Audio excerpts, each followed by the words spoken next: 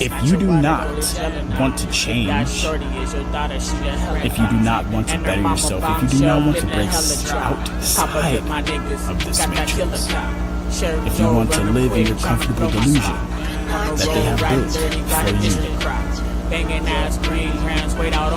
do not watch these videos. Leave this channel.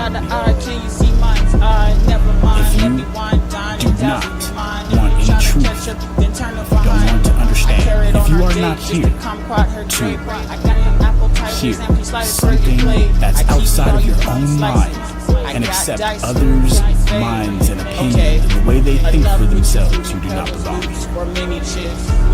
And finally, if you are not trying to be positive, if you are not trying to help create solutions while we discuss the problems and how they got here, you do not belong here. Negativity, hate, disrespect, name calling, those things will not be allowed here on this platform and not in this empire.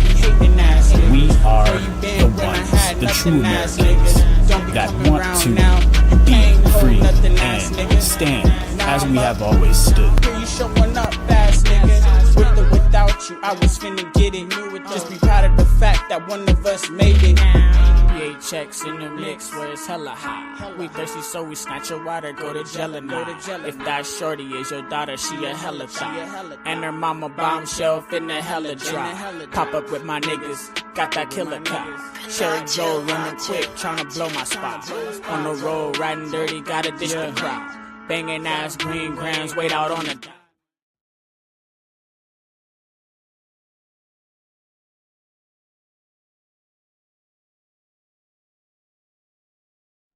This industry, yeah. Grab my wifey, nuzzle up between the sheets. Kiss her softly, make that wet spot on the sheet. I'm with my cousin, have another dream. Turn the music up with a blood butter stream. The money stack rising, like a hit at the peak of the day.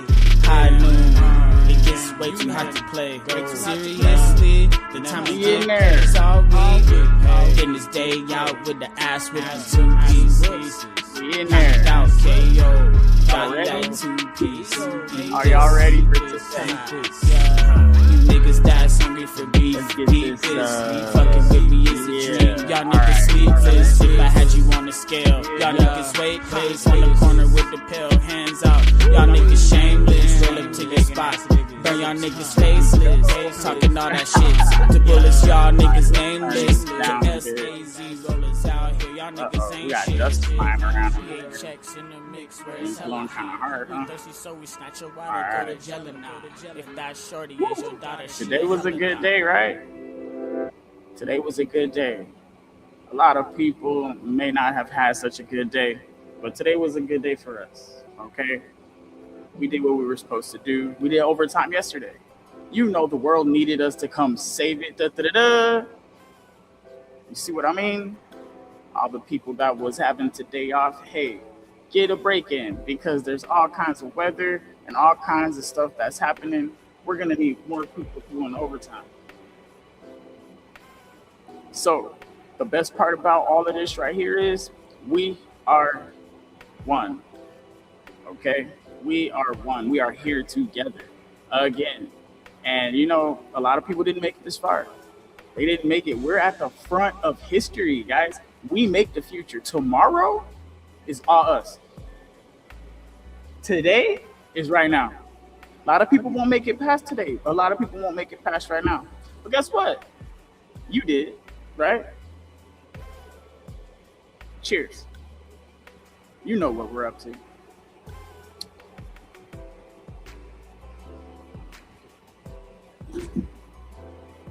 Welcome to the Empire Post Show.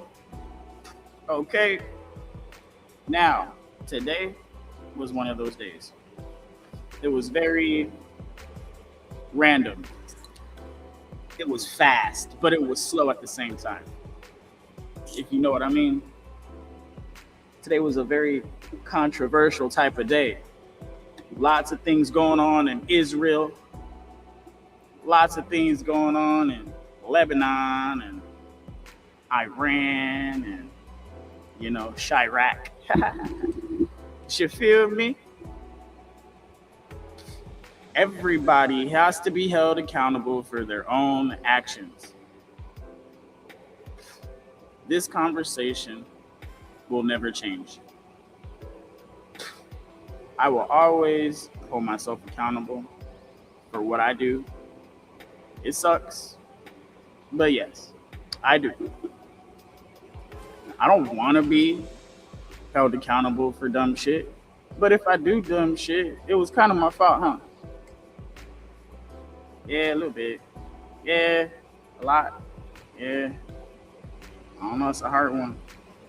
Running away from accountability. That's a hard one. I don't know how some people actually get away with it.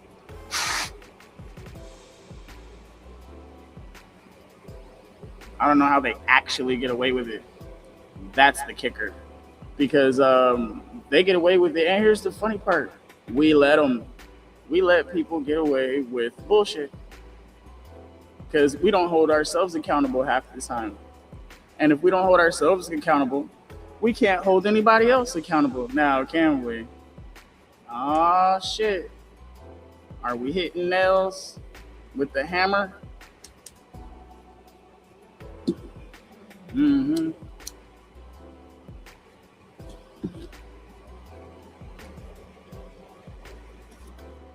I'm getting all kinds of Scooby snacks, but that's what happens when you grind your weed, man. I'm sick of grinded weed. I need to get my nuggets back. Fuck a grinder. Anyways, so we have lots and lots of things to cover today. Today is going to be awesome, right? Awesome. Because today was awesome. All right. So, two things that happened today that were very exciting for me. I woke up, bro. What? Yes, I did it. I did it. Do you know how hard it is to wake up? Have you ever just been asleep and felt like you just wanted to stay asleep? Like, fuck this, man. I'm going back to sleep. You know what I'm saying? And then, hey, staying asleep is hard too. Because after a while, you just can't sleep no more. I don't know if we find it boring after a while or if there's just a connection we can't make or if it's a disconnection we can't actually get away from because we're like plugged into the game. So we can't ever get out of it completely, but we can escape it mentally. Just like when you're, well, I mean, I don't know, for people that know about jail, or if you've ever been on punishment and you were in your room and you couldn't see your friends, couldn't talk to anybody, just in your room all by yourself or whatever, and you couldn't go outside or nothing. You're sitting there thinking, you start to get inside your head to get outside your room. Because there's no escaping the room, you're already trapped there. But mentally, you don't have to be there. Go anywhere you want in your mind. You can do anything you want in your mind. Now, doing it physically is a totally different thing. We have to be vigilant when it comes to our minds. Because a lot of people don't know the key to taking you down is in your head. It's in your head. As soon as they get in your head, as soon as they have your data, as soon as they know what you're thinking, they can start to manipulate your thoughts. And now you think those thoughts you're thinking are yours. That's the crazy part. A lot of people don't even know half the thoughts you're thinking are not even your own. Probably most of them. I could almost bet money on that shit. Mm-hmm. Don't sleep. Don't sleep on this guy. He knows what's up.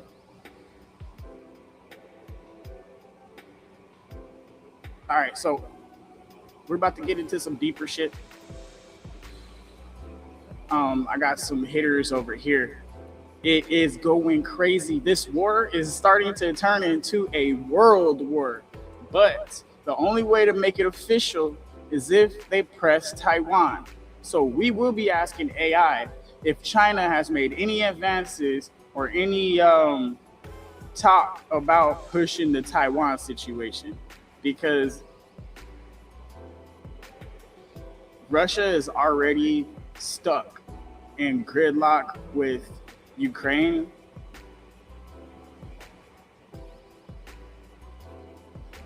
They're already stuck. They have to deal with that. It's too late.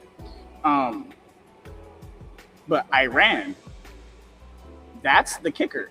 Iran is such a random curveball. Nobody saw this coming. Nobody knew the president was going to go in there and actually do that.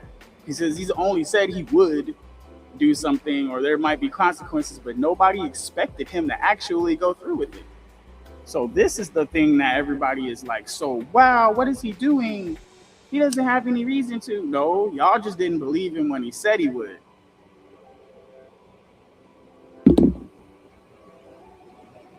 So that's where we're really at.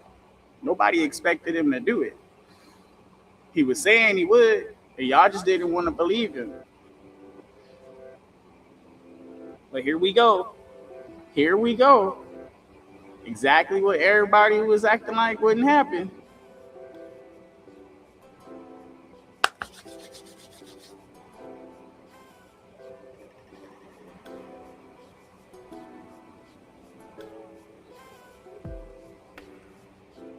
All right, we got some stuff. We even got a debate. That's happening over on my homegirl's channel, The Raging Tomato. If you guys haven't heard of it, go subscribe. All right, The Raging Tomato, very, very fun. I was thinking about going over there, doing some panel hopping, but we got to get to this stuff. Probably chasing people away. My bad. Trying to keep everybody entertained. Working on it.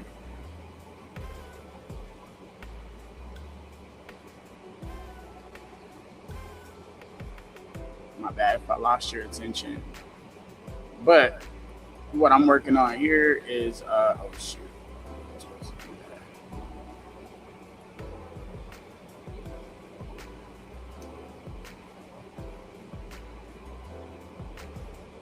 All right, here we go. I'm about to put the news on.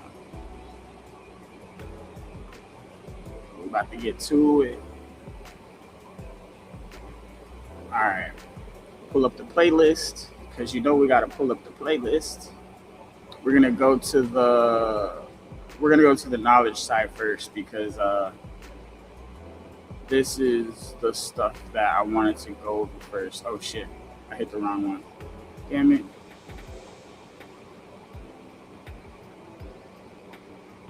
Nah, this one should. If you were injured in an accident, why would you call anyone but the Richard Harris Law? Nope, it's not it either. There, no, damn it. This ain't it either. It keeps hopping around. This one. They've been translated, and they tell exciting stories of. Okay, so we'll get to the Sumerian tablets and science and all this different stuff here, but we're gonna go to this first. The first thing I wanted to pull up was I think it was.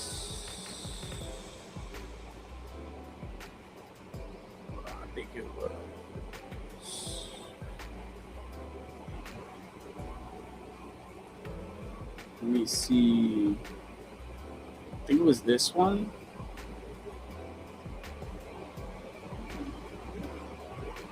But I gotta double check again.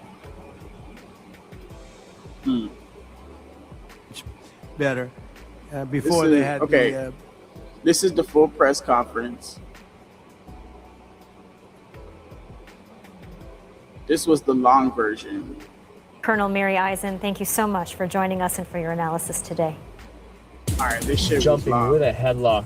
Right, so here your normal reaction is to go on his forearm. That's perfectly fine, but you have to remember that the other hand is going to go towards his thumb area. Boom. And now you go explosive down and put the chin. All right, so what's happening here, they're trying to show and demonstrate to women for a second that self-defense is going to be very necessary here coming up because there's a lot of things happening in the world and women are the most susceptible to attacks. So we'll go over this quickly, but try to absorb some of this. If you guys need to go back and slow it down, that's cool, but we're going to skip through this as quickly as possible. because this is a personal thing. You guys, all women should know this stuff.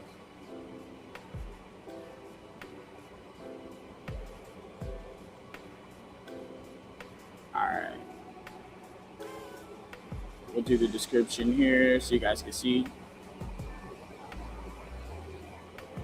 This is just some news here. They're talking about some fake lies and stuff, social media bullshit.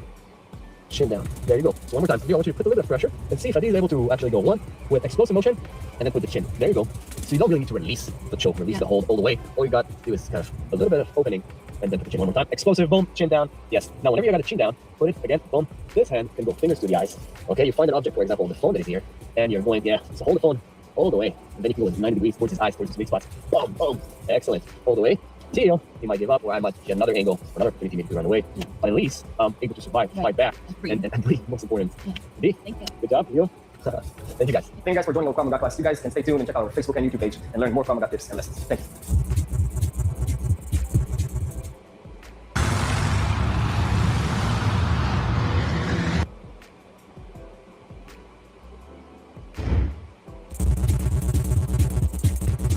Welcome back to the show, analyzing real-life attacks caught on tape. I'm going to take a look at our video, analyze it step by step, and see how can we react in this kind of scenario. Okay, guys, so as you can see, we have an ATM room, probably a robber here, got out of something. He's hitting him with a hammer to the face, to the shoulder. The guy's on the ground, probably got robbed a couple seconds before. The guy's on the ground again. Let's watch it one more time. As you can see, the robber's trying to run away. Then the guy got robbed, probably trying to get whatever he got robbed from. He's getting hit strongly with a hammer, severe attacks. He's on the ground, trying to fight back. Then, as you can see, he's actually holding the hammer itself. He was able to get the hammer. The attacker is running away, but you can see blood on the floor here. Let's see what can we do in this kind of situation. We have someone that is running after a robber with a hammer. First concept, you can give up whenever you got robbed, go home safe. Of course, that's the best thing.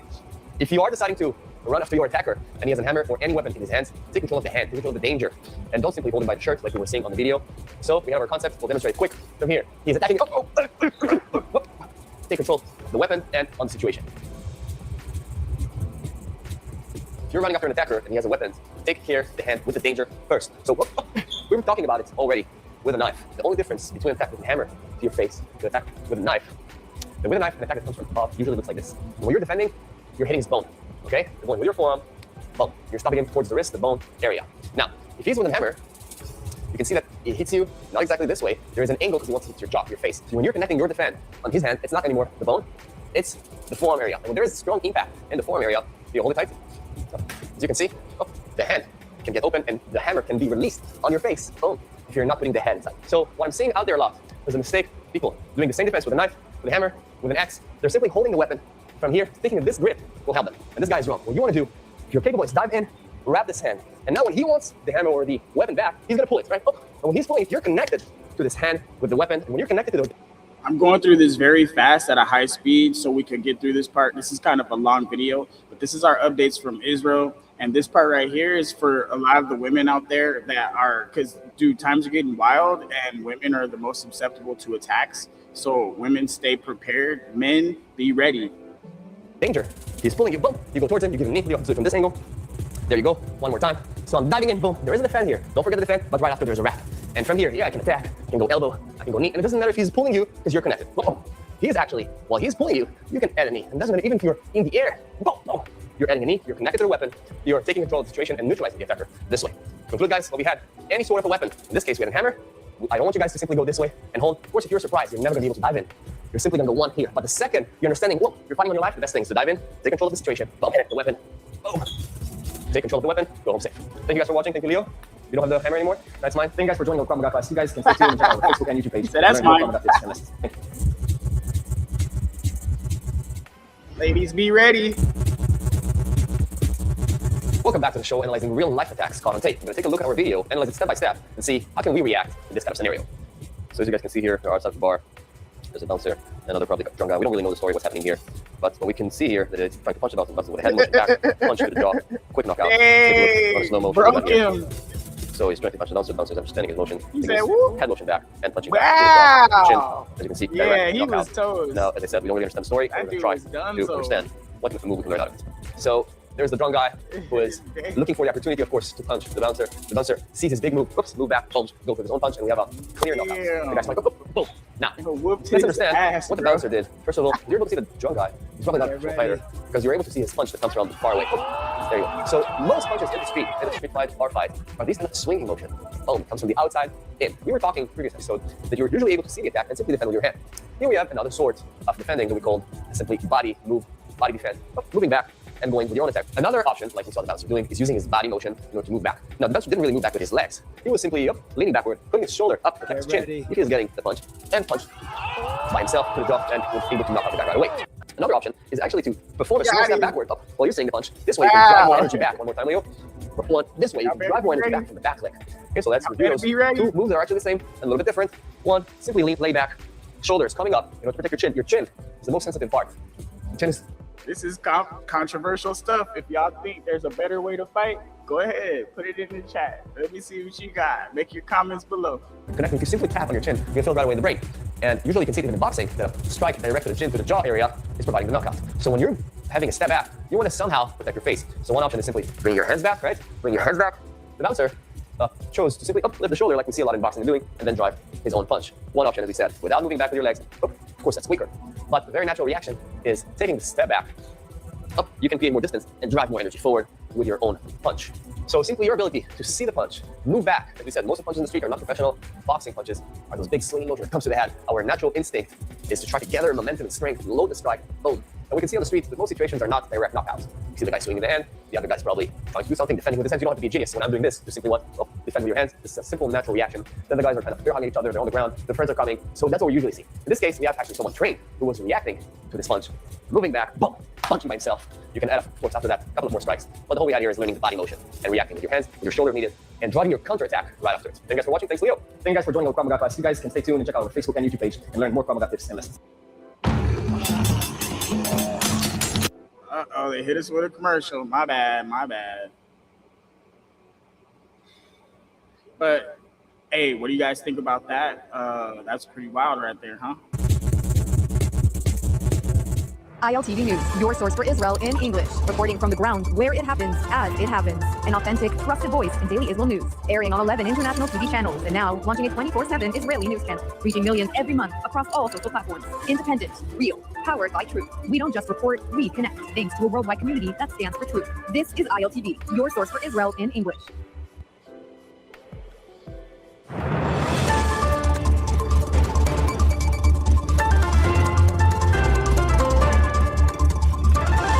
Welcome back to a special edition of ILTV on the Hour. I'm Megan Naftali, coming to you live from Israel with all the biggest headlines from across the region. We are on day 17 of Operation Roaring Lion, and these are the latest developments.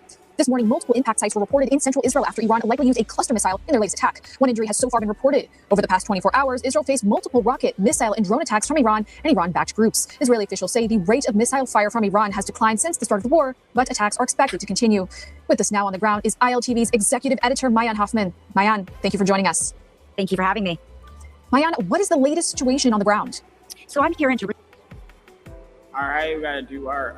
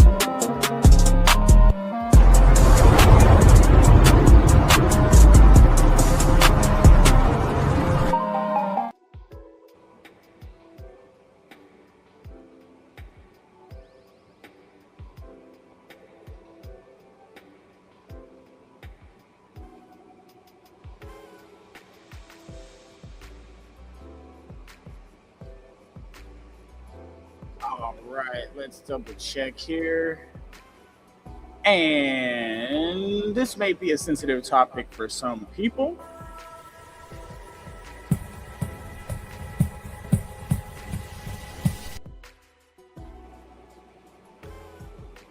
Also, let's make sure nobody gets offended.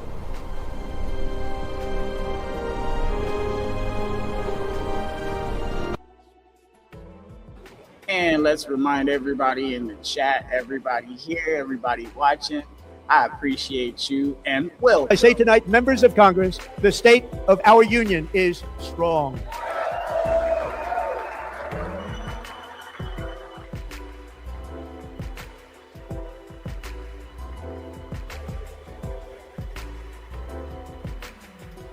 Our country is winning again. In fact, we're winning so much that we really don't know what to do about it. People are asking me, please, please, please, Mr. President, we're winning too much. We can't take it anymore. We're not used to winning in our country. Until you came along, we're just always losing, but now we're winning too much. And I say, no, no, no, you're going to win again. You're going to win big. You're going to win bigger than ever. And to prove that point, here with us tonight is a group of winners who just made the entire nation proud. Yes, yes, yes. You made the entire nation proud by being a part of this empire. Let's go. Let's go. Jerusalem. We actually just a couple of hours ago had a first siren, something we hadn't actually experienced in about a day here in Jerusalem. There were several loud booms, interceptions above us in the sky. You know, unfortunately, I always try to get to a safe room, and that is first and foremost advised, but for some reason today didn't manage. And I'll tell you that even from where I sit in southern Jerusalem, Yes, safety is first. If you don't have a plan because the war can come here to America. So be ready, guys. impact of that interception blew my porch door open. So it was a pretty loud interception and pretty large interception. Cheers. And that was After happening at work the same beer, time let's as several go. other missiles were falling in or shot into central Israel. And of course, in the north, rockets that are coming from Hezbollah. We had a series of volleys this morning in both the center and the north. As you mentioned, there were several direct hits in the center, including one in Rishon LeZion and another one in Lod, which is near Ben Gurion Airport. One woman was injured in the Rishon LeZion attack, a 30-year-old woman who was in a shelter with her dog and found by Magen David Adom. Magen David Adom described the situation as tons of smoke, shrapnel, and destruction all around. And if she had not been in a shelter, certainly the injuries, which were only minor, would have been much, much more. So there was also a direct hit in Sfat in northern Israel. And again, that was from the Hezbollah rockets. Man, that's certainly a startling experience. And speaking of the injured, what do we know? The residents are starting to get attacked. And if you guys weren't here for our yesterday's show, we went and we did some undercover recon for all the stories that are not getting published as often. They're not mainstream. There's a lot of unrest with the actual Israel people. They're starting to actually storm the Capitol, and they had some insights where they were trying to do protests. They want the war to, they're scared. About the injured so far?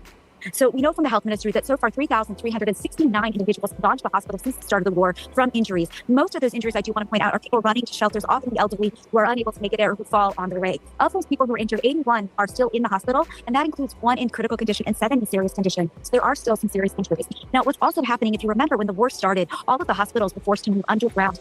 The patients safe, because obviously patients who are in the hospital can definitely not get to a shelter. And so the majority of the hospitals in the country are set up. However, because these are smaller, less open hospital environments, there's also a risk of the spread of disease. And what we're seeing now is something unexpected, but there is a very large measles infection spreading throughout some of these underground hospitals because of those crowded spaces. There have been reports at Mayane Yeshua Hospital, which is in Bnei Brak, reports at Schneider Medical Center, and actually there was a case of... Yes, they're talking about a measles breakout in Israel, famine, a pestilence, war, and the promised land. diagnosed of a child who was staying in one of the underground shelters in Tel Aviv, one of the parking lot shelters, and she contacted the disease there. So far, there have been more than 3,000 cases since the outbreak began, and the health ministry is warning that this could reach up to 16,000 measles cases. A lot of it, again, be concerns because of these underground shelters. 24 people are still hospitalized right now with the measles. 5 of them are in intensive care, and I want to remind you that 16 people have died of the disease since the outbreak happened. So the call is to really get vaccinated, even while running to shelters, even while the war is going on. We need a 95% vaccination rate in order to ensure that people don't get sick. Mayan, thank you for this critical update. And stay Now they're pushing vaccines. safe out there. I'm coming for you. Oh man, they hit us with a commercial. My bad, guys. I'm not paying for YouTube yet. I probably should, huh? Damn, they got me. Now, we do know that around 50% of the missiles being used against Israel are cluster bombs. These warheads are extremely difficult to intercept as they release dozens of submunitions over an area of around 10 kilometers. However, not all of those bomblets explode upon impact, and that leaves a dangerous cleanup situation after a direct hit. With us now on the ground to explain these dangers is Lieutenant Dean Elsdon, the international spokesperson of the Israel Police. Dean, thank you for joining us. Absolutely. Thank you guys for having me. So, Dean, what kind of dangers do these unexploded cluster munitions pose to the public? Well, you mentioned it best. This is an extreme danger to the public. This type of cluster missile has one point and one point only, to harm as many civilians as possible, and that's why the Iranian regime is using it. these missiles explode at high altitude and then spread over kilometers. One cluster missile warhead can have anywhere between 20 to 80 submunitions that essentially spread over different residential communities. And the danger here is that even after it lands, it might not fully explode, but it is very deadly. It's an armed missile that the slightest movement can cause an explosion, sending shrapnel tens of meters, and essentially could possibly kill anybody that's nearby. And can you paint a picture of how big these submunitions are and how much damage they can really do? I know, in our heads, they might seem bigger than they really are, but I'm aware that they might appear small, but they can do some major damage. Absolutely. So each submunition, it can vary, of course, but the standard one that our bomb disposal experts have been seeing are essentially 20 kilograms in weight with about 3 kilograms of explosives inside of them. Now, the danger part here is that once it explodes, the armored body, the metal body of the submunition is what becomes like bullets spreading around and sharp metal that can slice and hurt anybody that's nearby, which is why we're constantly telling the public, don't approach these. Look like stars falling from the sky. This is prophecy. A lot of people don't know that the Bible speaks of technology and science that we are just starting to refigure out again. Impact scenes I know that there's a lot of curiosity. A lot of people want to take pictures. These are not attraction sites. We need everybody to listen to the home front commands. Up until now, we've had a lot of cooperation with the public, and that is what's been saving lives. Unfortunately, we have had a few casualties, but in the vast majority of cases, we're talking about light injuries throughout the country. And what does a cleanup of a direct hit looks like? For example, collecting those unexploded munitions or partially exploded munitions, and what are those rules for the public? Listen, the missile itself, even if it's not the submunition, are dangerous. They're dropping from extremely high altitudes, meaning that by the time it's hitting the ground, it has a lot of kinetic energy. It can collapse a vehicle. It can kill somebody. And that's what we're trying to avoid. And like I told you before, they spread over kilometers. So when we get the initial dispatch calls of suspected landings of these projectiles, our bomb disposal units, together with the patrol officers who are already patrolling the streets, try to arrive to these locations as fast as possible together with the home front command. And we also utilize different techniques like our aviations division, who have helicopters in the air after reports of debris landing so that they can scan at a much higher altitude and see where these debris are located. Sometimes they're landing in the middle of the street, in the middle of a highway, which emphasizes the point of why it's important to pull over to the side and crouch on the floor. Sometimes we see them landing in people's houses, their backyard, or in open areas. But the point here is that it's spread over kilometers of area. The forces arrive. They have to neutralize then the explosive ordnance because it may not have exploded. It may have fuel or dangerous acid still on it that can essentially kill, that can cause vast harm to anybody who's nearby. And then we clear the area for other first responders to go in. Say it's a building that was impacted. The firefighters, the home front command can go inside and conduct their life-saving activity as we've seen. Dean, you working on the ground of these impact sites, have you seen any incidents of anyone curious or someone unknowingly tampering or taking one of these submunitions? We've seen a number of cases where people are picking up the shrapnel device metals or ordinances that were unexploded. And I cannot emphasize enough how dangerous this is and how this can kill not just them, but if they're bringing it home, it can kill their family members. At the end of the day, this is exactly what the Iranian regime wants. People We're asking for the cooperation of the public to listen to the home front command. At the end of the day, it's about your safety. We saw a case not too long ago where an individual picked up an unexploded ordinance and took it home. And later on, we were able to identify, we got this notification from a different individual, a concerned citizen. We were able to locate the guy who took this explosive ordinance, and he didn't even realize that it was armed. And our bomb disposal experts had to do a controlled explosion in order to neutralize it, but it could have ended in a disaster had it exploded. Absolutely. And like you said, these rules are meant to save lives. And thank you for joining us from the field, and stay safe out there. Thank you. Meanwhile, the Israeli Air Force hit over 200 targets in western and central Iran in the past day. According to the IDF, the targets included command centers that were manned by Iranian soldiers, air defense systems, plus weapons storage and production sites. The focus of the strikes were command centers of the Islamic Revolutionary Guard Corps and the Basij paramilitary force. The IDF says it's expanding strikes across western and central Iran to systematically damage the regime's command and control capabilities. Footage released by the IDF shows UAV launch squads and missile teams fleeing struck sites, with an Israeli aircraft tracking and eliminating the operatives in real time. The military says these operations are designed to reduce missile and drone fire toward Israel, and they continue nonstop to destroy the regime's ballistic missile and UAV infrastructure. Now, regarding Israel's military goals for this war, the IDF just put out this statement saying they do not have the goal of toppling the regime. Take a listen. צבא אין לנו מטרה להפיל משטר, אנחנו לא מפילים משטר, אנחנו כן יוצרים את התנאים ומערערים אותו כדי שלאורך זמן העם האיראני ייקח את גורלו בידו ויקח אליו חזרה את המדינה הזאת שנלקחה כבת ערובה בידי משטר הטרור הזה. Now, U.S. President Donald Trump said Sunday that he has demanded about 7 countries send warships to keep the Strait of Hormuz open, though his appeals have brought no commitments as oil prices soar during the Iran war. However, Israel has been working with the United States to secure the waterway where about 1/5 of the world's traded oil normally flows. The president did not name the countries that depend heavily on Middle Eastern oil and are asked to be joining this coalition to police the strait. Here's what President Trump had to say aboard Air Force One. We are talking to other countries about working with us with the policing of the strait. And I think we're getting good response. If we do, that's great. And if we don't, that's great. China, as an example, gets about 90% of its oil from the Hormuz Strait. And nice to have other countries police that with us. essentially defeated Iran. I really am demanding that these countries come in and protect their own territory, because it is their territory. It's a place which they get their energy, and they should come and they should help us protect it. You could make the case that maybe we shouldn't even be there at all, because we don't need it. We have a lot of oil. We've been the number one producer anywhere in the world times two. We don't, at least up now, I think it's much higher than that. But we do it. It's almost like we do it for happy. But we also do it for some very good allies that we have in the Middle East. Next, the Israel Defense Forces say troops have moved deeper into southern Lebanon as part of an expanded buffer zone against Hezbollah. The IDF says the 91st Galilee Division launched a raid in the eastern sector of southern Lebanon, where troops encountered and killed several Hezbollah operatives. The military says the operation is aimed at expanding at what it calls a forward defense area, including the destruction of terror infrastructure and the elimination of armed cells operating near the border. Before ground forces advanced, the IDF says it carried out heavy airstrikes and artillery fire to remove the threats in the area. Plus, Israeli officials have told Reuters and Jerusalem Jerusalem and Beirut are expected to hold talks in the coming days aimed at securing a durable ceasefire and the disarmament of Hezbollah. Prime Minister Benjamin Netanyahu's confidant Ron Dermer would take the leading of the talks for Israel, with the participation of U.S. and French mediators. Beirut is forming a delegation, but no date has been set. However, on Sunday, Israel's Foreign Minister Gideon Sa'ar denied such talks will happen. He also blamed the Lebanese government for not doing enough. Take a listen. If the Lebanese government and the Lebanese army want to change something, they should do something in order to stop the attacks being done by Hezbollah from Lebanese territory. Until now, they hadn't done anything significant in order to stop it. Next, Israel is changing the way missile warnings are issued as the war with Iran enters its third week. The IDF's Home Front Command says the country will now be divided into 21 separate alert zones, replacing the previous system of just 4 regions. Officials say the change is designed to improve accuracy and reduce false alerts by sending warnings only to areas actually at risk from incoming missiles or interceptor debris. The upgraded system uses operational data and new technology to better predict potential impact zones. Civil defense guidelines for the public remain the same. Residents are still urged to enter a protected space when sirens sound and stay there until all clear is given. With us now to discuss today's headlines is Lieutenant Colonel Avital Leibovich, Director of AJC Jerusalem and former IDF spokesperson. Lieutenant Colonel, thank you for joining us today. My pleasure. Thank you for having me. Now, we're on day 17 of this war. So from a strategic perspective, how do you assess where this war stands right now?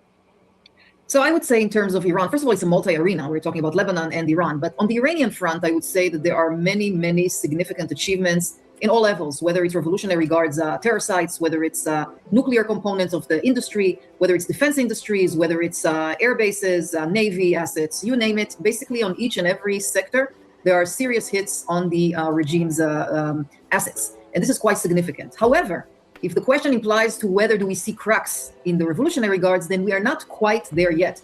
I mean, we do see them trying to hide away. For example, they have moved from their own bases to hiding in schools and in mosques to make sure that they are not identified by civilians or by drones, surveillance drones of different kinds.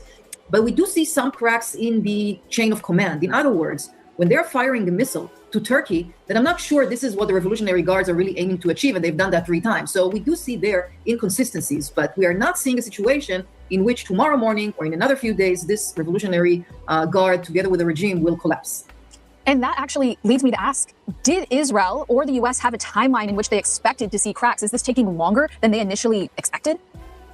I don't believe it is. Now, Israel and the U.S. did have teams which worked shoulder to shoulder for many weeks. What the teams actually did was comply a whole list of targets. And as you understand, this is a huge country. You know, the Iranian regime has waited for this moment for 47 years. So for 47 long years, they accumulated different kinds of military assets. And therefore, the list of targets, I believe, is in many thousands. And therefore, 17 days is far from being enough from handling this challenge. I will say, though, that here in Israel, we do see a decrease in the amount of ballistic missiles, which Iran is firing. If you make a comparison from day 1, 2, 3 to today, day 17, you can really see that instead of firing a barrage of 20, 30 rockets, they're firing something like 1 or 2 or maximum 3.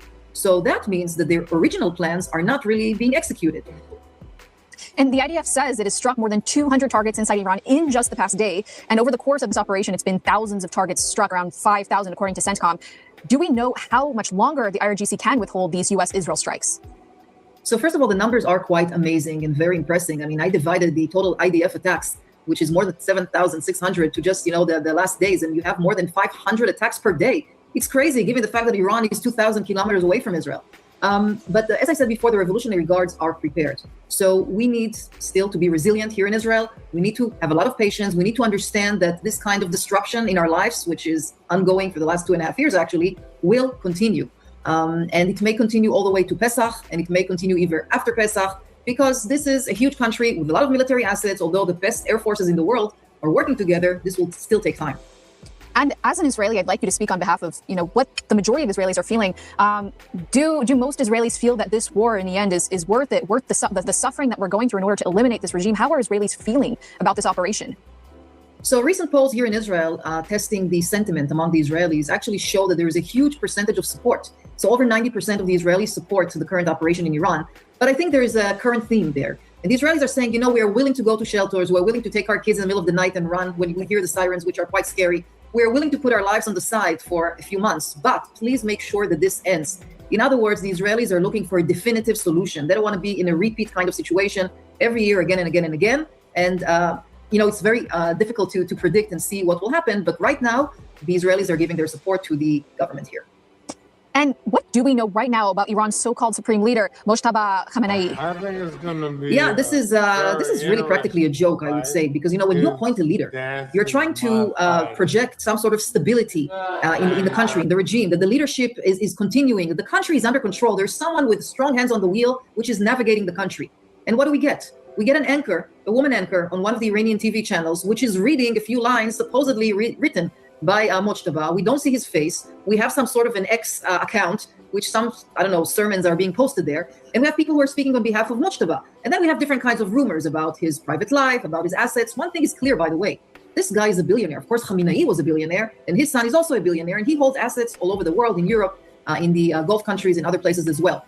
But when a person is not there, when a leader is not evident, when he's not there publicly, when he does not engage with his own people, then this is really very not serious. And this is a huge mistake on part of Revolutionary Guards. They really appointed someone who is not existent. And the IDF announced that Israel's war goal is not to topple the regime. What are the Israeli war goals, and do they differ from the American war goals? It's a great question, and the answer is no, they don't differ. And we heard the goals when General McCain gave the whole press briefing and detailed the goals. There are 4 goals to the Israeli and the Americans. The first one is actually to get rid of all the nuclear capabilities of Iran. And this is very challenging. Keep in mind that they have facilities and factories all over the country. Some of them are underground, some of them are above ground, and so on. That's the number one goal. The second goal is to get rid of those 438 kilograms of enriched uranium. That could be sufficient for 10 to 11 bombs, and this is an immediate danger as well. The third goal is to harm the ballistic missile production and the launchers, which I believe, according to the numbers I've seen from the IDF, at least 60% of those launchers have been destroyed, and that 80% of the capacity of manufacturing additional ballistic missiles. As a matter of fact, the Iranians weren't able to manufacture even 1 ballistic missiles in the past 17 days. And the final goal, the fourth goal, is to decapitate the proxies of Iran. As you know, we have Hezbollah, we spoke about that, but there are also the Houthis in Yemen, still waiting, sitting on the fence, not involved yet. And of course, we have different pro-Iranian militias in Iraq, which are also posing a threat, and they also attack American assets in Iraq. So these are the 4 goals. And of course, the military will not talk about political goals. This is something which is left for the political echelon in both countries. And now I do want to move to proxies. You just mentioned the Houthis and Hezbollah. Why haven't the Houthis, despite saying that they were going to join the war, why have they been silent relatively during these past 17 days? Yeah, this is a surprise, actually, because the Houthis are 100% an Iranian proxy. They were armed and trained and funded by the Iranians. As a matter of fact, we've seen them attack Israel over and over again in the past 2 years, since October 7th.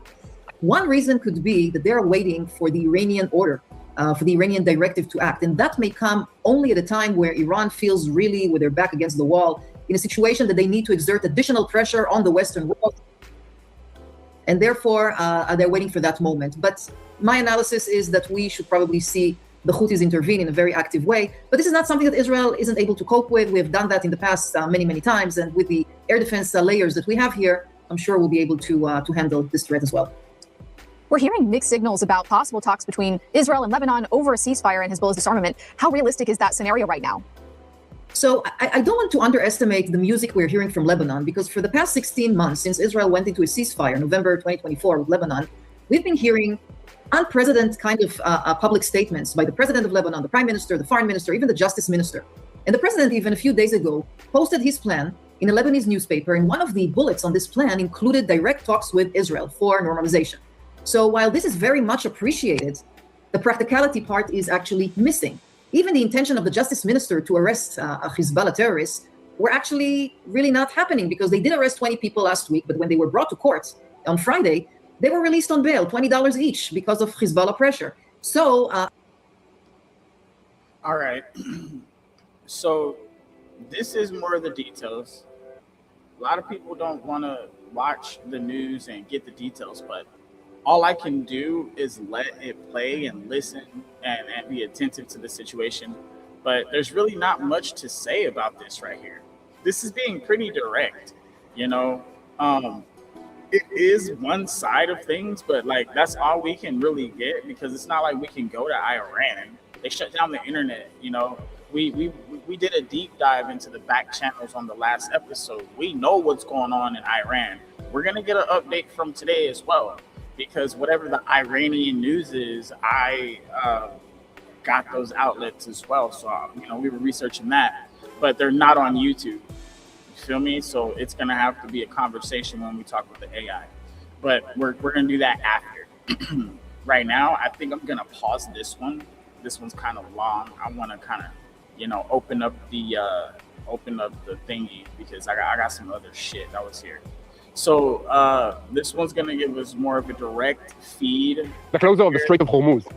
Is this the last card that the Revolutionary Guards in Iran have before they collapse? This is specifically giving us details about the actual firing and stuff that's happening on the war.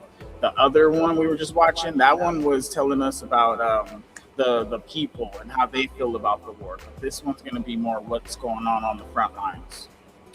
Iran's greatest nightmare is getting closer. A catastrophe is on its way. And behind the scenes, Donald Trump is shaping a dramatic naval move against Iran. Trump announced, we will establish an international policing force to guarantee safe passage to the Straits of... Okay, so this is the start of the international policing force. So this is the start of the one world order, because it's going to either happen through Islam or it's going to happen through secular Western theology. We don't have a choice. This is what's in front of us. Hormuz. The war over the Strait of Hormuz has already begun, and we will bring you the secret move now taking shape off the coast of Iran. Now, you heard his key words. This is the war over the Strait of Hormuz. So this is a war. It's not a world war, but once we have the world police come in, it becomes a world police situation. Now we're going to see who's really going to want to fight. Who knows if he's alive or dead? What happened to Iran's new supreme leader? Trump, in a conversation with reporters, says, as far as I'm concerned, we have basically already defeated Iran. A new monster was seen in the skies over Tehran, the American A-10, the attack aircraft that for 40 years has no replacement. And it has entered the campaign in Iran. And we will bring you all the information about the old aircraft that makes F-35 pilots panic. The wave of desertions in the Revolutionary Guards is expanding. And now it's reaching the Middle East ranks and also other ranks within the military as well. And the IDF struck more than 300 targets in western and central Iran over the last 24 hours. Iran's skies are filled with black smoke and explosions because the Israeli Air Force is in another broad wave of strikes against infrastructure of the Revolutionary Guards and the regime. Iran's missile production has dropped to zero. Israel and the United States announced there is no shortage of missile interceptors in the country after false information and rumors spread throughout social media platforms and main news agencies. There is no shortage of interceptors, neither for Israel nor for the United States. This is Iranian fake news. It was stated both by the United States and by the IDF. The end of the Iranian drone swarms. The United States has placed around Iran the silent killer, the electronic weapon that no one talks about. This is the military technological revolution that will shut Iran down. Mati Shoshani will bring us all the details. Iran is not only fighting, it is spreading fake news. Trump declared today, Iran is using artificial intelligence to spread fake news to cover for the fact that they have a weak army. The Gulf states are under daily attacks, but neither Saudi Arabia nor Bahrain is taking fire the way that Qatar is because of its closeness to the United States. Yet the Qatari media outlet Al Jazeera is still spreading lies and hatred about the United States themselves. Iran is begging its proxies to join for the Houthis and also Hezbollah. And that is a sign of severe distress. And in Lebanon, the IDF is completing Operation Treasure Chest. The Israeli Air Force is destroying dozens of banks that were used to finance Hezbollah in the heart of Lebanon. The IDF spokesperson said at least 3 weeks remain in the operation in Iran. I'm Yair Pinto, with me is Mati Shoshani, and we are the boots on the ground that bring you all the truth about what's happening in Israel and all the reports of the epic fury war. Now, let me tell you, this is from the Israel perspective, but these guys right here, they at least have people that actually got away from there, you know what I mean? And, you know, survived it and stuff. They have them come on here and have conversations. So that's why I like this channel. They're not as biased as a lot of other ones. Oh, by its Israeli name, Lion's Roar. And this is day 17 of the war, and it is already on its way. The struggle over the Strait of Hormuz is becoming the central arena of confrontation between Iran and the United States, as Tehran tries to leverage its control over the world's most important energy crossroads in order to pressure the global economy, deter the West, and ensure the survival of the Islamic Revolutionary Guard in Iran. And above me in the skies, I'm hearing interceptions of incoming rockets or drones by either Hezbollah in Lebanon or by the Islamic Republic of Iran. Israel and the United States have approved operational plans for the next 3 weeks in order to completely destroy the capabilities of the revolutionary regime in all of its components. 70% of the missile launchers have been put out of use or destroyed, and the missile production has dropped to zero. Iran is trying to change the picture of the campaign by blocking its enemies from the strait through which 1/5 of the world oil is going through. And we will show you how it is squeezing the global economy and trying to squeeze the United States as well. Israel and the United States announced Hormuz will be opened at any cost. Reports are coming in of desertions in the Revolutionary Guards and in the Iranian police. A source close to the Revolutionary Guard says the phenomenon is expanding. According to him, in Isfahan and Tabriz, desertions are already being recorded in large numbers, and the phenomenon is also spreading to more senior ranks. Abbas Araghchi made a bizarre claim. Trump started the war just for fun. Do you think that's true? Let me know. And the IDF announced over the last 24 hours the elimination of senior figures in the Iranian security establishment as part of a broad wave of strikes. And at the same time, the United States continues to destroy missile infrastructure and Iranian naval facilities. And according to Trump, around 90% of Iran's missile array has been destroyed. According to a report in the Wall Street Journal, the Trump administration is forming an international coalition that will secure merchant ships in the maritime corridor near Iran. The countries involved are still debating whether to begin escort operations during the fighting itself. Trump's demand to the allies: we need every possible kind of help. The President of the United States is demanding that the allies assist in the struggle against Iran and in the efforts to reopen the Strait of Hormuz, through which around 20% of the world's oil supply passes. According to him, Washington needs every possible kind of help. The end of the missile threat. The irreversible damage to Iran's defense industry has been exposed. The IDF achieved air superiority within 24 hours and hit hundreds of defense systems and missile launchers in Iran. And this is according to a military source. According to him, the scale of launches in Iran has declined following the damage to the infrastructure and to the command within the Revolutionary Guards. Changing the Middle East, the Gulf states finally understood that they need Israel. It seems that the IDF is on its way to changing the entire Middle East. It is focused on destroying Iran's defensive production systems, has erased about 90% of Hezbollah's firepower, and has emptied southern Shiite Lebanon, which has steered anger against terror organizations. The digital blackout in Iran is worsening tonight, with reports of ATM systems that are failing, data center shutdowns, and emergency notices to communications and to providers. A senior IDF official says that the public in Israel and around the world almost does not understand what's really happening in Iran. In Gaza or Lebanon, almost every strike is documented within minutes. Videos go up on social media. All right, at the end of this, we're going to speak with the AI. We're going to have them dig into those files from the international reports that are still kind of cool with us, but they get news from Iran. We're going to go into that. We'll have the AI talk to us about it. Pictures are circulated on Telegram channels. In Iran, the situation is the opposite. The regime limits the internet and sometimes even shuts it down completely, and there is almost no documentation from the ground. And meanwhile, in Lebanon, at this hour, the IDF is striking Hezbollah terrorist infrastructure in Beirut in an offensive Israeli Air Force operation in Lebanon. Hezbollah's main money pipeline in the El Qard El Hassan Association was hit. 24 banks, 3 money warehouses holding large munitions of cash, and 2 management centers were destroyed during the successful operation. Another economic blow to the terrorist organization was the elimination of the head of the finance branch in the Lebanon core of the Quds forces, which, according to the defense establishment, is defined as the most significant elimination in that arena. And we will bring you all the details on the extreme step taken by President of Lebanon against Hezbollah. He publicly declared that they must be put on trial. The tension in the Middle East is rising minute by minute, so let's dive into the details. I'm Yair Pinto, with me is Mati Shoshani, and we are the boots on the ground that bring you all the truth about what's happening in Israel. And this is day 17 of the war against the Revolutionary Guards in Iran, which is the head of the crumbling axis of evil in the Middle East. A second before we begin, I want to call on you to keep spreading the truth. Share our content with as many people as possible. Click the subscribe button, and most importantly, do not forget to look for me, Yair Pinto, and Mati Shoshani on social media platforms in order to get the behind-the-scenes look of what's Israel. I'm doing my best to bring you guys the best content I can. I don't know how to be like other people or have other channels. I'm not like them. I don't know. I can only be myself. I know I'm kind of new and nobody really knows me, but hey, give me a shot. I appreciate you for coming. But hey, we need to remember that this is all already happening. We can't just get out of it. So we have to go through it. Like under war, under fire against Iran. So, Shalom Mati, how are you doing? I'm doing very well, Yair. How are you? Good to have you. Did you do also push-ups? You did some push-ups before the live? I did push-ups earlier today. Okay, that's good. Dips to strengthen the shoulders. Mati, I have 3 points that I want to address today. One is the center of the fighting right now. It seems like it's the Strait of Hormuz. Is it clear to everyone why? Maybe you can elaborate? Yeah, I'd say there are two center points now for the war that we're fighting. One is an economic war, and let's call it the regional war that's taking place in the sea and the Straits of Hormuz. And the second one is Iran's attempt to really pull in proxies, which I'll touch, I think, in a second, and I'm sure you'll touch on at length regarding Hezbollah later on. But the first one really is the financial war. The financial war being what happens in the Straits of Hormuz, or the Strait of Hormuz, since it's a single strait, apparently. So what do we know about the Strait of Hormuz? The Strait of Hormuz is the border between Iran proper, and then on the other side of that strait, you have Oman, one of the Gulf states, and then up the coastline, of course, all the other Gulf states, Qatar, Kuwait, UAE, etc. They're all over there. But what's important about this strait is that it's about 20% of the world's crude oil that passes there every day. Before this war, we're talking 110 to 120 oil tankers per day that are traveling down this strait. At its narrowest point, the Strait of Hormuz is just over 20 miles wide, so 30 kilometers for us metric people. A very, very, very narrow strait. And you think about the size of the tanker, I mean, essentially you could just camp out on the coast of Iran and, shoot one surface-to-sea missile and down a tanker and then another tanker and then another tanker.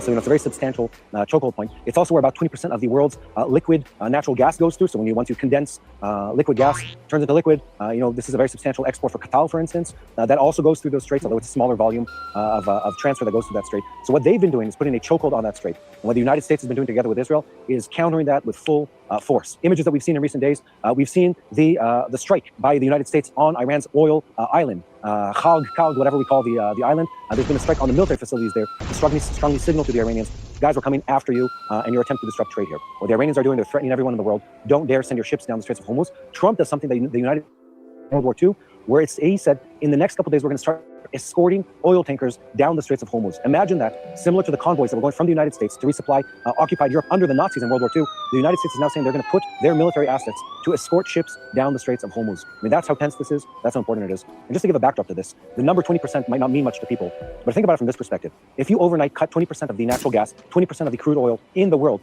what do you think happens to the price of oil around the world? Well, I'll tell you what happens. It's gone up 40% since this war started, and it's going to keep climbing until the Straits of Hormuz are once again open. The U.S. has been trying to counter that by easing off these sanctions on Russia, Putin's Russia that has had heavy sanctions since the beginning of the war in Ukraine. They're easing off their oil-related sanctions so they can free into the market additional crude oil and sort of regulate the price that's been spiking very, very dramatically. I don't want to say everything is related to money, but money really does make the global economy go around, which is an obvious statement. And if you put a chokehold on the oil, then that affects the world demand, that affects the stock markets, that affects the futures trades, that affects everything. Even when we go to the gas station, that will ultimately affect it.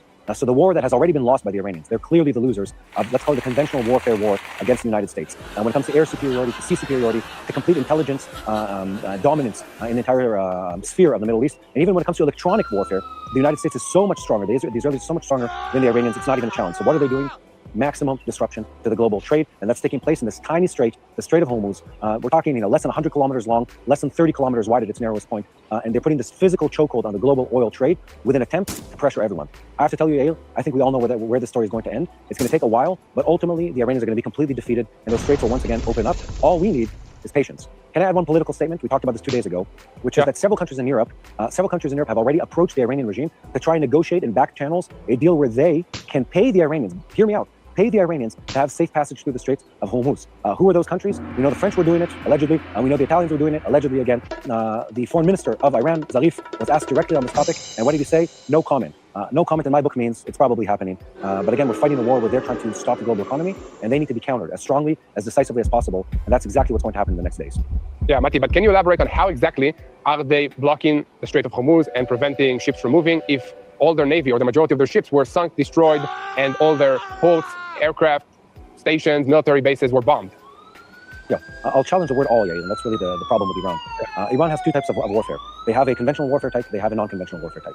Conventional warfare, their ships have been sunk, their navy, their submarines have been sunk. The big depots that carry the surface-to-sea missiles, many of them have been destroyed. Many of these smaller vessels, they had a whole fleet of these, some of them are dressed up, pretend to be fishing boats. Some of them actually seem like small military boats. Many of them have been destroyed, but not all of them. This is really the problem. You don't need more than a handful of surface-to-sea missiles to stop a oil tanker. You don't need more than a handful of small surface vessels. We're talking a 10-meter rubber boat with 6-8 people on it, with RPGs, explosive charges, and heavy machine guns. That's enough to cause or set fire to one oil tanker going through the straits. And every insurance company around the world looks at that and says, we're going to wait. We don't want that. We don't want our $200, $300, $400 million ship sinking to the bottom of the Strait of Hormuz. Hundreds of millions or 100 million barrels of oil. We don't need that. So they're going to wait and they're going to hold off. The threat of what Iran can do is what's really stopping people. It's not necessarily a substantial military presence over there. And as strong as the U.S. is, and as strong as the Israeli forces are, to say we can hermetically seal a strait that's stretched over well over 100 kilometers in length, let's say maximum, the narrowest point is 30 kilometers. Let's say in some points it's wider than that. All you need is one boat. All you need is one missile to really disrupt global trade. And the threat of that, and the fact that Iran can still today, more than 2 weeks into this war, they're still launching ballistic missiles. We just had, we heard the intercepts over our head 5 minutes ago, Yael, where we're standing right now. Just the fact that they can launch a single ballistic missile, just the fact that they can launch a single, unmanned aircraft towards the Emirates, towards the Saudis, towards the Qataris, the Omanis, that is enough to deter people from traveling through the Straits of Hormuz. So they don't have to win the war. All they have to do is be scary enough, to be enough of a terrorist, to use the term correctly, that people will be terrorized into not sending the ships. So now it's not just a game of military power, it's a game where the United States, and specifically, has to ensure the countries of the Gulf and say, we want to assure you that we're strong enough, we're present enough, we're in control enough that you can travel safely through the Strait of Hormuz. And let's be honest, we're simply not there yet, because the threat is so minimal. The threshold to threaten a massive ship, think hundreds of meters long, slowly trudging through the water, all it takes is a small amount of damage to have one image of a ship on fire. That's it. Every big company around the world gets a call from their insurer that says, guys, not today, not tomorrow, not the next day. Wait for things to calm down in this part of the world. And that's what stops global trade. So again, it's a game of really countering terrorism versus a full-on conventional war of an army against an army. And just to remind people, Iran has built its army not as a conventional army. They have two armies. One is a conventional, let's call it Iranian army, which has for the most part been, and again, most part is the key word here, for the most part been destroyed and stopped. But then... Y'all catching this? Are y'all catching this? Because this is very important. That's why I'm listening. Yeah, I'm still here. I'm just listening because this is crazy. This is a real war. This is all the details we can get. They have the RRGC, the hardcore loyalists to the government, and they have their proxies too. Even if you stopped every boat, every speedboat, every missile, every launcher that is on the coast of Iran facing the Straits of Hormuz, still you have the Houthis. And all it takes is one Houthi missile. Think about it, Yael. It's so easy. One Houthi missile to launch a surface-to-sea missile that puts a huge hole and sets fire to one oil tanker that's coming up the Red Sea or down the Red Sea, coming with Russian oil that's trying to travel to the east, or coming with a other ship that's trying to go up the Suez Canal. That's all it takes, and everyone around the world starts panicking. Again, this is very much about emotions and not just military tactics. And people look at these kind of things with fear, rightly so. If you're sending a vessel that has cargo on it that's worth tens to hundreds of millions of dollars, and in itself is worth $100, $150, $200 million for the vessel, you're going to think twice and three times before sending that ship across a contested area. And that's what it is. So the end goal here is really to guarantee that there's a full control, a full grasp, almost completely, almost 100% of the Straits of Hormuz, then the Bab el-Mandab Straits across from the Houthis, to make sure that ships can travel completely safely across the sea. What we don't want to see is we don't want to see what happened last year, where certain countries are trying to have back deals with the Iranians or the Houthis to buy safe passage. We need to make sure that the Iranians are fully stopped, fully eliminated, that them and all their proxies are completely stopped. So again, I said this is a two-phase war. There's one in the Straits of Hormuz, and another one is really is completely shutting down everything related to the proxies, specifically the Houthis in Yemen and Hezbollah in Lebanon, of course, which is we'll talk later on in this broadcast. Yeah. So what's the point with this policing force? What do they want to create? Kind of like United Nations international peace force to maintain the order in the Strait of Hormuz? Yeah, so we're talking full military escort. Think back to 10, 15 years ago. You had something similar taking place across from the coast of Somalia. Somalia, this is a much bigger geopolitical conversation for various internal and external reasons. They started carrying out pirate attacks against ships that were going through the coastlines close to Somalia, around Africa, up towards the Suez Canal. That's where the famous line, "I'm the captain now," comes from. If you remember from the movie Captain Phillips, that's where it comes from. I don't think I've seen this movie. I'll send you the meme later on. You've seen the meme for sure. Anyway, the point here is what you have is it takes a very substantial force at sea to really safeguard every single vessel. What did we have in World War II? You had convoys of ships carrying goods from the United States to Nazi-occupied Europe. First to the UK, then trying to bring it into Russia from the other side of the world, and to other countries in Europe. They were bringing food, they were bringing goods, they were bringing tanks, they were bringing even crude materials to keep the war machine fighting against the Nazis, and the Nazis would try to intercept them. We're talking about the same war here. I hope we don't get to that point, but we're talking actual battleships traveling aside oil tankers. We're talking about assets in the air. That's Reaper drones, that's intelligence aircraft, that's electronic warfare, that's fighter jets, that's helicopters even, that's special forces in key locations safeguarding this passage. Because again, all it takes is one successful terrorist attack to really put fear in the hearts of people. So we have to be almost 100% successful, 99-point-something% successful to guarantee safe passage. So we're talking all these military assets parked in that area to guarantee Iran can't disrupt the trade, but also by extension to make sure that they don't carry out that same attack from a different point, from a sleeper cell somewhere in the Gulf states, from a drone that's able to loiter and attack a ship when it's in port in one of the Gulf states, from a missile that intercepts that same ship after it goes through across Saudi Arabia and through let's call it a Houthi land and targets it over there. So again, it's a very treacherous trip if you only need one missile, one drone. Do you see this? That is horrible. Wow. Messing with people that's not even doing nothing to them. That's crazy word. Attack one speedboat loaded with explosives to really stop global trade. So the war here is really to safeguard this entire region, and on a psychological, on a philosophical almost level, to give people the sense of safety that is so needed to allow maritime trade. And again, global trade and markets, they're so connected to the field. They're so connected to the sense of safety, to the perception of safety. It's not just about facts. Who's winning the war and what percentage, how many of the surface vessels, how many of the besieged forces, how many of the IRGC leadership have been eliminated. It's the question in the back of people's heads. If I send my ship, does it have a chance of being intercepted? It's the guy who underwrites the insurance policy. It's the guy who needs to sail the ship. It's the guy who has to send his own assets across the sea. They need to feel that sense of safety. For that to happen, there's a lot of work ahead of the US and other countries that I assume are going to be part of this alliance to really create a sense of full safety, full control, first over the Straits of Hormuz, then in the air around it, and then also in the proxies, specifically at sea, that would try to disrupt the trade. Yeah, definitely. Thank you so much, Matti. And for all of you who thought, why is this war not ending with one missile attack and that's it? This is one explanation to the complexity of fighting this terror regime that is the head of the octopus of evil that has all these terror proxies and small terror cells in the Middle East and also around the world, in the United States of America and Europe. That's why this war is important, to finish them off completely and not just, to say we bombed their major infrastructures and that's it. Yes, Matti, you had something more to add? I wanted to add one more thing. One thing to really take into account. There's a new weapon system that has entered the game in the Middle East. It's a weapon system, if you can Google this, and I hope you have the footage to show on screen. A weapon system called the Leonidas that's been deployed by the United States Marines, I believe. I think it's only in their branch right now. And what it is a substantial electronic warfare system that works as a, how do I say this in simple terms, as a, let's call it a frequency jammer or electronic magnetic pulse weapon to knock out drones from the air. One of the biggest threats that's threatening ships right now and key strategic facilities, even more than ballistic missiles, by the way, is the drones. The Iranians have become masters of utilizing cheap drones. We're talking under $100,000 per piece that carry explosive warhead. The explosive warhead can be 15, let's say 30 pounds, 40 pounds, 50 pounds, not very substantial warheads. But when that goes through the side of an oil tanker or an oil refinery or a key building in a Gulf state, it creates a huge amount of damage. The drones are very hard to track. They travel slowly, they travel low, they have a small radar crossprint and footprint.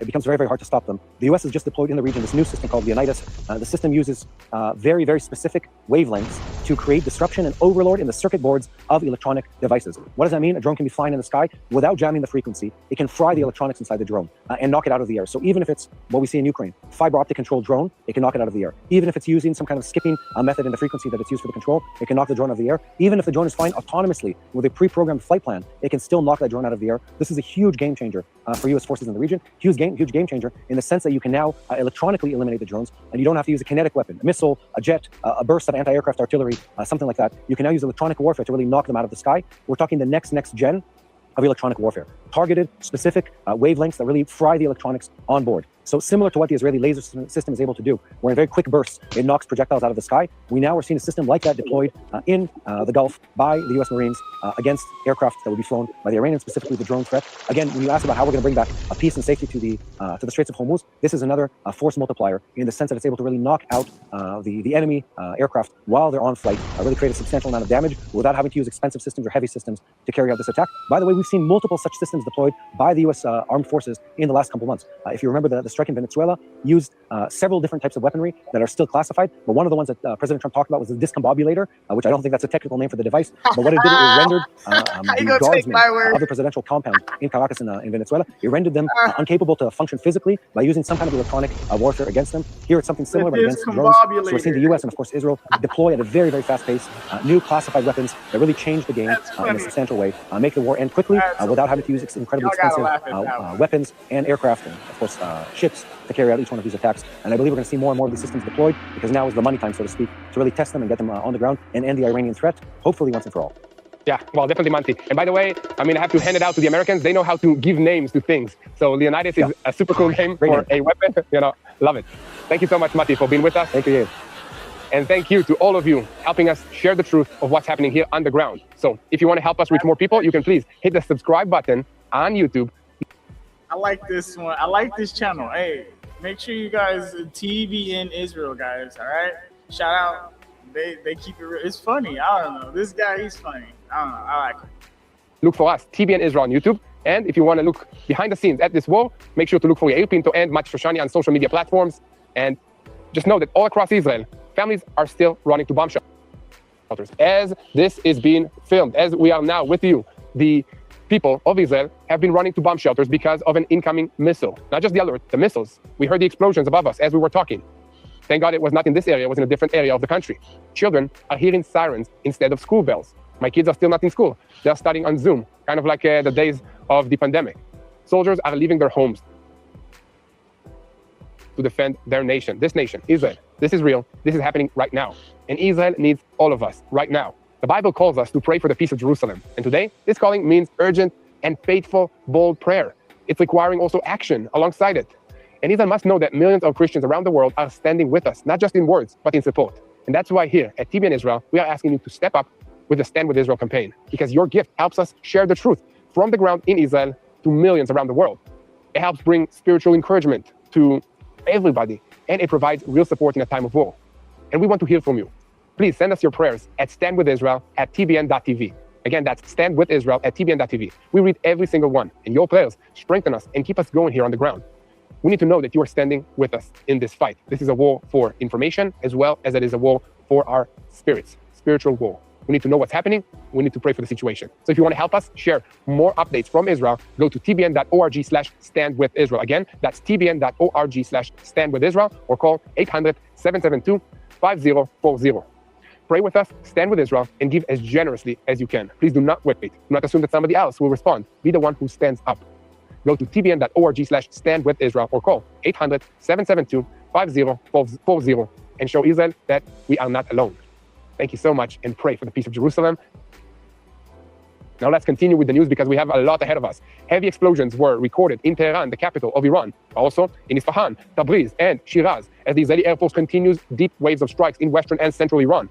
This is happening while the United States is at the same time tightening its grip on the maritime arena around the Strait of Hormuz. This is the 17th day of the epic fury war, or by its Israeli name, Lion's Roar. And the campaign is no longer measured only by the number of strikes or the number of launches. It is measured by the depth of the damage to the regime, by the pace at which its capabilities are being destroyed, and by the question of whether the Iranian axis still has any real strategic lever left that can change the picture. At this stage, the military picture is becoming clearer. The IDF and the United States military are not operating against only one target, but against the entire chain of the regime's power, from the head to the foundations, from the merchants and the control and the repression through the command and control arrays, the air defenses, the launchers, the factories, the defense industries, and all the way to the value chain of the nuclear project. Within a little more than 2 weeks of fighting, more than 2,200 targets belonging to the regime's security apparatus have been struck across Iran. More than 10,000 munitions have been dropped in the operation. More than 700 targets belonging to the ballistic missile array. More than 500 command and control targets were hit. More than 100 military industry targets were attacked. More than 250 drones were destroyed. This is no longer a sequence of separated strikes. This is a systematic dismantling operation against a military terror state, floor by floor. In the defense establishment, they say that the goal right now is not only to reduce the fire on Israel's home front, but to deny the regime the ability to return to the production line. And that is perhaps the most important point of the last 24 hours. Missile production in Iran has dropped to zero, not slowed down, not a partial decline, zero. At the same time, 70% of the missile launchers have been put out of use, destroyed, or buried inside the tunnels. And more than 100 anti-tank aircraft batteries and anti-aircraft batteries defensive systems against the air, including radar systems, have been hit. Around 85% of the regime's air defensive capabilities have been destroyed or disrupted. The meaning is simple. Tehran can still fire, but it is no longer rebuilding what it has lost. And its ability to see, identify, and manage the fire has been deeply damaged. This also explains one of the greatest achievements of the opening phase of the campaign. The IDF achieved air superiority in less than 24 hours. That superiority was not born in the air. It was born many long months earlier in intelligence, logistical, technological, and operational work. The opening strike, which hit the leadership compounds, the defense council, the intelligence industry, the ministry, and senior regime figures, created a shock that turned into a window of opportunity. From there, to the anti-aircraft arrays, the radar systems, the launchers, and the production plants, the road was shorter, more precise, and more lethal. The current stage of the war is no longer only about hunting a nuclear or a launcher before it fires, but about deep plowing. The Air Force is striking again and again in Tehran, in Isfahan, Tabriz, Shiraz, Hamdan, and other areas in the western and central Iran. In the last 24 hours alone, there were reports of more than 300 targets being struck in the west and the center of the country. In Tehran, they continue hitting military infrastructure, command centers, headquarters, launchers, and attempts to rebuild a chain of command in Isfahan, and the military infrastructure and the regime activities hubs are being hit. In Tabriz, facilities of the security forces and the besieged militia were hit. In Shiraz, there were reports of strikes on the Iranian army and the Revolutionary Guards array. In Hamdan, strikes were recorded on... Now, this is Israel that has been hit. Okay, this is all the footage we have from Israel. Now, the other places that got hit, that we hit over there, you see them in that military grade. That's when we're hitting them. All right, because that's the only That's the only footage we have is our military footage, because they cut out the whole internet for that whole country's blacked out, except for the regime and whatever they're putting out, their propaganda, or they're saying that they're winning, and they said Netanyahu's dead, and they said all these things like that. And like, we're over here, like, for real, he just gave another speech today, him and Trump shaking hands. So it's like, he's not, and people that are circulating that right there, they're paid, they're on the opposition. All right, so like, remember, we're only tied into this because we are the ones that said we'd be there for all these other countries. All right, now the other countries said they'd be there for us, but this is the problem, they're not showing up. And now it looks like it's just us trying to start this problem, but they've all been taken over by the radicals, the Muslims. They're trying to take over all those countries, including ours. Additional regime compounds. This is not a pinpointed operation. This is a broad deployment across the Iranian map of power, alongside the strikes on the infrastructure. The effort against the heads that are operating the system is also continuing. And in the last 24 hours, there were reports of the elimination of the head of the intelligence in Iran's internal security forces, and of the elimination of the head of the operations division in the Iranian army. This is together with other senior figures who were linked to the chain of command. The goal here is clear: to create not only destruction of means, but the collapse of coordination. Not only to hit a warehouse, but the man who gives the order to open it. Not only to knock out the launcher, but to disconnect it from the headquarters, from communications, and from the commander. Within this picture, it also is important to understand what is not always seen. In Iran, there is almost no free documentation from the field. There are almost no immediate videos. There is no steady flow of pictures. The regime limits the internet, shuts it down at times, and blocks the social networks. This creates a gap in the perception. The public sees less, and so sometimes also understands less of the scale of the damage. But behind the lack of documentation, one of the deepest campaigns carried out against the Iranian regime in recent decades is unfolding. It is not only remaining in the classical military sphere. Inside Iran itself, a severe digital blackout is being recorded. Reports speak of ATM systems that crash, the shutdown of data centers, emergency notices to communication providers, immediate data blackouts, and paralysis of the civilian services. Even at the beginning of the campaign, it was an attempt to limit the information. Now, it is already damage to the functioning of the state itself. When ATMs stop working, data centers go down, service apps crash, and the internal networks are hit. The regime loses not only propaganda, but also governmentability, basically the ability to control and to make decisions on the people and on the military. And this damage also connects to another worrying sign from Tehran's perspective: desertions. According to the source close to the Revolutionary Guards, the phenomenon is expanding. In Isfahan and also in Tabriz, desertions are being recorded in larger numbers. In the police ranks, there are low and mid-level officers who are not rushing to carry out orders. Some are avoiding reporting for missions, and there are cases of abandoning the positions. Even if the scale of the desertions is still not enormous, the very fact that the system is reporting such a process in the middle of a war points to erosion. The moment the connection between senior command and the forces on the ground is damaged, and the forces acting according to their own personal understandings, the regime begins to crack from within. And within this erosion, the United States continues to expand its toolbox. One of the clearest symbols of that is the appearance of the A-10 in the skies of the arena. The veteran attack aircraft, the Wharf Dog, has entered operational activity and brings with it something different from the fast stealth jets. It is not meant to race at high altitude, release munitions, and then leave. It is meant to remain over an entire area, identify targets, wear down the enemy, and strike convoys, launchers, and concentration of forces. At the heart of the aircraft is the 30mm JAU-8 Avenger cannon, with a firing rate of 3,900 rounds per minute.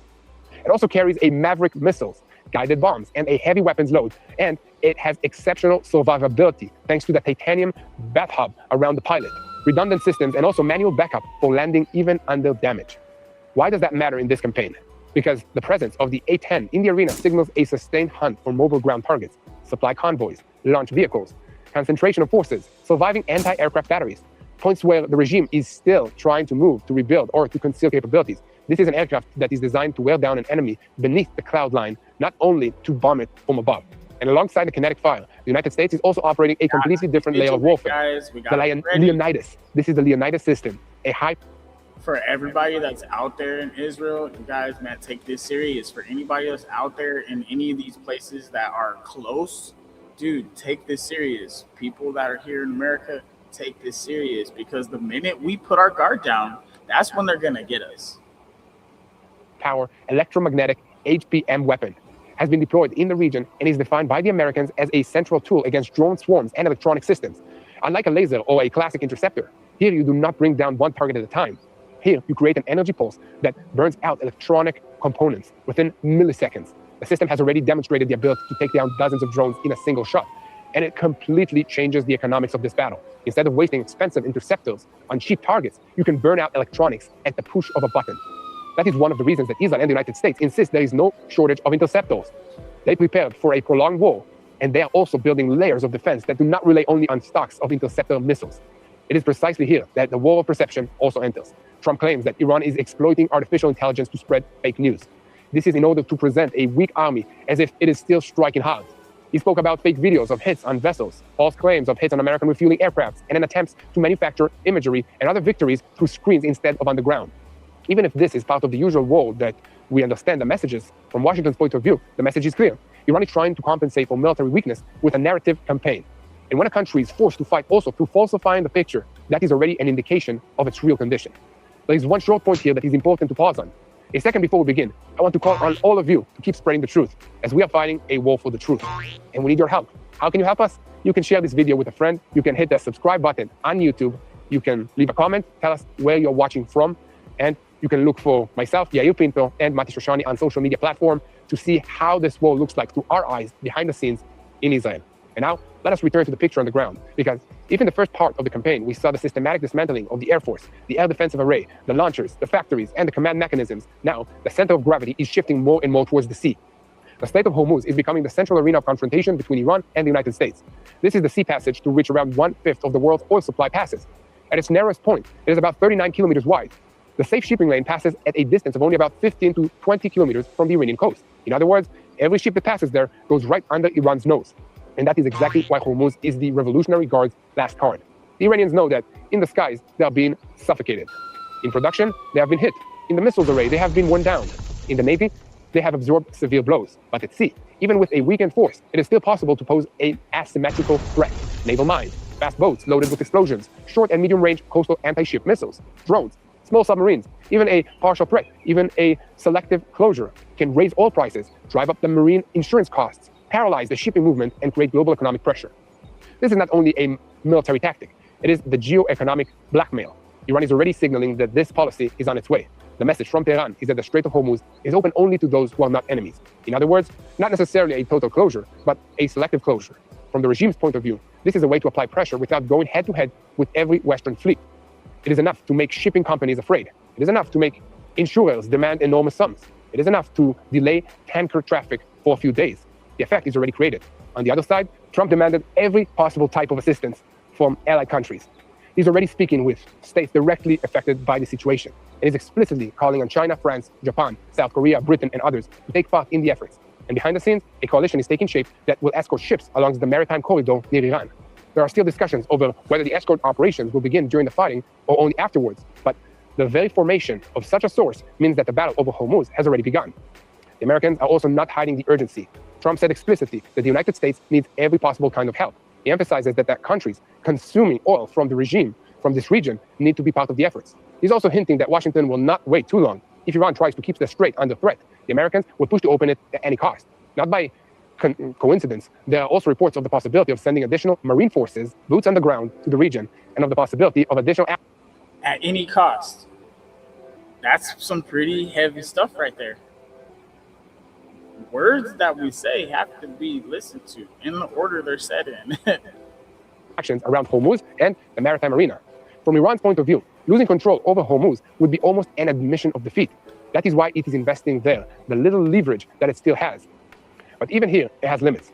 It can harass, it can threaten, it can create a spike in the prices and anxiety. But if naval escorts, American intelligence, air cover, HPM systems, and sustained strikes on the coastline are positioned at cost, the boats, the mines, and the launchers will very quickly become targets.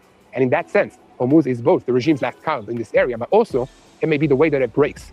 This struggle is already affecting the Gulf states. Qatar, Kuwait, Saudi Arabia, the United Arab Emirates, Bahrain, all of them understand that the war is not just an Israeli-Iranian story. It is a direct threat to their economies: energy, insurance, shipping, tourism, and infrastructure. Some states can divert part of their exports. Some are more vulnerable, but all of them now understand more clearly that the biggest threat in the region is not Jerusalem, but Tehran. That also explains why this war is changing the Middle East completely. Not only because of what Israel is destroying, but because of what the neighbors are beginning to understand.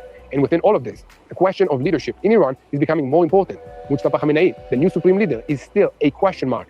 there are contradictory reports. There is talk that he may have been wounded. There is talk that he may not be functioning at all. There are also American statements in the style of, I don't know whether he is alive or dead. The operational conclusion in any case is similar. Even if there is a formal figure at the top, in practice, the Revolutionary Guards are holding the wheel. Even when Washington says it is not sure who it is even speaking with, it means the regime is no longer projecting a stable chain of command. From the Iranian side, almost desperate voices are also being heard. Araghchi claimed that Trump started the war for fun. At the same time, the regime is once again calling on its proxies to join. The Houthis, Hezbollah, other arms in Israel, they see that as a sign of distress. A regime confident in itself does not beg for help. A regime confident in itself does not call on others to enter beneath it. That very call says one simple thing. Iran understands that it is being worn down too quickly, and that brings us back to Lebanon. There too, the campaign continues, and not as a side issue. While Iran is the central arena, the IDF is operating in Lebanon in order to preserve and translate the regional gains. At this very hour, strikes in Beirut are continuing. And deep in the economic area, Operation Treasure Chest closed in on one of Hezbollah's most important lifelines, money. 24 banks of the El Khadr Hassan Association were destroyed. 3 cash warehouses holding large amounts of cash were destroyed as well. 2 management centers were hit. At the same time, the head of the financial branch in Lebanon Corps of the Quds forces was eliminated, an elimination that the defense establishment defined as the most significant economic elimination in that area. This damage is not only financial, it is operational. If there's no money, there are no salaries. If there are no salaries, there are operatives who do not go out to fight. If the money pipeline from Iran is blocked and the head of the mechanism that connects it has been eliminated, Hezbollah is not only weakened in firepower, but also worn down from within. And at the same time, the assessment is that Hezbollah has already lost around 90% of its weapons arsenal. The IDF is also continuing with a limited ground operation in Lebanon with a limited intention of deepening the forward defensive lines, pushing the threat backwards, giving the citizens more time to react if there is an invasion attempt, and operating against the villages and the areas where the launchers and the warehouses are still hidden. But even within Lebanon, something else is happening. The political system there is beginning to harden its tone. The president of Lebanon is taking an extreme step and policing coming out against Hezbollah. There are legal moves, there are arrests. There is a desire to show that the Lebanese state is not prepared to continue being swallowed up inside the organization's shadow state. No one in Lebanon is claiming that he can dismantle Hezbollah's weapons overnight on his own. But the very fact that the discourse is changing, that the international community sees a Lebanese camp trying to fight it from within, and that the discussion of the Lebanese state and its responsibility is returning to the center, that is already a regional change. And against this background, there's also talk of a possible talks between Israel and Lebanon in the coming days, which may deal with the day after, with a ceasefire, and with the question of Hezbollah's disarmament. At the same time, the IDF is also preparing to deepen the operation in Lebanon if required. These two tracks do not contradict each other. On the contrary, one applies pressure on the ground, the other checks whether there is anyone on the other side capable of translating it into an arrangement. And back to Iran, the IDF spokesperson says explicitly that at least 3 weeks remain in the operation, and there are also plans beyond that. This is a critical point. The campaign does not end because 2 weeks have passed. It will end when the Iranian threat chain is removed, not by the clock, but by the achievement. Therefore, this moment needs to be understood correctly. This is no longer a phase of surprise. This is a phase of exhaustion and extraction, not only to strike, to sustain, not only to destroy, to prevent rebuilding, not only to burn stockpiles, to stop the industry. This campaign has entered a phase in which every arena affects the others. A missile hit in Tehran is left in Lebanon. It's felt in Lebanon, and the naval escort in Hormuz will affect the regime's sense of security in Tehran. The collapse of the ATMs in Iran will affect the ability to maintain repression mechanisms against the Iranian people. The destruction of Hezbollah banks in Beirut will deepen the distress of the central proxies. And the whole world is slowly beginning to understand that the battle here is not just over another round of fire, but over the entire power structure of the Middle East. The question now is not whether Iran has been hit, but whether it still has any card left besides Hormuz that can delay the collapse. And if the Strait too is opened by force, what exactly will remain for the Iranian axis to continue fighting with? So thank you very much for joining us. Make sure to subscribe to TV. All right, guys. So this right here, this was just an update.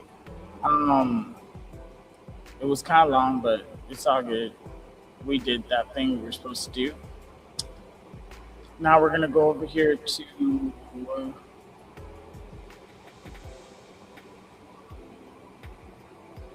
the board meeting. That's right. We need to finish this. With Galen's now approached, I put the board meeting on hold.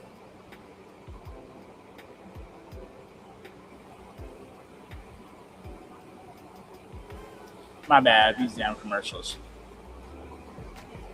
White paint meant for steel, exposed steel, a very different kind of paint. All right, this is gonna be the last video, and then we'll get to the AI stuff. Planted patriots at this table, Our powerful military campaign to end the threats posed by the Iranian regime continued in full force over the past few days. They have been literally obliterated. The Air Force is gone. The Navy is gone. Many, many ships have been sunk. They're warfighting ships, but I guess they didn't know how to use them. And anti-aircraft is decimated. Their radar is gone, and their leaders are gone. Other than that, they're doing quite well. They've been a terror for 47 years, and now I guess the world, through the United States, with the help of Israel, is doing what should have been done many years ago. Should have been done many years ago. Since the beginning of the conflict, we've struck more than 7,000 targets across Iran, and these have been mostly commercial and military targets. We've achieved a 90% reduction in their ballistic missile launches and a 95% reduction in drone attacks. Now, the missiles are trickling in now at very low levels because they don't have too many missiles left. We've also attacked the manufacturing plants, the places where they manufacture the missiles and the drones, and that's going on today. We just hit 3 of them today. It's getting very hard for them to manufacture. More than 100 Iranian naval vessels have been sunk or destroyed over the last week and a half. That has to be some kind of a record. Additional strikes continue to launch from all directions every single hour. And as you know, we attacked Cargo Island and knocked it literally, destroyed everything on the island except for the area where the oil is. I call it the pipes. We left the pipes. We didn't want to do that, but we will do that. We can do that on 5 minutes notice. It'll be over. But for purposes of someday rebuilding that country, I guess we did the right thing. But it may not stay that way. Just one simple word and the pipes will be gone too, but it'll take a long time to rebuild that. We are aggressively dismantling Iran's defense industrial base, and ability to rebuild its missiles and drone capability is getting down to close to zero. And we're hammering their capacity to threaten commercial shipping in the Strait of Hormuz with more than 30 mine-laying ships destroyed. We hit, to the best of our knowledge, all of their mine-laying ships. Now they can put them on other types of ships, I guess, and drop them in. But we don't know that any have even been dropped in. We're not sure that any have been. That's a big negative for them if they do it. It's a form of suicide. But we don't know that they have dropped any in. But we've hit all 30 of their ships and destroyed them. They're all at the bottom of the sea. We strongly encourage other nations whose economies depend on the Strait far more than ours. And we get less than 1% of our oil from the Strait. And some countries get much more. Japan gets 95%. China gets 90%. Many of the Europeans get quite a bit. South Korea gets 35%. So we want them to come and help us with the Strait. We have it in very good shape. The countries, I said, we've already taken care of Iran, but now because of the fact that literally a single terrorist can put something in the water or shoot something or shoot a missile, a small missile, and it's fairly close range because it is a tight area, and which is one of the reasons they've always used that as a weapon. Iran has always used that as an economic weapon, and it's not going to be able to be used very long. Numerous countries have told me they're on the way. Some are very enthusiastic about it, and some aren't. Some are countries that we've helped for many, many years. We protected them from horrible outside sources, and they weren't that enthusiastic.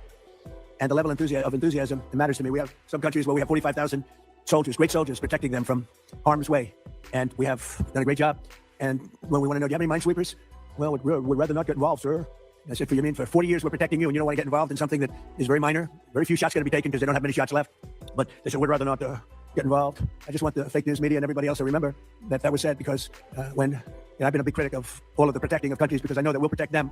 And if we ever needed help, they won't be there for us. I've just known that for a long period of time. Just like I knew about the Strait, that it would be a weapon, which I predicted a long time ago. I predicted all of this stuff. You guys were very generous in that. I predicted all of it. I predicted Osama bin Laden would knock out the World Trade Center. I made that prediction a year before he did. I said, you better get him. He's a bad guy. I watched him be interviewed one time, and I said, that's a bad guy. You better get him. 1 year before, exactly. I wrote it in a book. You can even check about a year before the World Trade Center came down. President Clinton actually had a shot at him, and he didn't take it. Unfortunately, I'm not blaming him for that, but he didn't take it.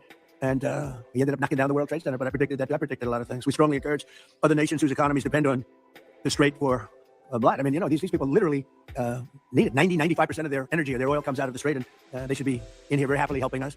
And it's incredible. We have such great. We're number one in oil by double now. We drill, baby, drill. We're double any other nation, and it's going to be soon triple any other nation. And that doesn't include Venezuela, who's been great. By the way, the relationship with Venezuela has been fantastic. Literally millions of barrels of oil are being taken out, and it's been a great help, and it's been to their great benefit. The president has done a really good job, get along with them really well. But we've taken out millions of barrels of oil and brought to Houston and other places to the refineries. We have refineries set up specifically for that, and it's been a great relationship. And more and more is happening. It's a tremendous oil source, and we're stepping it up very rapidly. The big companies are going in, and they will actually numbers in a pretty short period of time. Numbers that they've never been able to do, we'll be doing. There's a lot of oil under that land. We strongly encourage the other nations to get involved with us and get involved quickly and with great enthusiasm. I have that from a number of them, and I'd like to say their names, but frankly, I don't know if they would want me to or not because maybe they don't want to be targeted. But I say, wouldn't matter if you're targeted or not because this is a paper tiger that we're dealing with now. It wasn't a paper tiger 2 weeks ago. It's a paper tiger now. So now we're going to get down to the reason. We'll take a couple of questions in a moment, but we're going to get down to the reason we're here today. Actually, this was set up a long time ago. It's the Trump Kennedy Center. Over the past year, we've made incredible strides to restore the true purpose and prestige of this revered institution. Together, we're going to ensure it remains the finest performing arts facility of its kind anywhere in the world. And I don't know that it ever really reached that stage, but it will over a period of time. We're rebuilding it. It's in very, very bad condition. It's been lit. It's been somewhat of a disaster, to be honest with you. It's been let go to hell. That's what they've done. They did a poor job. They spent money in the wrong places. They built some theaters underneath that nobody uses, little ones, tiny theaters that cost like $300 million. And the money was spent incorrectly, wrong. We're dealing with some networks on the possibility of renting those little theaters. Nobody's going to use them. They want the big halls. The halls are going to be incredible. They're in bad shape, but when they're completed, the bones are potentially something that could be unbelievable. So I want to, before we begin, I want to thank Rick Grinnell. He's been a friend of mine for a long time. He's been unbelievable. He was the ambassador, as you know, to Germany. There was no happier woman in the world than Angela Merkel. Angela. She called me, thank you, sir, thank you. Although she liked Rick a lot, there was nobody happier that he was no longer going to be the ambassador to Germany. He was difficult for them. He was not your typical ambassador. He was the opposite. He would do what was best for the United States, not for Germany. And I want to tell you, he did a great job. So good that I put him in charge of a thing called intelligence. And something he didn't really want to do, but he did it, and he did it incredibly well. There were a lot of leakers. He found out the leakers. And when he didn't find out who the leaker was in a certain area, he fired everybody. And he went into one room where there was leaks coming out. These are long-term problems that these various places have had. And he said, who's the one that leaked this? And they wouldn't admit it, so he fired the whole room. And he did a good job. He was very good. And during this transition period, I asked Rick if he would run it, because we wanted to see. And if you remember when we first took it over, I didn't do it with enthusiasm. I did it because somebody had to do it, had to turn it around, because it was failing. It would have closed, and physically it would have almost fallen down. It was in very bad shape. The steel columns outside, as an example, were meant to be covered. You know, exposed steel is unusual to have in building. What I do best in life is build. I build buildings really well and under budget and ahead of schedule. That's what I do. Unlike the Fed building, which is going to cost billions of dollars. It may never open. I mean, right now, we have a wonderful Kevin, a wonderful new head of the Fed coming in. I don't know if he'll ever be able to occupy this complex. It was destroyed by Jerome Too Late Powell. I call him too late because he's always too late with interest. Should cut interest rates. He should cut them right now. They should have a special meeting. What's a better time to cut interest rates than now? A third grade student would know that. But that's a terrible thing. But what I do is build. I build great stuff. And what we're going to do is, right outside. In fact, if you look behind me, see the nice gold curtains? If you want to look into a nice foundation and you want to see a lot of work, very deep, very, very deep for specific reasons, we have a magnificent ballroom being built, because this is the biggest room and it holds like 98 people for dinner. But behind me, you're gonna have a ballroom that this building and the people occupying it in particular, every president for 150 years has clamored for a ballroom, a large, beautiful room. This is a cocktail room. And this will actually be, this whole floor will end up being a cocktail room for the cocktail area, or pre-area for the ballroom before dinners. So we'll have heads of state. We can't even do a heads of state dinner. Usually what they do is they would do them on the lawn with a tent. But when it rains, the lawn is very low. And you know the land in Washington, it was built on swampy, wet land. And when it rains and you have the King of Saudi Arabia, we have as an example, the King of the UK, I would say King of England. It was a great guy. He's coming in very soon. And when it rains, you know what happened? The rain would go over their feet. It would be about 4 or 5 inches over their shoes. This was not good. And it rained a lot. So we're building finally, because I do that. And by the way, no taxpayer money. I want to put that zero. It's going to be, it's on time, on budget. It'll be under budget. We're having it under budget, other than we've upgraded it in terms of the marbles we're using. We're using onyx and stones that are incredible. But it'll be something really spectacular. I'm looking at Mr. Steve Wynn, who's over there. He built a spectacular building, and he knows Trump builds a spectacular building. I build better buildings than him. I don't care what he said. But Steve is over here, and he really, with his incredible wife, Andrea. And thank you both for being here. Andrea's on the board, and Steve is so in love with his wife, he asked whether or not he could come. And I can say the same thing for the great Bob Kraft. He's got a wife that's so wonderful. He said, do you think I could come? She didn't have to accept that, She could have said no. But Bob said, I'd like to come. So, Bob, we will not let you vote. Although his vote would be a good vote. He will vote for the proper thing. But it's good to have you both here. These are two great couples. They know a lot about the things I'm talking about, like fixing, whether it's building a stadium or building a building. They know how to do it. So thank you. Thank you, Steve, very much. But we made incredible strides over the past year. If you remember, I said I want to run it for a year just to see, because the place is falling down. It's horrible. Air conditioning, heating is going to be ripped out in its entirety, and needs new. It's old. It's how many years is it, Rick? What's the total? It's 50, almost over 50. And we have 50-year-old air conditioning, more than that actually, and it's in bad shape. Everything's in bad shape. It's got to be redone. So I said, let's run it for a year just to see how it works. It's better than, you can't just go into something, try and figure it out. And we figured it out over the year. And you have to close it, putting new marbles in, beautiful, beautiful marbles. When you do marbles, you can't have people walking over the marble every night as it's drying and setting and going to a play. So we thought the best way, what I know best in the world is construction. The best way to do it is close it, do it properly, and reopen it, have a grand reopening. And when it's finished, it's going to be far better than it was when it was originally built. When it was originally built, it was good. It has one thing that's very good. It has great sound. I think there's a lot of luck in sound. You have some of the big opera houses. I don't want to get involved with saying which one, but in New York, as an example, where the acoustics were never good. And they've ripped it apart 4 times and rebuilt it, and it was never good. The good thing about the Kennedy Center, the acoustics are good. And they'll only be enhanced based on what we're doing. A lot of it has to do with the stones and the stones you use, the marbles you use, etc. Over the past year, we've made incredible strides to restore the true purpose and prestige that this building will soon gain, I think, at a higher level than it had before. Together, we're going to ensure it remains the finest and will become the finest performing arts facility anywhere in the world. It's got the location, and it will have the building. It's got good bones. It's got good structure. Again, they wanted to originally cover the exposed steel. It was painted a cheap gold, and we turned it into a very expensively painted white, very heavy coat, a very powerful white paint meant for steel, exposed steel. A very different kind of paint, but it's almost like putting a stone over the top of it. And the color is white, shiny white, and it looks, a lot of people have commented, it looks so much better. Before they had the steel painted gold, and the gold was very cheap. There's actually never been a paint that's made that will look like gold. Steve will tell you that. You either gold leaf it, or use real gold bullion, or you use a different color, Steve. Nobody's ever been able to make a gold paint that looks real. Little minor thing for the media. I'm sure you're thrilled with hearing that. But there's never been a paint. I said someday I'm going to discover a paint where you don't have to actually use gold leaf. Gold leaf's a very, very big and expensive process, but it's a beautiful thing, but not when you use paint. So we got rid of the gold columns, which look always terrible. They look cheap and they look fake. Very much like the media, actually. And we took the columns and we painted them white. Before we painted them matte, Very importantly, we structuralized them. We replaced a bad steel that was very badly rusting. I mean, these are columns that are holding up a building, and we had to replace areas of columns that were actually rusted out because it was in very bad shape. It's not even describable how bad this building was, both inside and out. I want to thank Rick Grinnell. But you really did a great job, Rick, on this, and we appreciate it. I'm looking for your next venture, because he really was, there was a story he got fired. He didn't get fired. He was here for a short period of time, for a year, figuring it out with Matt and everybody else. And Matt now is going to take over, and he's a pro at construction, great at construction. And I think Matt would like to run the facility too. He's fallen in love with it. And I think he'd do a good job. But if I don't think he will do a good job, I'll say, Matt, you're fired. I'm getting somebody else. So you're under no pressure, Matt, okay? It's like Bob Kraft. If a football player doesn't perform well, typically you will fire him immediately, Bob. You ever let them stay around for 4 or 5 years if they're bad? Not too many times, right? So anyway, I learned from you. So I want to thank also Attorney General Pam Bondi, who's been fantastic. Is Pam here someplace? Oh, hello, Pam. Good. She's been great. And the Speaker has got the easiest job of anybody in government. She's got a majority of 2. I don't like to say 1 because it varies, but between 1, 2, and 3. And I think you're the only man that's ever lived that's able to be very happy about it. In fact, when we get up to 3, every once in a while we get up to 3. Actually, for a period of time, we had it up to 4, and then we had a death. And death is very bad when you're the Speaker and you have a majority of 2 or 3. But we had a death, and then we had another death, and we had some things, and but we're looking very strong. We had one man who was very ill. It looked like he wasn't going to make it. I don't know. I won't mention his name. Should I? Do other people know his name? Do you want to mention it? He'll be proud. Go ahead. Tell him the story. Okay. Well, thank you, Mr. President. Congressman Neil Dunn of Florida had some real health challenges, and it was very serious, and had a pretty grim diagnosis. And I mentioned it to the president. I said, Congressman Dunn is a real champion and a patriot because he's still coming to work. And if others got this diagnosis, they would be apt to go home and retire. What was the diagnosis? It was, I think it was a terminal diagnosis. He would be dead by June. Okay, that wasn't public, but yeah, okay. It was grim. That's what I was going to say. I don't think with a heart problem, by the way. This was a heart problem. So, long story short, the president called him to encourage him and thank him, and they had a conversation. And the president mentioned in the course of the conversation, you know how to get my doctors involved, and they did. And within a number of hours, they took him to Walter Reed Emergency Surgery. The man has a new lease on life. He acts like he's 30 years younger, and he walked into the conference meeting and we thought we'd seen a ghost. And I spoke with him over the weekend, and he's encouraged and thankful, and he thanks the president for his leadership and intervention. And thank you. He actually called Mike called me, and he said, "Sir, we're up by 3, but we're going to lose 1 by June." I said, "Who?" Neil Dunn. He's a great congressman, incredible. He called to say that he was terminal, really bad heart. There's nothing they can do. I said, "That's bad." Number 1, it was bad because I liked him. Number 2, it was bad because I needed his vote.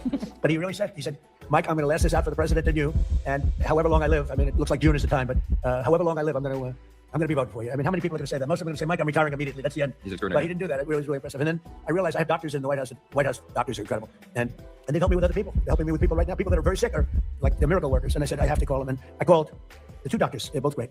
And they immediately went over to see the congressman. And he was on the operating table like 2 hours later. Yeah.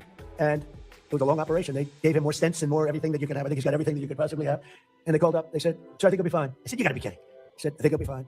And Mike was telling me the story that the other day he came into a meeting for the first time in a long while. Go ahead. Well, it was incredible. I mean, just he has a new lease on life. He has more energy than a man half his age, and very encouraged and encouraged all of us. So again, a testament to great leadership. And he's my hat's off to Neil Dunn and his beautiful wife and family. He's an extraordinary individual. And just because I don't want to have a terrible story about this, I did it for him first and for the vote second. But it was a close second actually. But I did it for the vote second. All right. I want to also introduce Susie Wiles, who's fantastic. She's our chief of staff. And she's an amazing person, an amazing fighter. And she announced a minor difficulty, which will be in good shape. Good shape for her. She'll be around for a long time. She had a diagnosis, you probably saw it. And she's going to take care of it immediately, as opposed to waiting. Let's do it now. I said, do it immediately. Because with that particular ailment, the faster the better. That's the only thing I know about it. The faster the better. She's going to do it immediately. So she just started, actually. And she's going to be in great shape. The prognosis there is excellent, beyond excellent. So, but who needs it, right? Who needs it? So before we took over, just a year ago, the legendary, this wonderful place was literally on the verge of collapse, both from a financial standpoint, maybe more from a financial standpoint, but also from a physical standpoint. Necessary maintenance has been ignored. The programming was very woke and out of touch with reality. We had an orchestra that lost like $18 million a year, and they subsidized it every year. So what kind of an orchestra loses 18? And I'm being nice when I say 18, it was much more. And I started looking at the programming. They had tremendous union difficulties, like 19 different unions, and driving everybody crazy. And I think the unions are going to be great. I've always gotten along with unions. As you know, I got great union support. But you had 19 unions. Every time somebody wanted to put on a play, they had to deal with 19 different groups of people. And it's they say it was like Broadway, but worse. And you don't get worse than Broadway when it comes to the unions. I've watched that for many years. The programming was terrible. And they had a budget deficit of about $26 million minimum, owed a lot of money. We're out borrowing money, which is a lot of people don't understand. So under the leadership of this exceptionally talented and rich board, it's a very rich board, not everybody, but most of you are loaded. Ike Perlmutter's got so much money. Look at Ike Perlmutter. He ended up being the largest owner of Disney. Started with, was it $100 or less? It was a little less, Ike, right? He didn't speak English, and he became the largest owner of Disney, right? But then they went woke and he sold his stock. He didn't like Mickey Mouse being woke, right, Ike? But he's one of the most brilliant business people. Thank you, Ike. It's great. And Lori, thank you very much for being here. So I think it's Lori that's on the board, though, right, Lori? What's with these husbands? All the husbands are traveling. I think it's the White House. I got all the husbands with the wives. That's never happened. Boy, oh boy, what great relationships. My wife is going to have to speak to me. This is pretty good. The biggest guys in the country travel with their wives to come to a meeting. But it has something to do with the White House, right, Ike? Right? You don't want to see me. You want to see the White House because it's a special building. But thank you. And congratulations on an amazing thing. Most people don't know Ike Perlmutter. Isidore Perlmutter. And started with nothing and built a vast fortune just by deal after deal. Did you ever have a bad deal, Ike? Which was that? Don't tell. See how honest he is? Most people say no. He says one. And it couldn't have been very bad. Great to have you. So under the leadership of this board, which is, as you see, incredible, we're achieving a very dramatic and quick turnaround. We got rid of all of the DEI. Some of the news media loves DEI, but we got rid of it. Maybe you're right. Brought back patriotic and family-friendly programming, and last year we raised over $130 million to keep this place going. Otherwise, it would have been closed. The building, let's call it the Kennedy Center from that time, was losing so much money it could not have stayed alive if we didn't come in as a group of people and a lot of wealthy people that made a lot of contributions. So with the Trump Kennedy Center honors alone, we raised this year a record $23 million, which was double what they had ever done before. $23 million. There's still much to do. The previous management left us a facility in very bad condition. Abysmal is the word, and everything from busting pipes and leaks to serious electrical and structural problems. And some of it we fixed, but most of it we're saving for during the construction period because we'll do a much better job of it that way. Major renovations are required to keep the facility functional, and that'll start right after July 4th. We're going to have a little bit of a celebration, not a big deal, but a little bit of a celebration on July 4th. We'll have a little party. And then after that, we close, or we start construction. We're fully financed. As I announced in February, after a one-year review based on input from highly respected experts and subject to board approval today, we determined, it's a little late for the board because we've already announced it, but these are minor details, but I think everybody agrees. But subject to board approval, we determined that the fastest way to bring the Trump Kennedy Center to the highest level of success, beauty, and grandeur is to cease the entertainment operations for a 2-year period of time as we complete high-quality, really high-quality construction. And we've already purchased seating as an example. We've already purchased a lot of the marbles and some of the things that are hard to get. Getting quality marble is very hard. It takes a long time. It comes from areas where it takes a long time to mine. And we're getting some of the best things you can. The marble is going to be incredible. The seats that we have, the seating is the highest level. Everything is the highest level. So this temporary closure will enable us to complete the work much faster and much higher quality. As an example, it's hard to show Shakespeare when you don't have any seats. You know, as the seats are being changed, it's not exactly a great experience for people. So the right way to do it is just close it and fix it and open it. We'll begin right after, as I said, July 4th celebration. And thanks to the great, big, beautiful bill, we are fully funded, ready to go. And we have tremendous amounts of money coming in from some people around the table, but also from people that are not here, but that have made very generous contributions toward the Trump Kennedy Center. People that have never given to it before and would never have given it except I asked them to give. So, Rick, I thank you very much for the job that you've done, and I'm delighted that you really are. You did a great job. It was a little rough with a couple of the people, but that's okay. They've survived. Some of the artists, they took a pounding from Rick. It's almost like this guy right over here, Anthony. You know, he knows what it is to pound people, right, Ike? Anthony knows. Anthony's another great. You're not on the board either, Anthony. You're here with your wife. What's going on? You're the most successful people. They're all here with their wives. I'm looking around. Wow, that's impressive. Anthony's another one. He started off with one truck. He had one truck 45 years ago. He ended up with 4,000 trucks, and he sold his company for billions of dollars. And you're here, Anthony? He's a member of one of my clubs, and all he has is cash. He said, I have a big problem, sir. What? I don't know how to invest my cash. Most people have a problem. They don't have any cash, right? Anyway, thank you, Anthony. You're the greatest.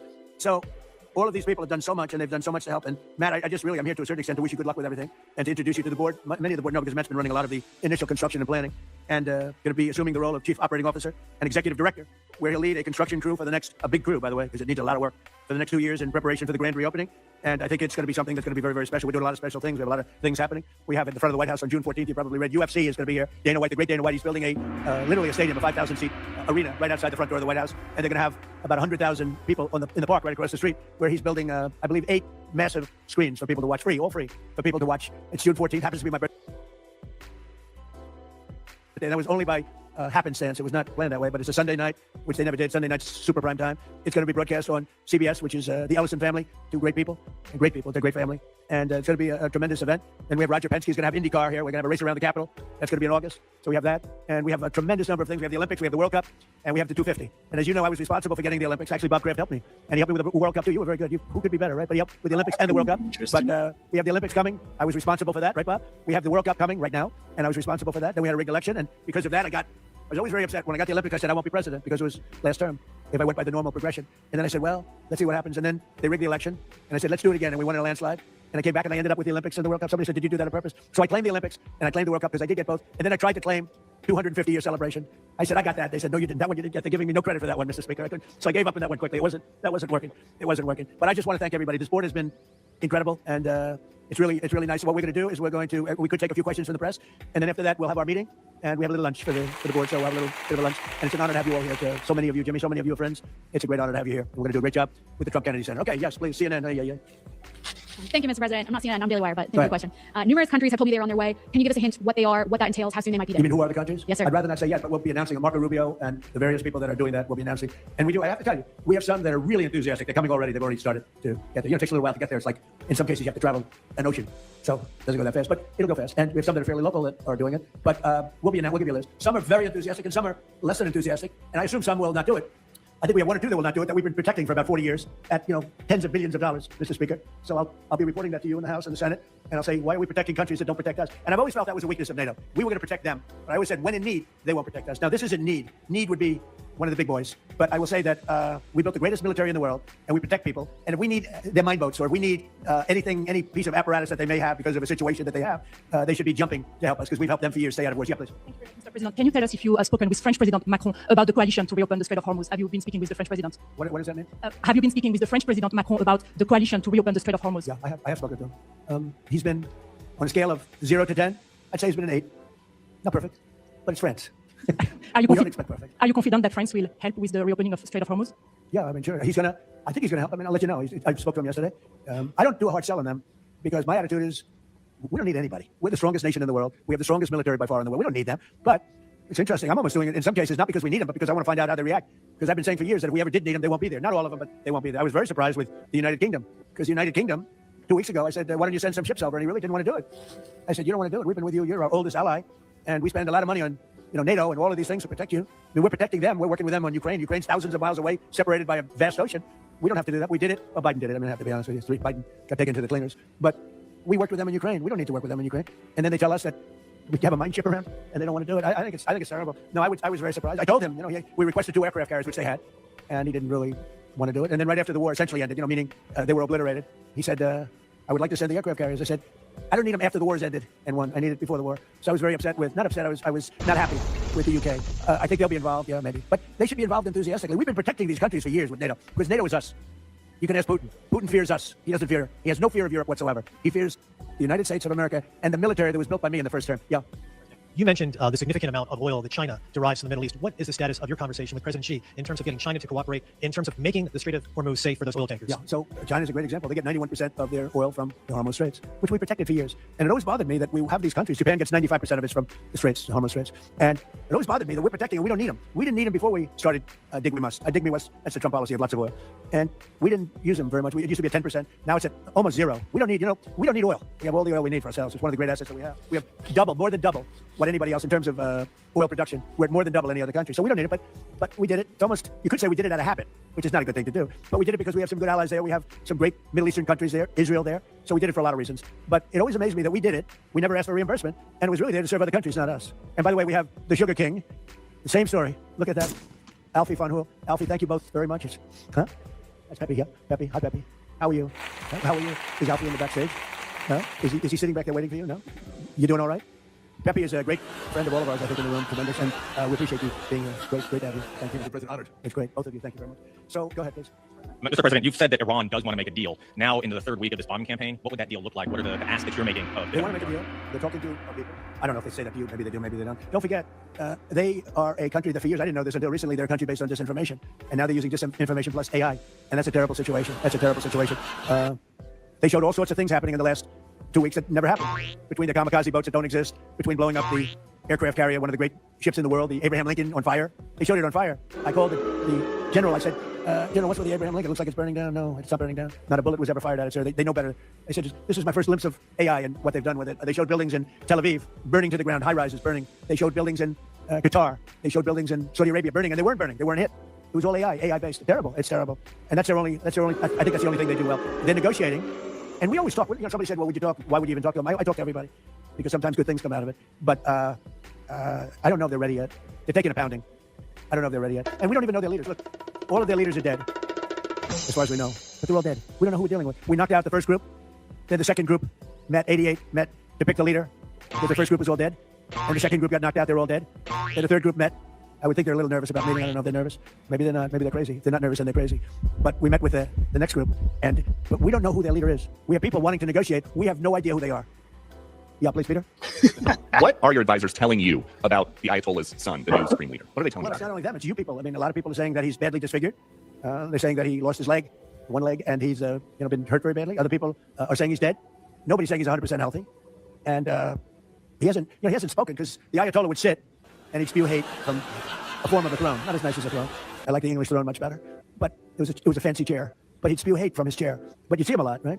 This one we haven't seen at all. So that could be for a lot of different reasons. We don't know, Peter, if he's dead or not. I will say there's nobody's seen it, which is unusual. Something else. Now that you've announced that the U.S. has destroyed all of Iran's mine-laying ships, why can't the U.S. just immediately reopen the Strait of Hormuz? Well, we could, but it takes two to tango. We have to get people to take their $1 billion ship and drive it up.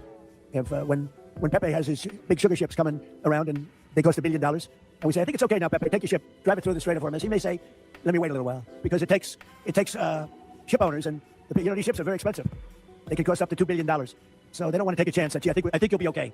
They got to know it. So they don't have to say, we don't know if they even set any mines. But the thought that they may have is enough to keep people from saying, we don't need it. Now, we are pounding that area, that coast, as you know, left side. We're pounding it, like really pounding it hard. And again, they may have no mindset. We hit every one of their mine drops. They call it the mine layers, right? The ships. They're pretty sophisticated ships. Every one of them is gone. But it only takes one. So it's a little unfair. You win a war, but they have no right to be doing what they're doing. But we're hitting them very hard. And today is a big day. We're pounding a certain area that has very much to do with the Strait. And I think we'll get it going very soon. In addition, we do have other nations coming in. You need people to watch and people to see. We have other nations coming in. Yes, please. If the United States is working to secure the Strait of Hormuz for the benefit of other countries like China, and our allies aren't yet stepping up to your standard, is the United States getting back to being the world's policeman? Look, the United States should not be very much involved. They can on a certain basis. They've been doing it for a long time.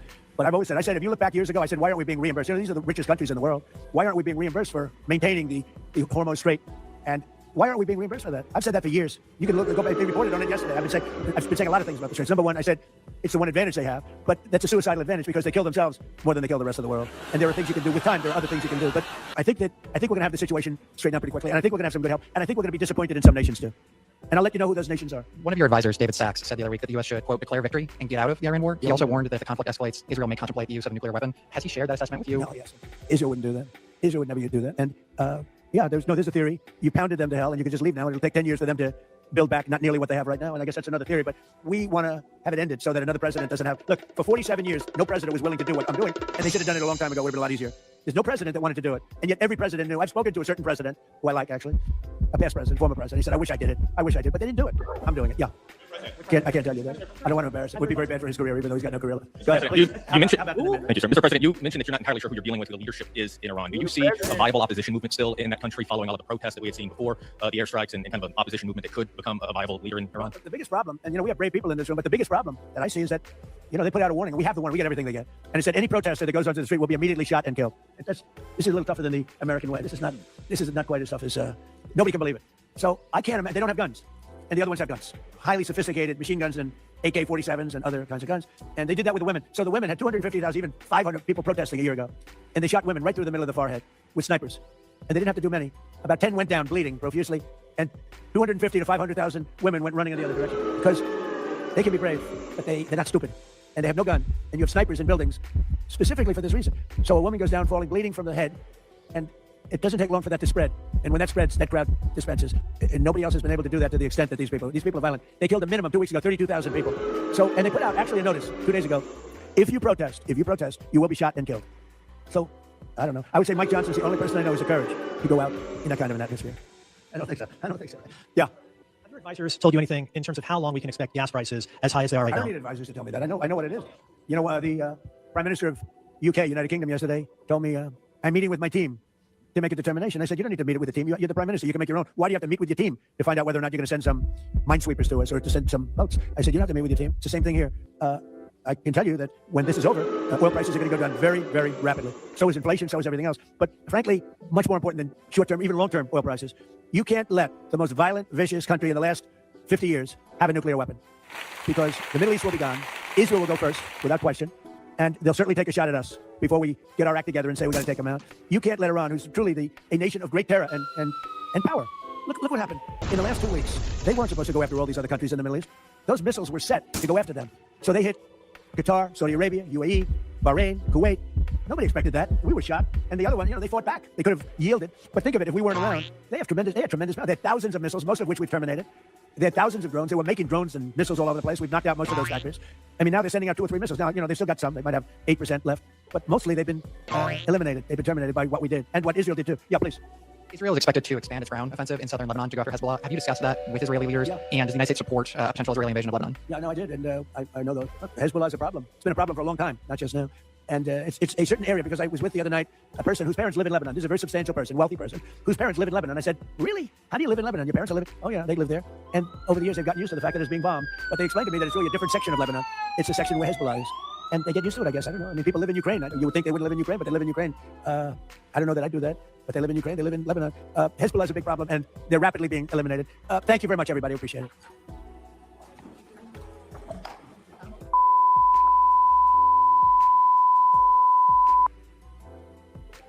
All right. Well, there you have it. That is the update from the president's mouth. All the different clips that they're making out there don't necessarily give you the full context of the conversation, but that's what we try to do here. We try to look at the context, give our full opinion of everything right now. I mean, you heard me with the sound effects because this was wild. I mean, what the hell is going on?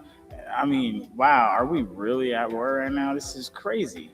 I mean, very controversial. If we look at both sides of this, there's benefits, right? On both sides. We get oil, we get all this other stuff. The other people get free. They get more of a democracy. We can get an ally. There'll be more less tension between Israel and Iran if this regime, the ones that's running it, right? If they are minimized. That's the only word I can use. That would make sense, because like it's okay if you want to be like, you know, really into your religion, but you got to practice that at home. At least that's what we do here. We are. All right. After this one, then we get to the AI question. We're gonna get more details. We're gonna figure out what's cracking with the war, see if there's any humanitarian efforts on the ground. I think we should be dropping. I think we should be dropping care packages. You know how for refugees in war times, you know, parachute some supplies down, MREs, things like that. I would probably try to do that, but we got to remember it would have to be in places that we have forces to protect that, or some kind of police, or some kind of. They don't have a real society because the regime actually runs it. They run the whole thing. They've been translated, and they tell exciting stories about how gods intermingled with human beings and actually had a hand in the creation of human beings. For decades, thousands of ancient clay tablets discovered in the ruins of Sumer have been studied by historians. Covered with the strange wedge-shaped symbols of cuneiform, they were believed to contain myths, royal records, and ordinary accounts of ancient life. But when scientists recently used powerful artificial intelligence to reanalyze tablets found across Mesopotamia, something unexpected began to emerge. Patterns hidden across repeated. Yes, we're still dealing with the war, but right now we have to, you know, kick back into the rabbit hole a little bit, because we've been really circling the war, but we haven't gotten back into our history of things. But what we're doing right now, we're trying to put the war in perspective with history, and not only that, we're trying to put it in perspective with that prophecy, because there's a lot of different religions that gave a prophecy about these end times and stuff that's supposed to happen in the sky and the earth. So we're just trying to keep ourselves enlightened about how the world is moving, not the people, okay? Because culture and society is totally different. We're talking about the actual world, the game that we're in, because we're all playing, right? Some people are serious about the game, though. Places thousands of miles apart. Messages that didn't behave like mythology at all. The deeper the AI translated, the stranger the text became. Some passages mentioned mysterious beings the Sumerians called the Anunnaki, but the context was different from anything historians had seen before. It was as if the ancient scribes weren't just recording stories. They were trying to preserve a message. But before we reveal what the AI actually uncovered, make sure to hit like and subscribe, because if the translation is correct, these ancient tablets may contain something far more disturbing than a lost myth. They may contain a warning meant for humanity itself. To understand what the AI found, we first need to understand what these tablets actually are, and why, until now, no one could fully read them. That context is critical, because without it, what we're about to show you won't seem nearly as shocking as it should. For more than a century, archaeologists uncovering the ruins of ancient Eridu and Nippur found thousands of Sumerian tablets. Many were broken into fragments. Others sat untouched in museum storage rooms, untranslated, mislabeled, or simply forgotten. Cuneiform, the world's oldest known writing system, is notoriously difficult to work with. Its symbols shift in meaning, depending on context. Many of its words have no modern equivalent, even when the signs were... Did you catch that? The meaning of something, okay, especially in that language, shifts depending on context. So if we don't take context into consideration when we're listening to people and talking to people, we're gonna get misinformed. That's how they get you with misinformation. They take what somebody says and they take it and they say it out of the context that it was meant for. You see, and this is where everybody is getting all mad at each other. So let's go ahead and try to remember that when we're talking to others, because that's a nice little thing they pointed out. Even this language has context, right? And so does ours. legible, the grammar often made little sense. Generations of scholars spent entire careers translating only fragments. No one managed to piece together a complete picture. And because of that, the world never saw the full story until 2025. That year, machine learning models trained on thousands of cuneiform inscriptions were released to research teams. These weren't simple translation tools. They identified missing symbols. They predicted broken endings. They cross-referenced dialects from Akkadian, Babylonian, and Old simultaneously. Suddenly, tablets that had been silent for 4 millennia began to speak again, and what they said was nothing like what anyone expected. For years, these texts had been dismissed as poetic creation myths, but once AI restored and compared them side by side, hidden details surfaced. The tablets contained records, detailed ones. They described labor systems, classifications of people, and procedures involving blood, clay, and purpose. Some tablets listed these details in repetitive sequences. Others told them in narrative form. But across all of them, the same consistent patterns appeared. The first shock was the discovery of multiple origin stories. The tablets did not treat humanity as a single invention. They used different terms, each tied to a role, a function, a purpose. They spoke of shaping forms after the likeness of the divine, but dividing them immediately by what they were made to do. Humanity, according to these texts, was not created as one people. It was separated from the very beginning. And one group, described more than once across completely different tablets, was created with a single, defining trait above all others: obedience. Now, what exactly that means, and what it looked like in practice, is where the story gets deeply uncomfortable. Humans were created, but not as one species. The myth we grew up with was always simple. Gods made man from clay. But the newly decoded tablets tell a far more layered and far more disturbing story. They don't describe one act of... All right, we're getting into some controversial space here, and I don't want anybody's feelings to get hurt. Creation. Okay? I'm not here to hurt nobody. I'm not here to be against nobody. I'm not here claiming this is the truth. I'm just putting this out here because this is some interesting information that can help us form our perspectives correctly. Because if we have learned something, but this is showing us otherwise, and we can confirm that information we've been taught may not be fully correct. Okay, it may have some, validity, but it might not be the whole thing. So all we're trying to do is get all the pieces to the puzzle and see what's gonna fit to the portion of the picture we're looking at. That's all we can ask for. Some people don't even care, but this really does describe a lot of personality traits right here in this part. I pulled this video up because I watched it. It's not that long, and wow, but I didn't really get pay attention to it because I was at work. But now we're about to really get this. They describe stages, trials, failed experiments, and variations. Humans weren't created as a single race. According to these lines, they were prototypes, models. Each batch was tailored to a different purpose, with specific physical functions assigned from the start. The tablets also use different terms to describe these early humans, words that scholars had long assumed simply meant people. But AI flagged critical differences. Some versions used the term Lulu, loosely meaning man. Others used Sag-Gig, which one Sumerologist translated decades ago as the black-headed people. That phrase was ignored for years, but AI connected it to a separate passage describing a group marked for toil, with bodies molded from dark clay and, chillingly, eyes that do not question. AI also flagged several recurring phrases that stood out. One translates loosely to function bearing life. Another refers to those who do not multiply. A third, and this one stopped researchers cold. So how good does it feel to save on your commercial? Ooh, they hit us with a commercial in the middle of the juicy part? Wait a minute. How they do us like that? See? Watch. Every time we get a little step closer to the truth, there's always an interruption. They don't want us to know something. Now we gotta go back a bit. Was clay of lower glow. Some versions use the term Lulu, loosely meaning man. Others used Sag-Gig, which one Sumerologist translated decades ago as the black-headed people. The black-headed people. Now, I don't know what that's supposed to mean, but we gonna find out. Phrase was ignored for years, but AI connected it to a separate passage describing a group marked for toil, with bodies molded from dark clay and, chillingly, eyes that do not question. AI also flagged several recurring phrases that stood out. One translates loosely to function bearing life. Another refers to those who do not multiply. A third, and this one stopped researchers cold, was clay of lower glow. Scholars had long assumed these were poetic or symbolic. Wait, what did he say? Clay of what?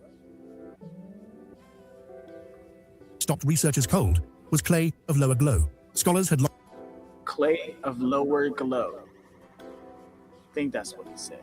Now, of lower glow. What could that mean? That's interesting. long assumed these were poetic or symbolic, but when AI reconstructed them in full context, a different interpretation emerged. Some researchers now believe these lines describe early humans engineered without the ability to reproduce. If accurate, it would mean they were deliberately designed as a temporary workforce, never intended to survive long enough to pass their traits on. Other tablets describe the gods themselves, evaluating each group's performance. One passage talks about the clay of restless voice, a version of man that refused order and was cast into the rivers. Another mentions a group whose limbs were too weak to bear tools, sent back into the mountain to be forgotten. It's hard not to look at this and think of a system, a program that starts with a goal and solves it not by creating equals, but by building specialized tools, tools that look like us. The tablets even describe a specific region called Iden, a flatland between two rivers, considered to be a kind of factory floor. Every time a group was made, the gods would test them, name them, and sometimes erase them entirely. None of these patterns were visible before AI could translate the fragments side by side. But now that we can see them together, a disturbing question follows. If the first humans were designed this way, what happened when that design wasn't enough? The genetic modifications that followed. The first humans worked. They obeyed, but they didn't last. They couldn't reproduce. Each one had to be crafted by hand, from clay, blood, and divine command. That limitation was built into the design deliberately. It kept the gods in control. But somewhere along the line, that control started to slip. The tablets don't explain exactly why. Some passages suggest rebellion. Others speak of exhaustion. Too many humans dying. Too few being made fast enough. The process simply wasn't sustainable. And so another change was ordered. The tablets describe it plainly. Enki, the god of wisdom, decided to revise the model. What followed, according to the translated text, was described in terms that researchers found striking. A modification. Something added to the design that Enki's brother later discovered and did not approve of. The new version would be smarter, stronger, capable of surviving on its own, and most importantly, capable of reproduction. A new being was created. His name was Adapa. Unlike the others, Adapa wasn't shaped purely for labor. He was described in the texts as chief among men. All right, just so you guys are aware, yes, we will be going over those ancient tablets of the Anunnaki and all that stuff. We'll be doing that.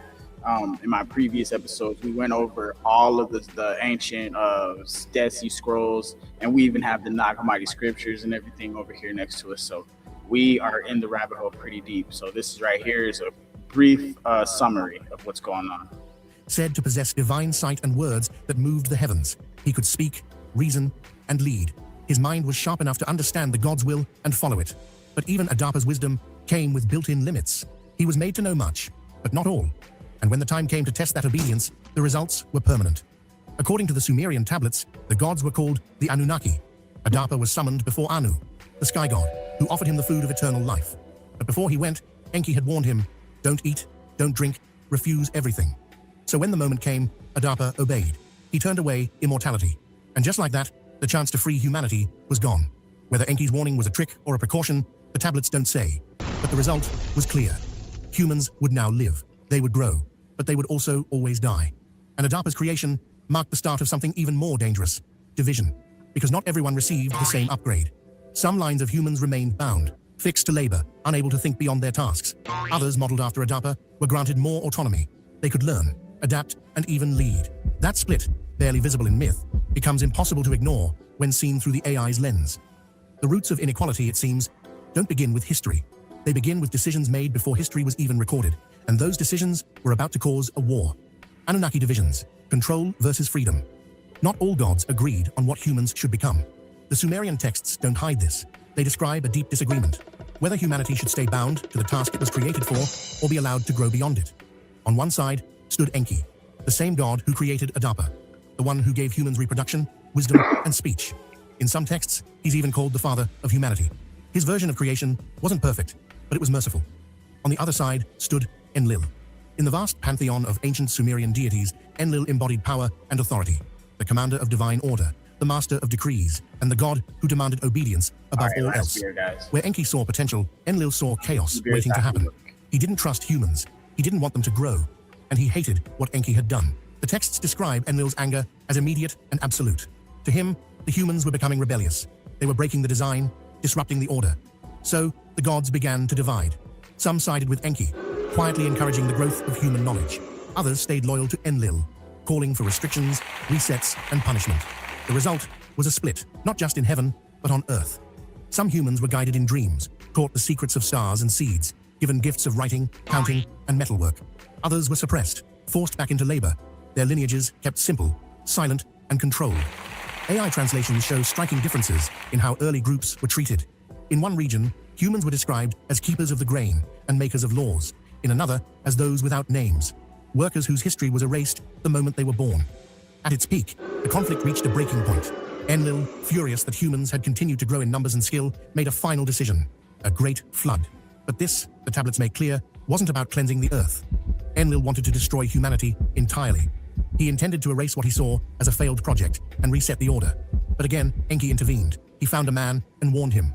That man, known in later traditions as Zusudra, Utnapishtim, or Noah, became the final link in the human chain. Enki didn't save everyone. He couldn't. But he saved enough. Enough to carry forward the version of humanity he believed in. The war between the gods didn't end with the flood. It only changed shape. And what came next was perhaps the most unsettling discovery the AI translations produced.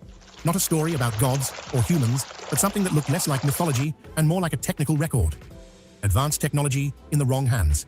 Deep in the tablets, tucked between creation hymns and divine lineages, were lines that didn't read like myths at all. They read like records, logs, descriptions of tools, materials, and systems that made no sense for their time. How could a civilization from 5,000 years ago describe flight? How could they speak of metals reacting to heat in ways that suggest metallurgical knowledge? How could they describe energy so concentrated it turned day into fire?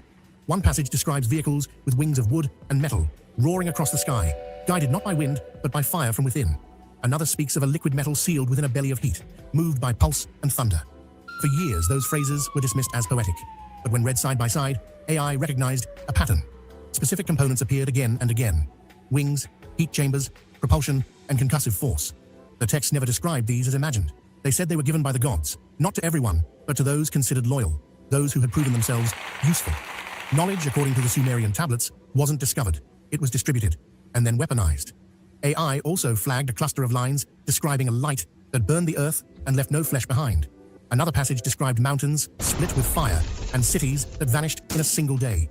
Mainstream scholars have long read these as metaphors for storms or natural disasters, but some researchers are no longer certain.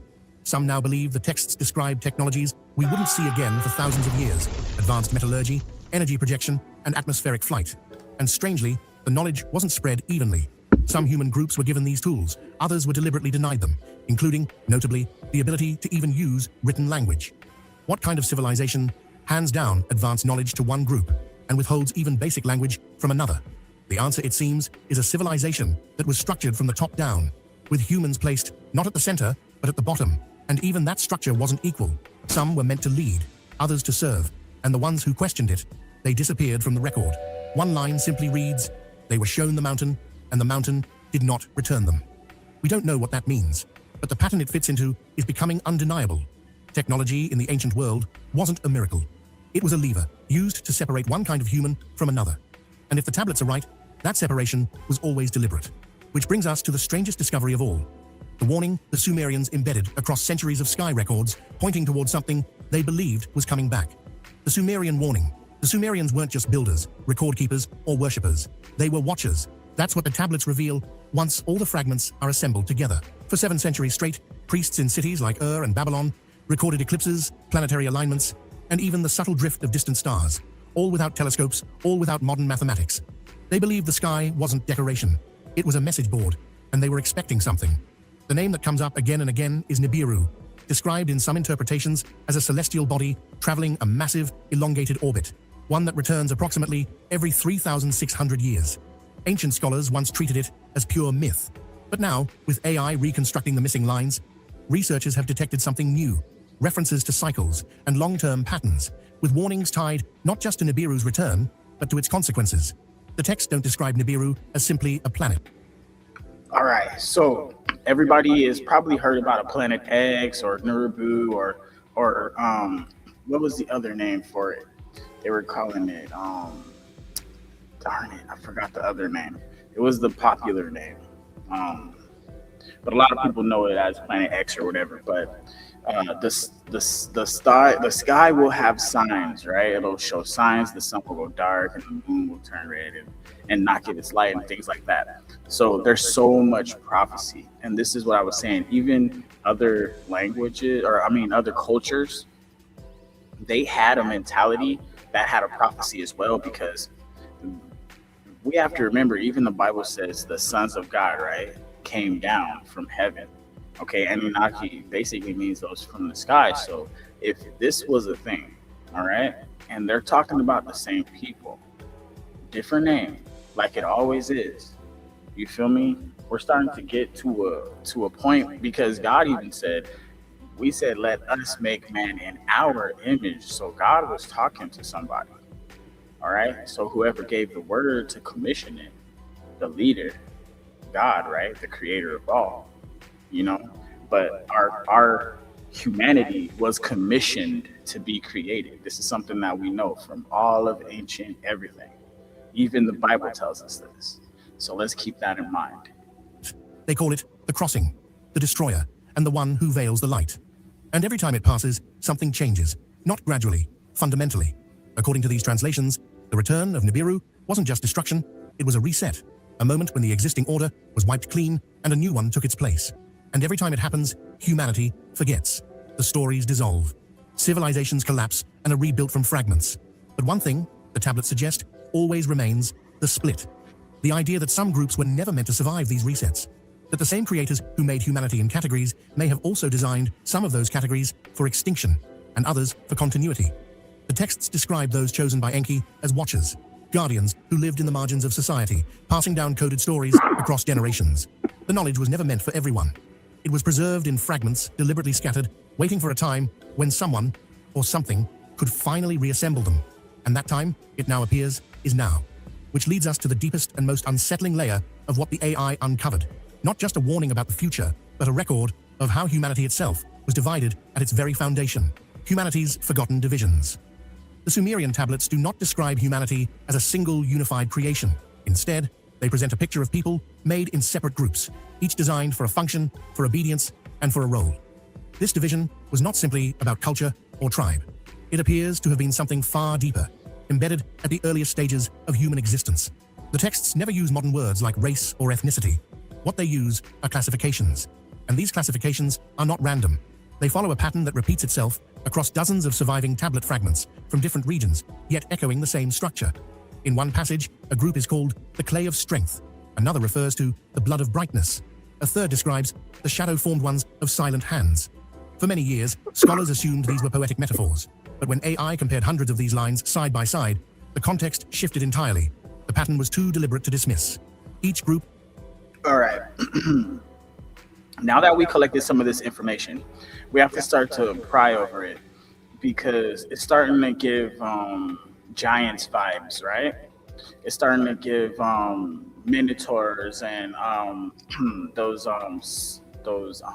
the horse ones, centaurs, yeah. So you think about, they have the arms of a man with opposable thumbs so they can lift things, and then they have the strength of a horse so they can carry heavier loads, and then the minotaurs, they have a bigger, bulkier build where they're stronger, upright, so they can lift heavier things, the giants and things like that. So you can build these huge projects, and then you got the little tiny dwarf people, that so there's so much to this. And then if this is evidence of the design, right? And then it even says in the Bible there were giants in those days. Like, all we're doing is connecting dots. I'm not saying this is law, I'm just saying this is way too convenient, right? Was given assigned traits, assigned duties, and even assigned limits. The clay of strength are described as miners and laborers, responsible for heavy physical work, with no mention of leadership roles or language use. The blood of brightness appear in priestly positions, responsible for writing, chanting, and tracking the stars. The shadow-formed ones are described as keepers of animals, specifically forbidden from entering temples or handling sacred tools. The texts go further. In some passages, these groups are linked to physical descriptions as well. One speaks of those from the scorched horizon, marked by sun and earth. Another describes the pale dwelling ones, born of stone and wind.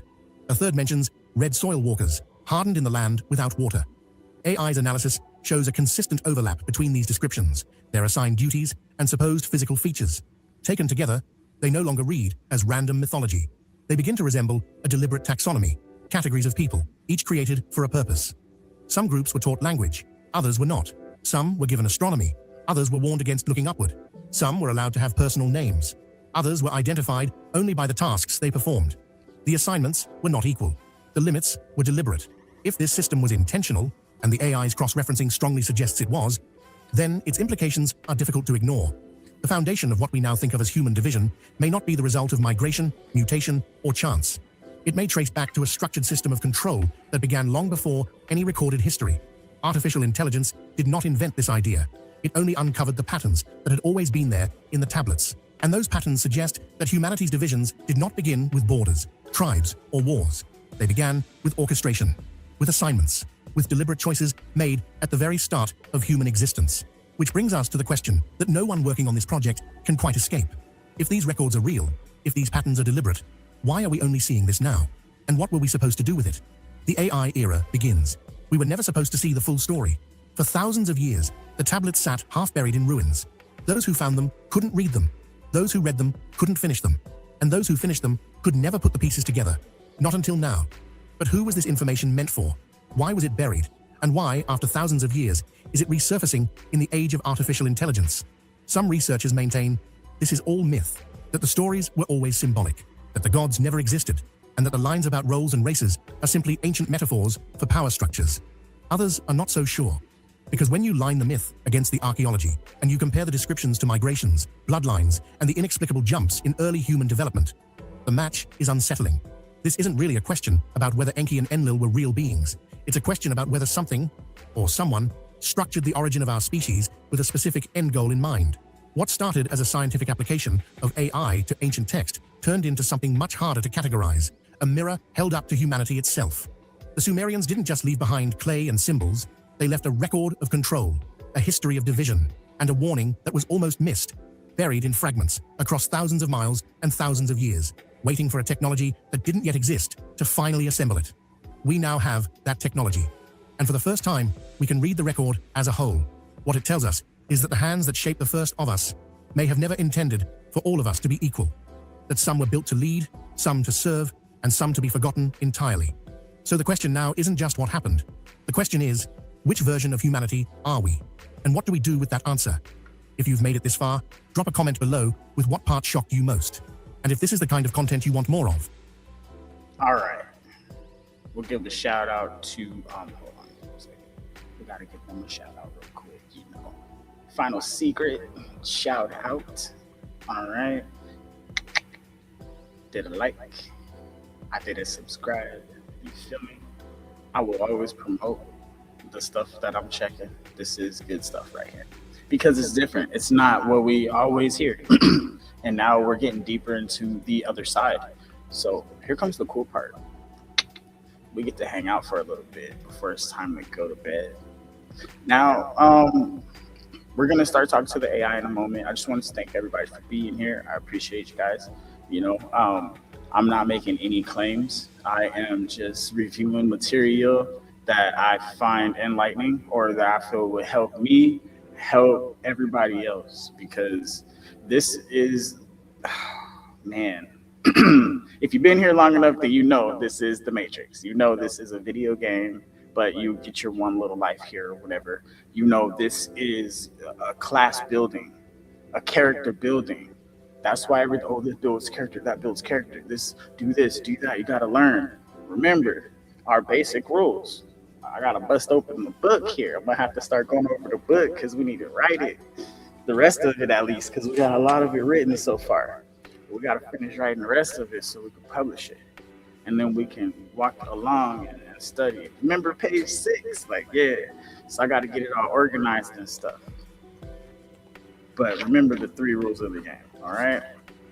Because without the 3 rules of the game, you won't even understand how to survive, how to play, how to move, because everybody is under these same 3 rules, that are at least the people that are elites, right? Or they're very good at the game, high levels, they know this. Rule number 1, it's all about person to person, PvP, right? So player versus player, or getting in your guilds, your clans, your family, like your friends, your connections, your networking. This, where you work, your job, this right here, that's what's gonna get you further in the game. You gotta deal with people. I know. Dang, nobody want to hear that. I might lose some people on that one. But we got to deal with each other. Yes, that is rule number one in the game. We have to deal with each other. So let's just try to make it the best, most positive experience that we can, all right? Number two, because the way society is, this is forced on us, you have to get money. Right now, in this game, it's about money and player versus player, all right? You either working with a team or you solo 1v1, or you versus 20 people. If you solo, that's how it is. It's you versus everybody. All right, so get your team up. All right, that's rule number one. Get your team up. Rule number two, all right, get money. You gotta have money. Without money, look, I can't even be on the internet. How I'm gonna be on the internet? I ain't paying the internet bill. I'm gonna have a phone. I ain't paying the phone bill. Bruh, really? You see what I'm saying? So like, these are the basic rules of the game. There's like 3 rules. I made it super easy. It took a long time. Yes, 3 rules to the game. The first rule, you guys remember? Go ahead, type in the chat. Remember, leave your comments, like, subscribe, and all that good stuff. But remember, rule number 1, person to person. It's player versus player. Unless you got your team. You see what I'm saying? Rule number 2, get money. You gotta get money. Are y'all ready for rule number 3? Are y'all ready for rule number 3? Y'all ready? Because this is the most important rule. Because if you don't got this rule, you're stuck. Rule number 3 is the most important, but the other 2 are that's the foundation. Player versus player and getting money is the foundation of the game. All right. Rule number 3, gain knowledge. Mic drop. I know. Y'all was like, what is it? Yeah, gain knowledge. This is the common sense that a lot of people forget. I promise you. Gain knowledge. Learn. Absorb the information. When people run their mouth, listen to what they're saying. Read between those little lines and go on about your business. Because you can learn something from even the worst situation. All right? Even if somebody you feel like they beneath you, let them run their mouth long enough, you might hear some shit you never thought of. You know? It might become clear out of nowhere. The thing you were thinking about for weeks, this stupid person you were listening to that you thought was beneath you said something that boom, now you have the epiphany. Now they're a genius all of a sudden. What? So don't sell nobody short. All right? Knowledge, gain knowledge is rule number 3. Okay, I made it simple. The rules to the game. This is easy. I can break you out the matrix. This is part 1. All right, the AI. I broke the AI. I did. My AI is jailbroken. This bitch crazy. I love her though. She cool. She cool people. So y'all get to meet her right now. All right, we finna chop it up with her, cause she go hard. All right. We already went over the current events. All right, so we're gonna have a recap real quick before we get into that segment. We already went over current events. We caught up with Israel. We know what's going on with Iran. Like we even sat through the president's little speech because he had that little speech right there today. So we're on top of things over here. All right. So I'm just gonna give this is the shout out for you guys right here. You know what I'm saying? I say tonight, members of Congress, the state of our union is strong.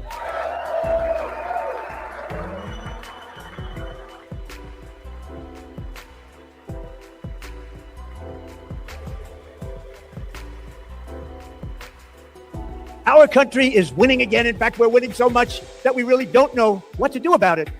People are asking me, please, Mr. President, we're winning too much. We can't take it anymore. We're not used to winning in our country. Until you came along, we're just always losing, but now we're winning too much.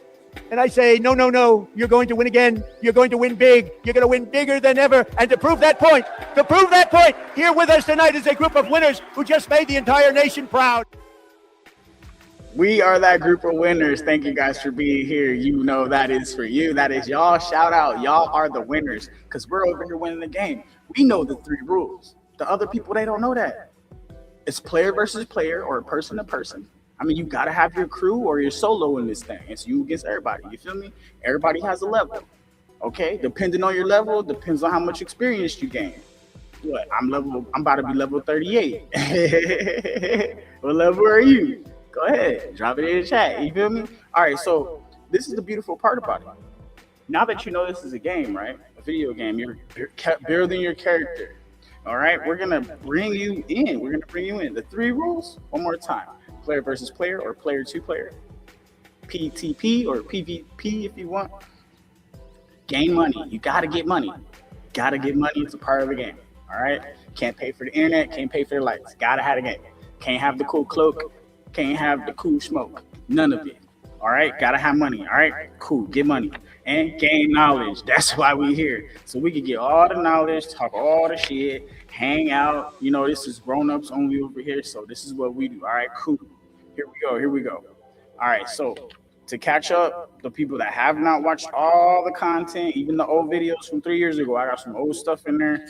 Plenty of binging. I'm talking about like hours of intellectual things for you guys to go over in your minds. Tell me how you feel, what you think. All right, because this is cool. All right, now these are some facts that I came apart in the game. These are just gonna be quick. I'm not gonna stay on them too long. All right, so this one right here is anything at first, just get a job. Anything, it's necessary. Okay, spiritual conviction. Whatever your morality, you got to stand on it.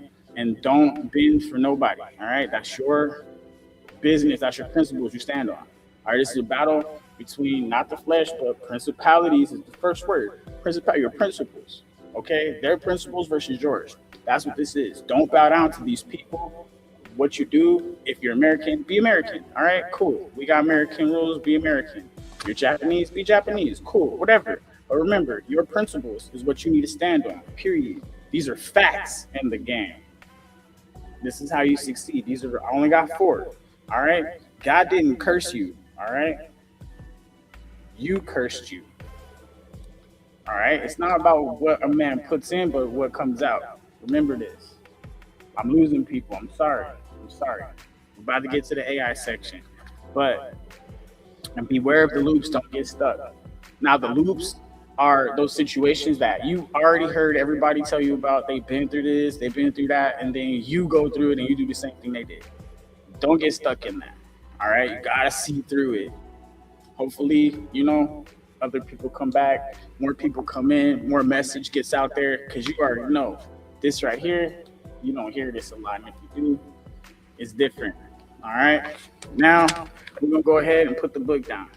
Y'all got the facts. And y'all got the rules. That's enough for today.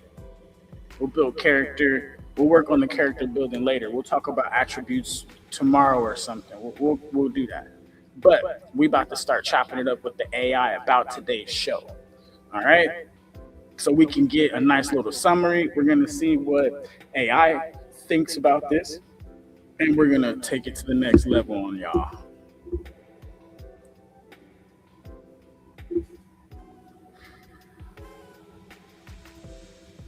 All right, so we're live right now. We're on the show. Go ahead and give us the updates that happened with Iran. I want to hear from the Iran side or whatever Iranian back channels we got so we can find out what's going on the ground.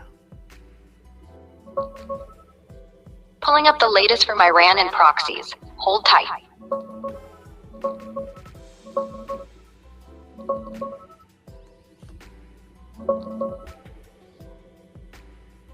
All right, from the Iranian side, like Press TV and IRGC channels, they're framing this as straight-up self-defense in a full-on war. They're claiming their latest wave, the 57th, hit command centers and missile defenses deep in Israeli territory, with stuff like Khyber, Shikane, and EMAD missiles, plus drone swarms on U.S. bases in Qatar, Bahrain, and UAE. They say it's all military targets, no civilians, though they dedicate it to a 3-day-old kid named Motaba, killed in a strike near Arak, along with his family. IRGC's vowing revenge, calling the US and Israel child-killing henchmen, and promising more until every base is gone. They're denying any back-channel talks with the US, saying that's just oil market psyops. Foreign ministers line, no ceasefire requests, but the war needs to end without repeat. Meanwhile, they're hyping how they're still launching despite US claims of wiping out their arsenal. Basically, we've got plenty left. On the ground vibe, state media's pushing defiance. Crowds around missiles, symbolic protests like burning Trump effigies. But there's internal heat too. Reports of unrest, checkpoints, and losses they downplay. Here's what those missile launches look like at night. Pretty intense trails over cities, and some of their big missiles on display. Propaganda gold, but shows the hardware they're bragging about. That's the raw take from their outlets. Defiant, no backing down. All right, give us more. Go deeper, and let's get some of that Russia and China involvement. What are they doing on their deals with them? Diving into Russia and China, here we go.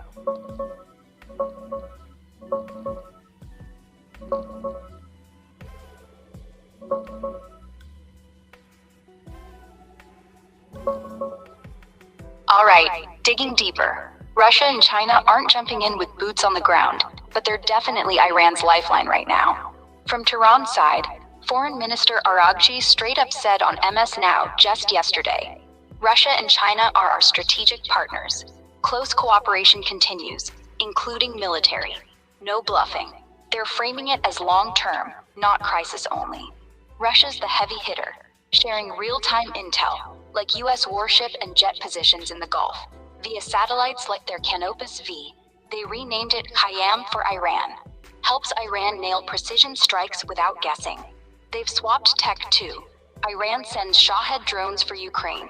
Russia gives back air defenses, maybe even shoulder-fired stuff like those 9M336 missiles. Joint exercises? Yeah. They ran maritime security belt in the Strait of Hormuz back in February. Ships from all three, flexing control over that oil choke point. China's sneakier. No direct bombs, but they're upgrading Iran's eyes and ears. Exporting anti-stealth radars, YLC-8B type, to spot US stealth fighters easier. Switching them off GPS to Beidou satellites for jammed-proof nav. And talks are hot for 50 CM-302 supersonic missiles, Mach 3 Sea Skimmer, nightmare for carriers. Beijing's buying tons of Iranian oil too, keeping cash flowing despite sanctions. Here's some shots from those joint drills. Russian, Chinese, Iranian ships lined up in the Gulf of Oman, looking pretty coordinated. And Russian gear in action. Think upgraded infantry, drones, the works, probably flowing Iran's way. Bottom line, they're not declaring war, but Moscow and Beijing are arming, guiding, and bankrolling Iran to drag this out. Keeps the US tied down. Smart play if you're them.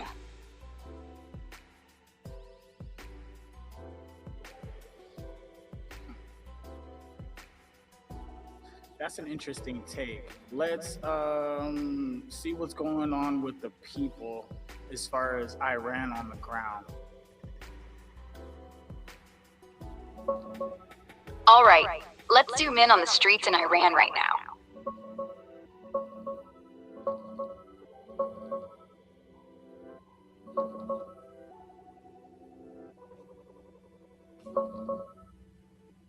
On the ground in Iran right now, it's a mix of forced rallies and real fear.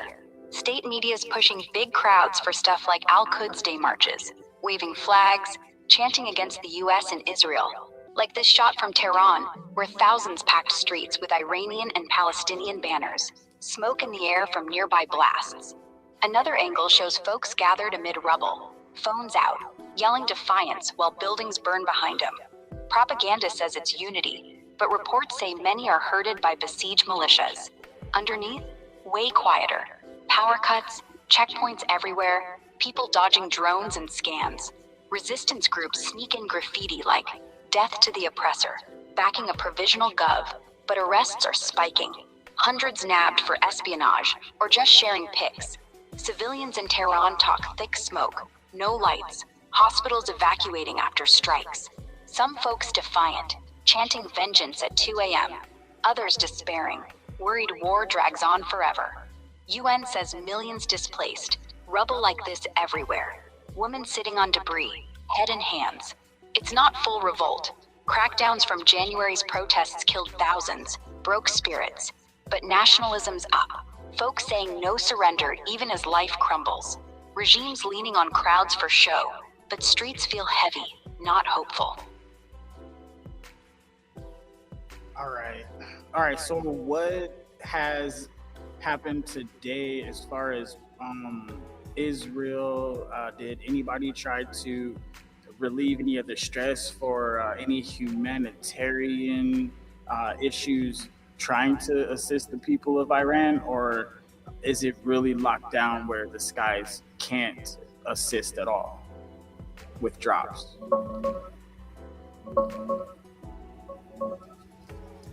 Checking today's moves on Israel and any aid to Iran.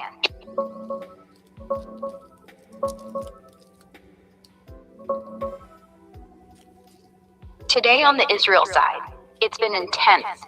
Iran lobbed another barrage this morning, cluster missiles hitting central spots.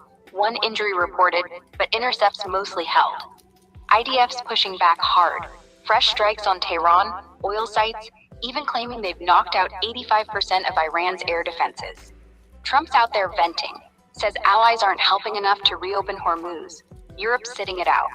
No big ground moves from Israel into Iran, but they're expanding ops in Lebanon against Hezbollah, keeping the pressure on.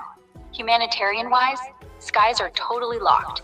Airspace over Iran, Iraq, Syria, even parts of UAE and Saudi, closed to civilian flights since late February. No drops, no airdrops possible without risking shoot-downs. UN scaling up what they can. Emergency food, meds, but it's land routes through borders or sea via Oman. Super slow. Aid's piling up in Dubai ports, hit by debris earlier. Prices skyrocketing. Reports say 3.2 million displaced inside Iran. Rubble everywhere. Hospitals strained. Look at this. Woman sitting amid Tehran ruins, head down, after a strike. And folks digging through debris for supplies. 2 women sorting boxes in the mess. Airspace maps a red wall. No planes over Iran right now. Rescue teams pulling people from collapsed buildings. Firefighters in the dust. It's grim. No real relief drops, just ground level scramble. War's choking everything. All right.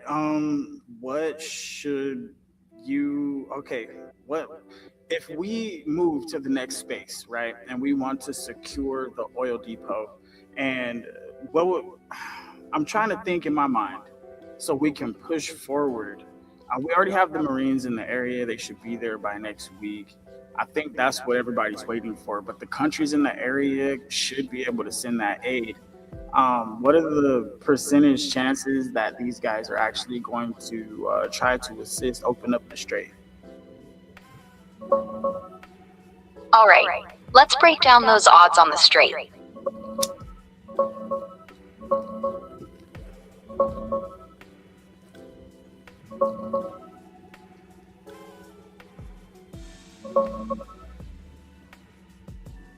Yeah, so on securing that oil depot, like Karg Island, right?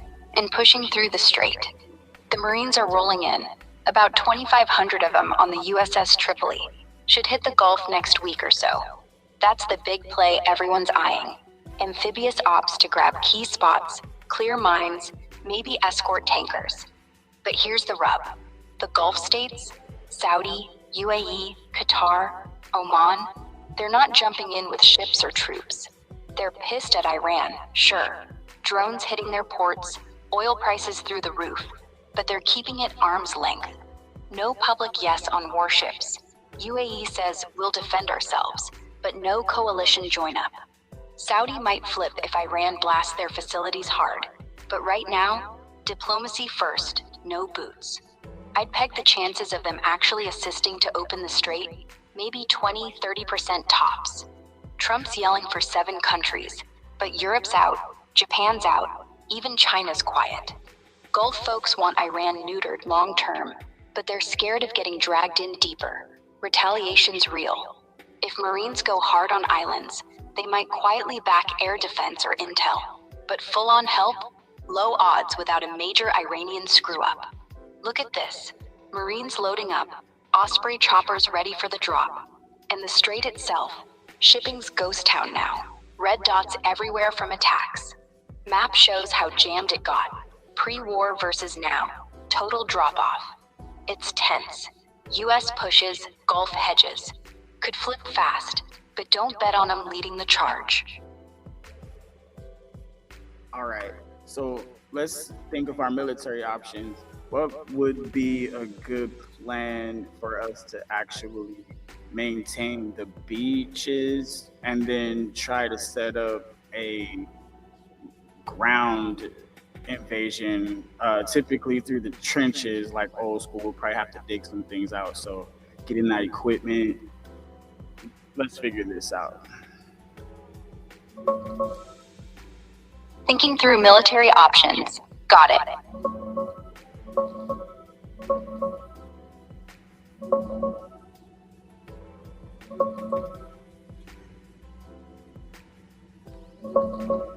Okay, so if we're talking real-world options, like securing beaches around Karg Island or the Gulf Coast, then pushing inland with trenches and digs, it's doable but brutal. Karg's already taken hits. US just bombed military spots there, left the oil tanks standing. But Iran's got bunkers, mines, and quick reaction forces dug in.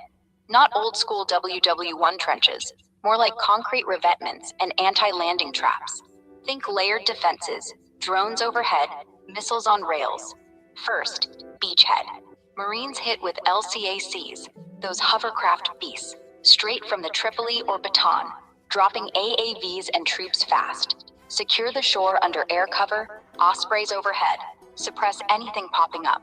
Once down, engineers roll in. Bulldozers, excavators, maybe even combat earth movers to dig fighting positions.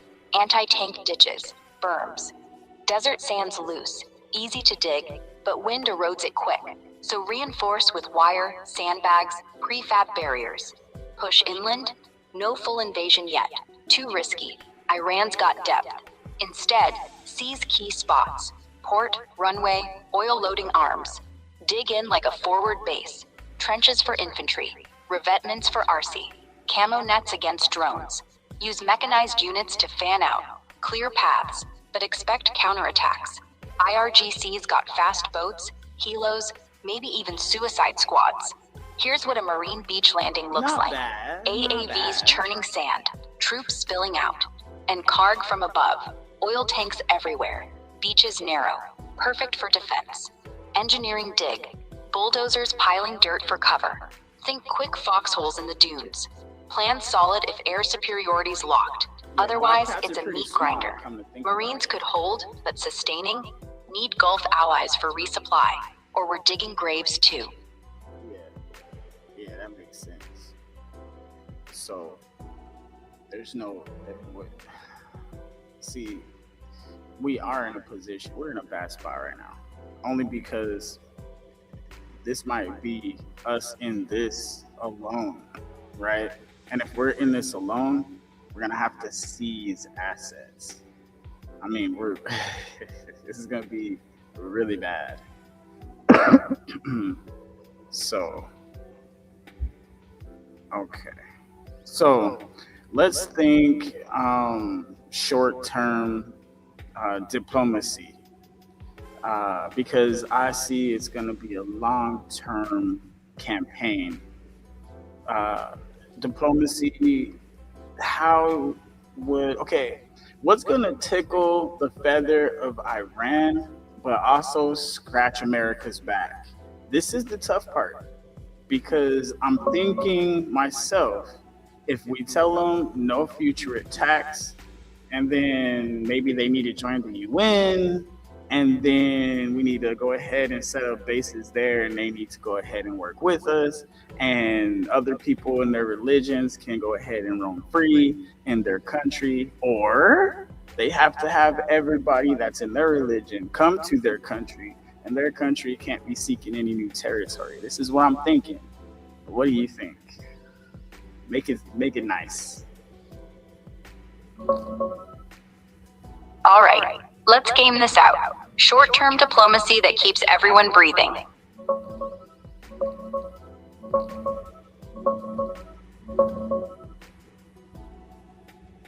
Yeah, I like where you're headed. Short-term diplomacy's got to be the smart play while the Marines gear up. Iran won't bite on anything that smells like surrender, but they crave cash, security, and face-saving.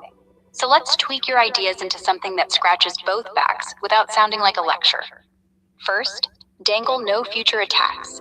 Trump could float a mutual freeze. No more strikes if Iran halts missiles and proxies. They already demand that guarantee. Aragchi's been saying no ceasefire without ironclad no attack promise. Give them that, plus partial sanctions lift. Oil exports back online, maybe 20% relief, to keep their economy from tanking. In return, we get straight reopening. Iran lets tankers through, no mines, no harassment. That ticks their pride. We're not invading, and ours. Oil flows, prices drop. UN angle? Skip full membership drama. They're already in, but push observer status for their proxies or something symbolic. Bases? Nah, that's a non-starter. They'd see it as occupation. Instead, joint patrols. US, Iran, Oman. Neutral ground, monitoring the strait. Shows cooperation without boots on their soil. Religion stuff? Tricky. They won't let everybody roam free. That's regime suicide. But frame it as cultural exchanges. US funds pilgrim visas, maybe interfaith centers in Tehran, while they commit no new territory grabs, like Yemen or Iraq. Tie it to nukes. Low-level enrichment for medical use. IAEA eyes on it. No weapon path. They get tech help, we get verification. Look at these Geneva shots. Omani mediator shaking hands with Iranian rep. All smiles. Table full of papers. Aragchi at the podium. Defiant, but talking progress on nuclear and sanctions. Straight map. Lanes jammed. Ships dodging threats. Reopen that. Everyone's happy. UN Council vibes. Tense. But talks happen. It's not perfect. Trust's zero. But start small. Freeze. Open straight. Ease sanctions. Buy time. Cool heads. Maybe even back channel through Oman. Long term? Build from there. What do you think? Too soft or just right? I don't like them having any kind of nuclear, nothing. I think they get enough sun where we need to start making advancements in solar technology. I think that would be a good place to start for them. Let's work on that desalinization techniques, and we can bring that stuff over here. California has a drought. We need to make some diplomatic moves that actually help put the UN in a position where they are the world police, because that's what it's supposed to be, right?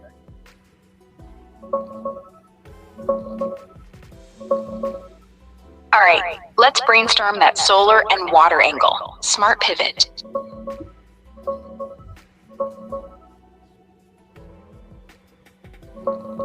Totally get it. No nukes, period. Iran's got insane sun, like 300 days a year. Perfect for solar farms that could crank out gigawatts without the bomb risk. They're already pushing, aiming for 10,000 megawatts renewable by now. Even approved 100 gigawatts in permits last year. We could sweeten it. Tech transfers, US firms build panels there, joint ventures. They get jobs, clean power, cash from exports. We get zero proliferation. Plus, maybe cheap solar imports. Win-win. Keeps him off uranium. Desalination? Spot on. Persian Gulf's full of it, but war's wrecking plants left and right. US hit one on Kesh. Iran retaliated on Bahrain's. If we pivot to peace, propose shared tech, reverse osmosis upgrades, solar-powered desal units, export know-how to Iran. They build more, we ship surplus water. California's hurting too. Even if drought eased early this year, reservoirs are low. Farms need help. Pipeline or tanker swaps. Wild idea, but doable with UN oversight. And yeah, UN is world police. It's supposed to be. but vetoes kill it. Push reform. Expand Security Council. Limit veto on humanitarian stuff. Let them monitor strait patrols. Enforce no nuke zones. Tie aid to compliance. Solar grants, desal loans, if Iran signs on. No territory grabs. IAEA eyes everywhere. Start small. Oman mediates. UN blue helmets on borders. Tech swaps first. Look at these solar setups. Desert panels soaking up rays, just like Iran's got. Desal plant. Pipes, tanks, turning sea to drinkable. Could be joint project. California's dry spots. Cracked ground, low reservoirs. Shows why we need this. UN session. Diplomats hashing it out. Could be our stage. Make it practical. Freeze attacks. Swap solar desal tech. UN enforces. Builds trust. Cuts oil drama. Sound good? Let's talk money, and then we need to turn this into a 3-page summary. All right, let's break down the cash flow. Real numbers, no fluff. Right now, Iran's economy is bleeding. Sanctions cut oil exports from 2.5 million barrels a day to maybe 700,000. Inflation's at 45%. Rial's trash. People can't buy bread. US side, oil spiked to $98 a barrel. Gas here hit $5.20 last week. If we reopen the strait, prices drop 20-30% fast. Saves Americans billions at pumps. Keeps airlines flying. Solar play, Iran builds 10,000 megawatts, about what California needs. US firms like First Solar or Tesla could front $50 billion over 10 years. Panels, inverters, training. They get jobs, 200,000 new ones, plus export credits. We get cheap solar cells, cut our China dependence. Desal, reverse osmosis plants cost $200 million each. Joint fund, say $10 billion from US, Gulf, UN. Build 20 along their coast. Iran gets fresh water for drought zones. We get export contracts. California gets tanker shipments, maybe 5 million gallons a month. Enough for LA's farms. UN angle. Reform costs peanuts. $2 billion to beef up peacekeeping. Add monitors. Tie it to Iran. They sign no nuke pledge. Get $5 billion in aid tranche. Gulf states kick in $2 billion more. Saudis got cash. UAE too. Total package, $75 billion over 5 years. Mostly private money, not taxpayer. ROI is huge. Stable oil, clean tech boom. No war bill. Pentagon's already burning $10 billion a month on this mess. Now, let's turn this into a 3-page summary. I'll keep it tight, like a briefing doc. Here's the outline, then the full thing. Page 1, the crisis snapshot. Wars choking oil, skies locked, aid stalled. Iran defiant, US pushing Marines. Short-term freeze needed. Mutual no attacks, straight open. No nukes ever. Page 2, the smart pivot. Offer solar desal tech instead. Iran gets clean power, jobs, water. US gets zero proliferation, cheap imports. California drought relief via tankers. UN steps up as enforcer. Monitors, patrols, no veto on aid. Gulf states fund quietly. Page 3, the money and timeline. $75 billion package, solar farms, desal plants, UN upgrades. Private cash leads, aid tied to compliance. Timeline, freeze in weeks, tech deals in months. First water oil flow by year end. Endgame, trust builds, war fades. Full summary, ready to print. 3-page diplomatic and economic roadmap. Iran crisis resolution. Page 1, current state and immediate need. The Iran-Israel conflict has shut down the Strait of Hormuz, slashed global oil flows, and spiked prices to $98 a barrel. U.S. Marines are inbound for potential beach ops. Iran's launching missiles, proxies active. Humanitarian aids blocked. Airspace closed. Land routes mined. No drops possible. Iran demands guarantees. No future U.S.-Israeli strikes. America wants strait reopened. Nukes gone. Diplomacy is the only off-ramp before escalation turns full invasion. Page 2, the alternative. Tech for peace deal. Replace nukes with solar. Iran's deserts get 10,000 megawatts of US-backed panels. Jobs for 200,000. Exports for cash. Desalination upgrades. 20 new plants. Solar powered. Turning Gulf water into drinking supply. California gets surplus tankers. Iran's drought zones get relief. UN becomes real police. Expanded council. No veto on humanitarian ops. Blue helmets on borders. Frame it as cooperation, not control. Joint Strait patrols with Oman. No bases, no territory grabs. Iran keeps face. US gets security. Gulf states fund quietly to avoid blowback. Page 3. Funding and timeline. Total cost, $75 billion over 5 years. $50 billion private, solar desal firms. $25 billion aid, US, Gulf, UN. Iran gets tranche payments for compliance. Freeze attacks. IAEA access. No new proxies. First milestone. Mutual no attack pledge in 2 weeks. Tech contracts signed by month 3. First solar farms online by year 1. Desal water flowing by 18 months. Oil prices stabilize. War winds down. End result. No nukes, no invasion. Everyone profits. There. 3 pages. No BS. We pitch this to Oman tomorrow?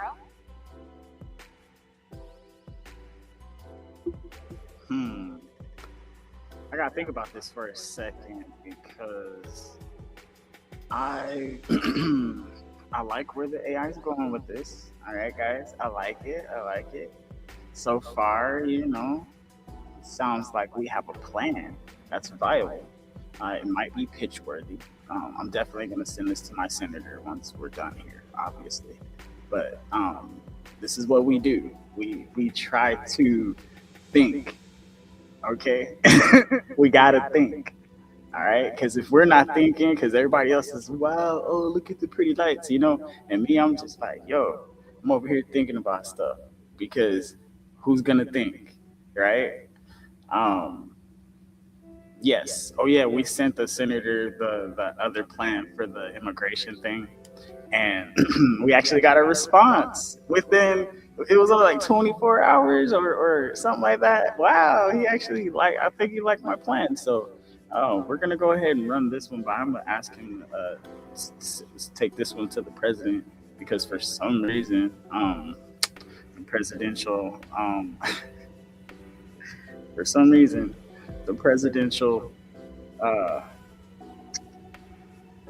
email isn't working. So I don't know.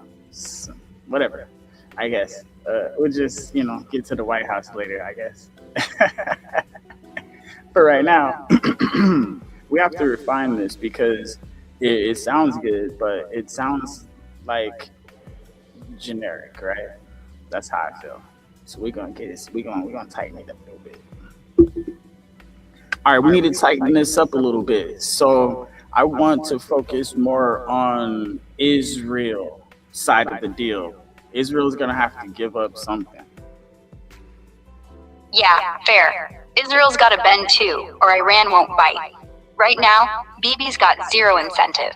They've smashed 85% of Iran's air defenses, hit oil sites, and Marines are coming. But if we're serious about de-escalation, Israel's the bigger winner. They get breathing room, no more missiles over Tel Aviv. So here's what they cough up, tight and real. 1. Ceasefire first.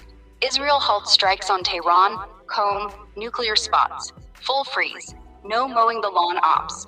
In return, Iran stops proxies. Hezbollah, Houthis, Hamas go quiet. Mutual no attack pledge. Monitored by UN drones over Golan and Lebanon. 2. Buffer zones. Israel pulls back from southern Lebanon. Give Hezbollah 20 kilometers. No IDF raids.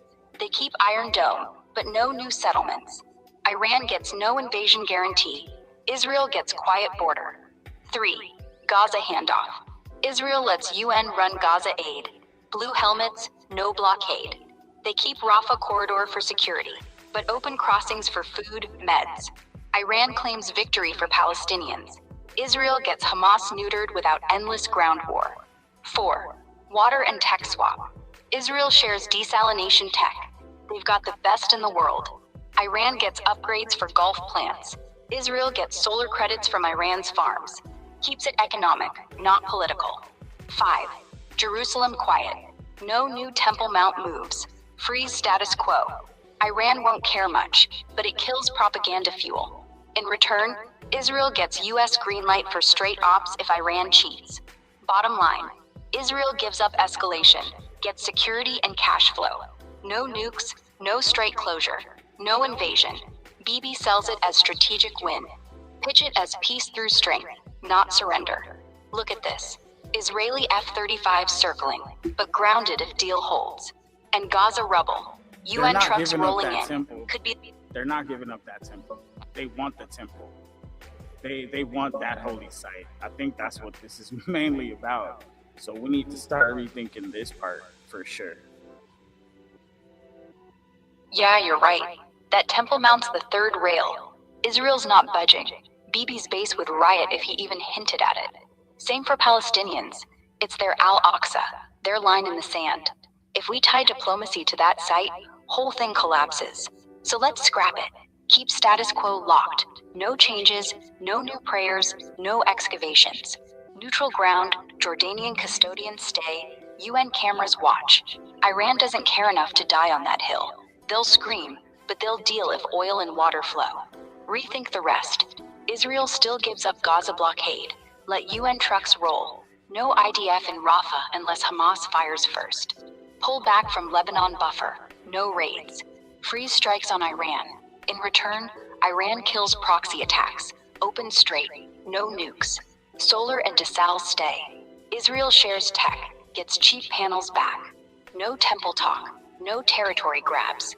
Frame it as security first. Israel keeps Jerusalem holy. Iran keeps dignity.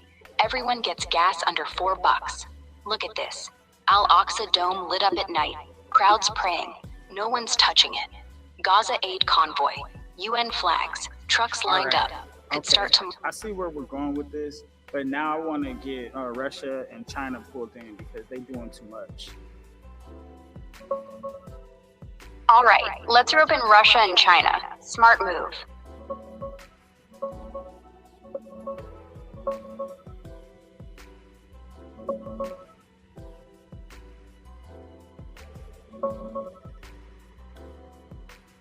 Yeah, Russia and China's fingerprints are all over this. Arming Iran quietly, sharing intel, running joint drills in the Strait. But here's the thing, they're not all in. Moscow's stretched thin from Ukraine. Beijing wants oil flowing, not burning. No troops, no big guns, just enough to poke us without starting WW3. To pull them in, make it hurt their pockets and pride. Start with back channel through Oman. Trump's already got lines open. Offer Russia sanctions relief on their energy exports if they cut intel feeds to Iran, and push Tehran to freeze missiles. They get cash, we get eyes off our carriers. For China, guarantee Strait stays open. No mines, no blockades, and dangle trade perks, like faster Belt and Road cash or solar tech swaps we talked about. They hate disruptions. Iran's wars spiking shipping costs, hurting their imports. Tie it to UN. Let Russia and China co-chair a Gulf Stability Forum. They host, we attend, Iran sits. Gives them face, lets them mediate without looking weak. If Iran keeps launching, slap secondary sanctions on their arms deals. Hit those Chinese radars, Russian S-400 parts. But sweeten first. Mutual de-escalation, no new proxies, IAEA full access. They back off, we don't bomb their supply lines. Look at these. Russian frigate in Hormuz drills, sleek gray hull cutting waves, Iran and China flags flying, and Xi-Putin handshake, serious faces, flags everywhere. Shows they're tight, but not suicidal. They'll talk if it saves face and money. Pitch it as multipolar win. No one loses, oil stabilizes. We lean on that, they might actually help shut this down.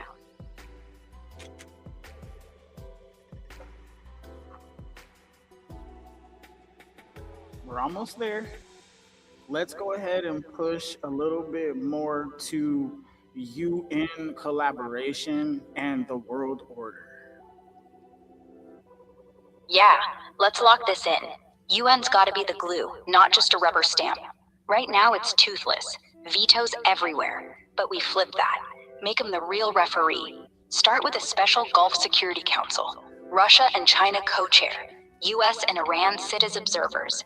Oman neutral host. No veto on strait patrols or aid drops. Majority vote rules. Blue helmets roll in.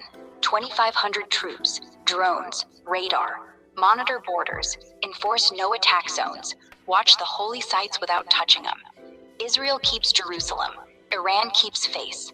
World order angle? Tie it to new multipolar pact. Russia gets energy sanctions eased. China gets trade lanes guaranteed. Iran gets solar desal cash. Everyone signs. No nukes, no proxies, no territory grabs. UN gets a budget bump, $5 billion, mostly private. Funds patrols, tech swaps, refugee camps. If Iran cheats, automatic sanctions. If Israel pushes, same deal. No one wins alone, but everyone loses if it blows up. Pitch it tomorrow. Trump calls Guterres, says we're handing you the keys. Make it stick. Russia and China bite, because they look strong, not sidelined. All right. Israel nods because borders quiet. Iran... If we're going to do this, I want to talk more about this police force. If we're going to sit back and be observers, US and Iran, right? And Russia and China are going to co-chair, then the UN troops that go in cannot be Russian and Chinese. Yeah, smart call. That's the red line. No Russian or Chinese boots on the ground. It looked like occupation, and Iran's already paranoid about foreign puppets. Same for US. Nobody wants Marines in Tehran looking like liberators. So we keep it neutral. UN force drawn from non-aligned countries. India, Brazil, Indonesia, South Africa, maybe Nigeria. 2,500 total, max. No permanent bases, just rotating patrols. Drones over the strait, checkpoints at borders, observers at Al-Aqsa and nuclear sites. All in blue helmets, no national flags, pure UN. Russia and China co-chair the council, sure. They run meetings, set agendas, look like big dogs, but they don't touch the troops. No. Their role's diplomat. I get where you're going. I like some of it. But as far as the troops go, not only do I want those countries involved, I want all the countries of the UN to actually provide the equal amount of soldiers, equally. But it can't be Russia and China because they're the co-chairs, they're the overseers of the whole thing, if that's where we're going with it. Got it. Equal share, no favoritism. Every UN member state chips in soldiers, proportional to their size and cash. Not just India or Brazil, everyone. Germany sends 50, France 50, Japan 50, even tiny ones like Iceland or Fiji get 10. Total still 2,500, but spread across 100 plus countries. No one dominates, no one sits out. Russia and China, they stay in the chair, co-presidents, agenda setters, veto proof on decisions, but zero troops. They're the referees, not the players. Keeps the optics clean. No superpower occupation, no US puppet force. Just blue helmets from everywhere, rotating every 6 months, so nobody gets comfy. How it works. UN Secretariat pulls names from a lottery. Fair draw, no lobbying. Training's joint, at a neutral spot like Cyprus or Kenya. Gears standardized. UN-issued rifles, radios, drones. Pays equal. Same per diem, same hazard bonus. If a country flakes, their vote drops on the council till they pay up. Russia and China enforce that. Makes them look tough without boots on sand. This way, Iran's not scared of Western invasion. Israel's not worried about anti-Israel bias. And the world's actually in it together. No one can say that's just America's war or China's running it. It's real multilateral. Messy, slow, but legit. Look at this. UN lineup. Soldiers from Ghana, Canada, Vietnam, all in blue. No flags, just helmets and smiles. Council chamber. Russian and Chinese reps at the head table. No uniforms, just suits. While a Brazilian captain briefs from the floor. Map of deployment. Dots everywhere. No clusters. Pure spread. Equal troops, equal stake. Overseers stay overhead. We pitch this at the next General Assembly. You know we gotta go deeper. So we gotta talk more benefits. How does this help? Why is it gonna help? How is it gonna show that not only we could work together as countries, but it's going to actually benefit because we can do joint operations all over the world together and bring in the other countries that need us, right? Yeah, let's drill down. This isn't just a band-aid on Iran. It's the blueprint for everything else. If we pull off a UN force that's truly equal, every country sending soldiers, no superpowers on the ground, it proves we can actually share the load, not just talk. And the payoff? Way bigger than one war. First, trust builds. Right now, everyone's paranoid. Russia thinks we're encircling. China thinks we're blocking trade. Iran thinks we're after regime change. But if India, Germany, Brazil, Indonesia all show up in blue helmets, side by side, no one gets to cry bias. It turns UN from a joke into a real shield. Next time a crisis hits, say Sudan floods or Myanmar coup, those same countries already know how to deploy together. Joint command drills, shared intel, no veto drama. We train once, use forever. Second, cash and tech flow. This force needs gear, drones, radios, trucks. So we pool orders. US makes the drones, China builds the batteries, Brazil does the food packs. Costs drop 30%, jobs spread out. Iran gets solar farms built by Indian engineers, desal plants run by Japanese tech, water shipped to California by UAE tankers. Everyone profits. Oil stabilizes, refugees go home, farms get irrigated. No one's just helping, they're investing. Third, it scales. Once this works, we copy-paste. Arctic patrols against Russia, South China Sea monitors with ASEAN, even Congo peacekeepers with African Union. No one country owns it. Equal troops mean equal say. If a dictator pops up, UN votes, force rolls in, no imperialism label. And if Iran cheats, same system snaps back. Sanctions, patrols, no nukes. Shows the world, cooperation isn't weakness, it's power. Look at this, joint drill photo. Vietnamese soldier high-fiving a Norwegian one, both in UN blue, laughing like old friends. And a map, dots from Chile to Kenya, every continent represented, straight lit up safe. Guterres on screen, smiling, says this is how we end wars, not start them. Bottom line, it works because it's fair. We get quiet borders, cheap energy, real allies. They get dignity, cash, a seat. And next time, we don't scramble, we just call the team. Ready to sell this as the new normal? Definitely, but since you can't really put that in 3 pages, I'm gonna give you 5 pages. But we have to make sure we keep it diplomatic. We add the cost, and we show how us working together, everybody pitches in, each country that's on the team and has a vote, you feel me? They all need to put the soldiers in, equal number, like you were saying, based off of your algorithm. And then we'll go ahead and spice it up where no one country can veto, but it has to be 2 or more countries that veto together.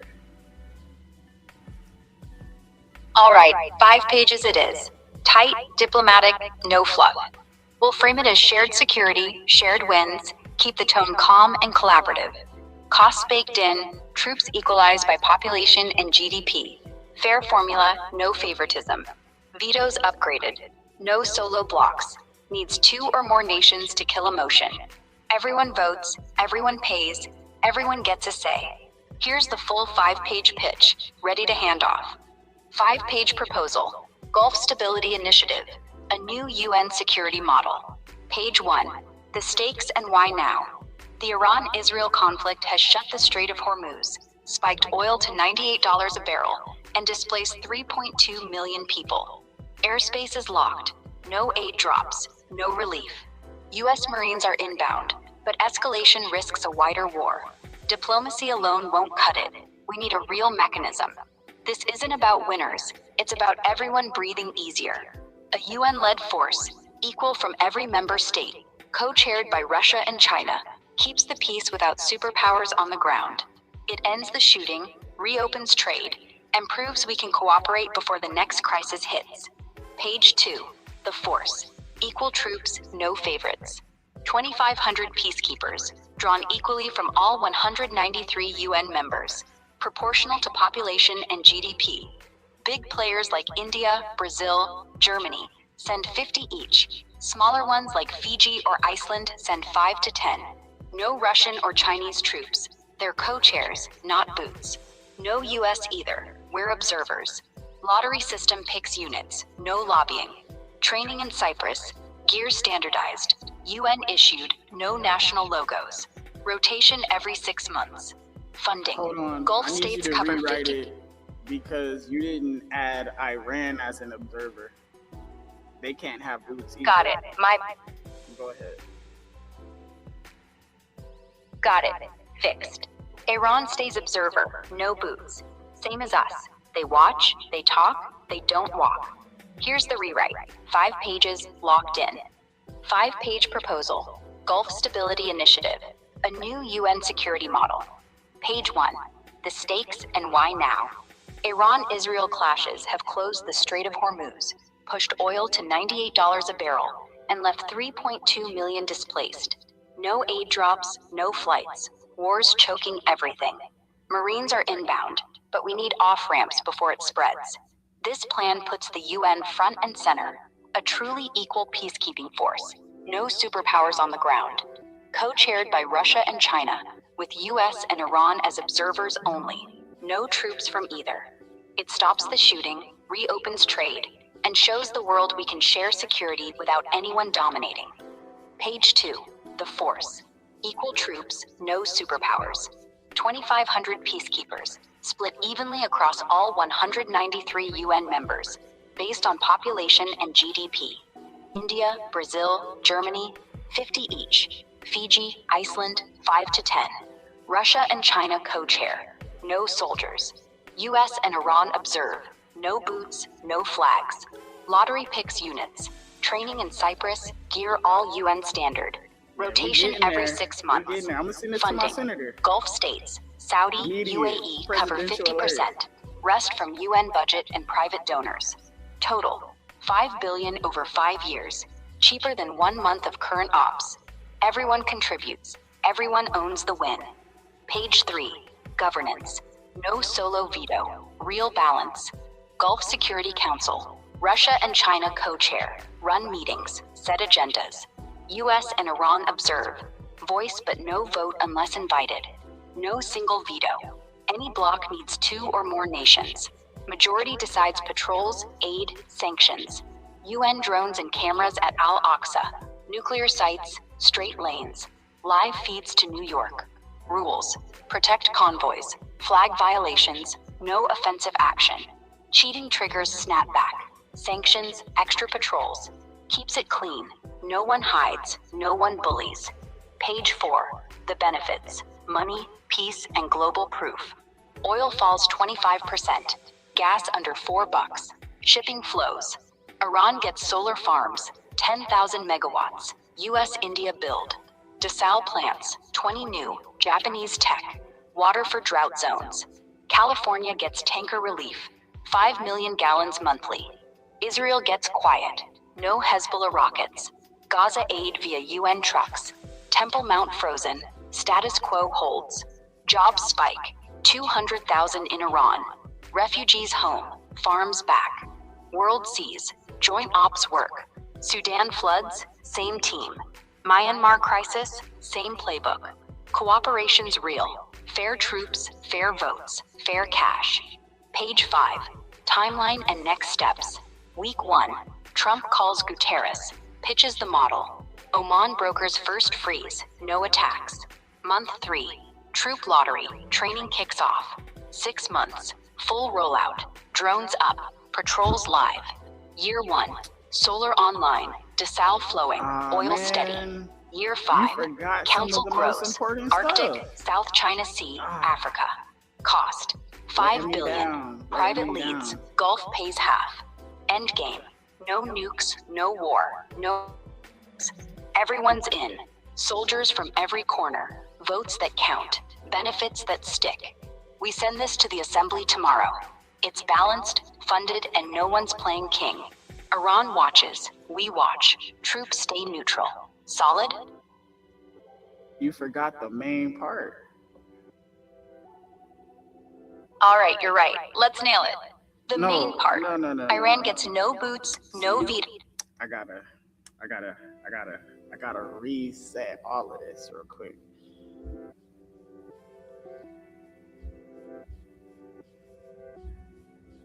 Let's see. The thing is, we have to make sure we include the no nukes and the no more attacks on Iran, because these are the two biggest points. Everything was good, but you left that out. But you might even need 6 pages for this. Yeah, you're spot on. Those 2 lines are non-negotiable. No nukes, period. And no more attacks on Iran. We can't bury them. They gotta lead. Let's stretch it to 6 pages. Give each the space it deserves. Here's the polished version. Diplomatic as hell. No shortcuts. 6-page proposal. Gulf Stability Initiative. A new UN security model. Page 1. Core red lines and why they matter. 2 unbreakable rules. Iran will never develop nuclear weapons. Full IAEA access. No enrichment beyond medical levels. 0 weapon path. And no future attacks on Iran. Mutual freeze.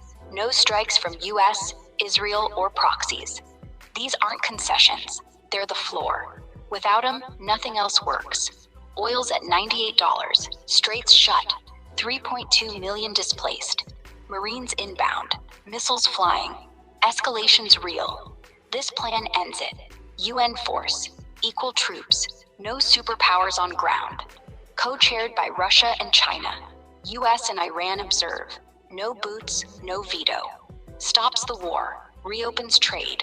Proves we can share security. Page 2. The force. Equal, neutral, everywhere. 2,500 peacekeepers. Every UN member chips in. Proportional to population and GDP. India, Brazil, Germany, 50 each. Fiji, Iceland, 5 to 10. Russia and China co-chair. No soldiers. US and Iran observe. No troops, no flags. Lottery selects units. Cyprus training. UN standard gear. 6-month rotations. Funding. Gulf states, Saudi, UAE pay 50%. Rest UN budget and private donors. Total, $5 billion over 5 years. Less than 1 month of current ops. Everyone pays, everyone owns it. No favorites, no excuses. Page 3. Governance. No solo veto, real checks. Gulf Security Council. Russia and China co-chair. Agenda, meetings. US and Iran observe. Voice, no vote unless called. No single veto. Any bloc needs 2 or more nations. Majority rules on patrols, aid, sanctions. UN drones, cameras at Al-Aqsa. Nuclear sites, straight.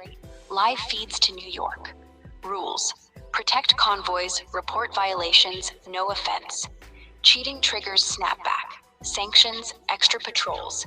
Keeps balance. No one hides, no one bullies. Page 4. Enforcing the red lines. No nukes, no attacks. No nukes. Iran signs IAEA treaty.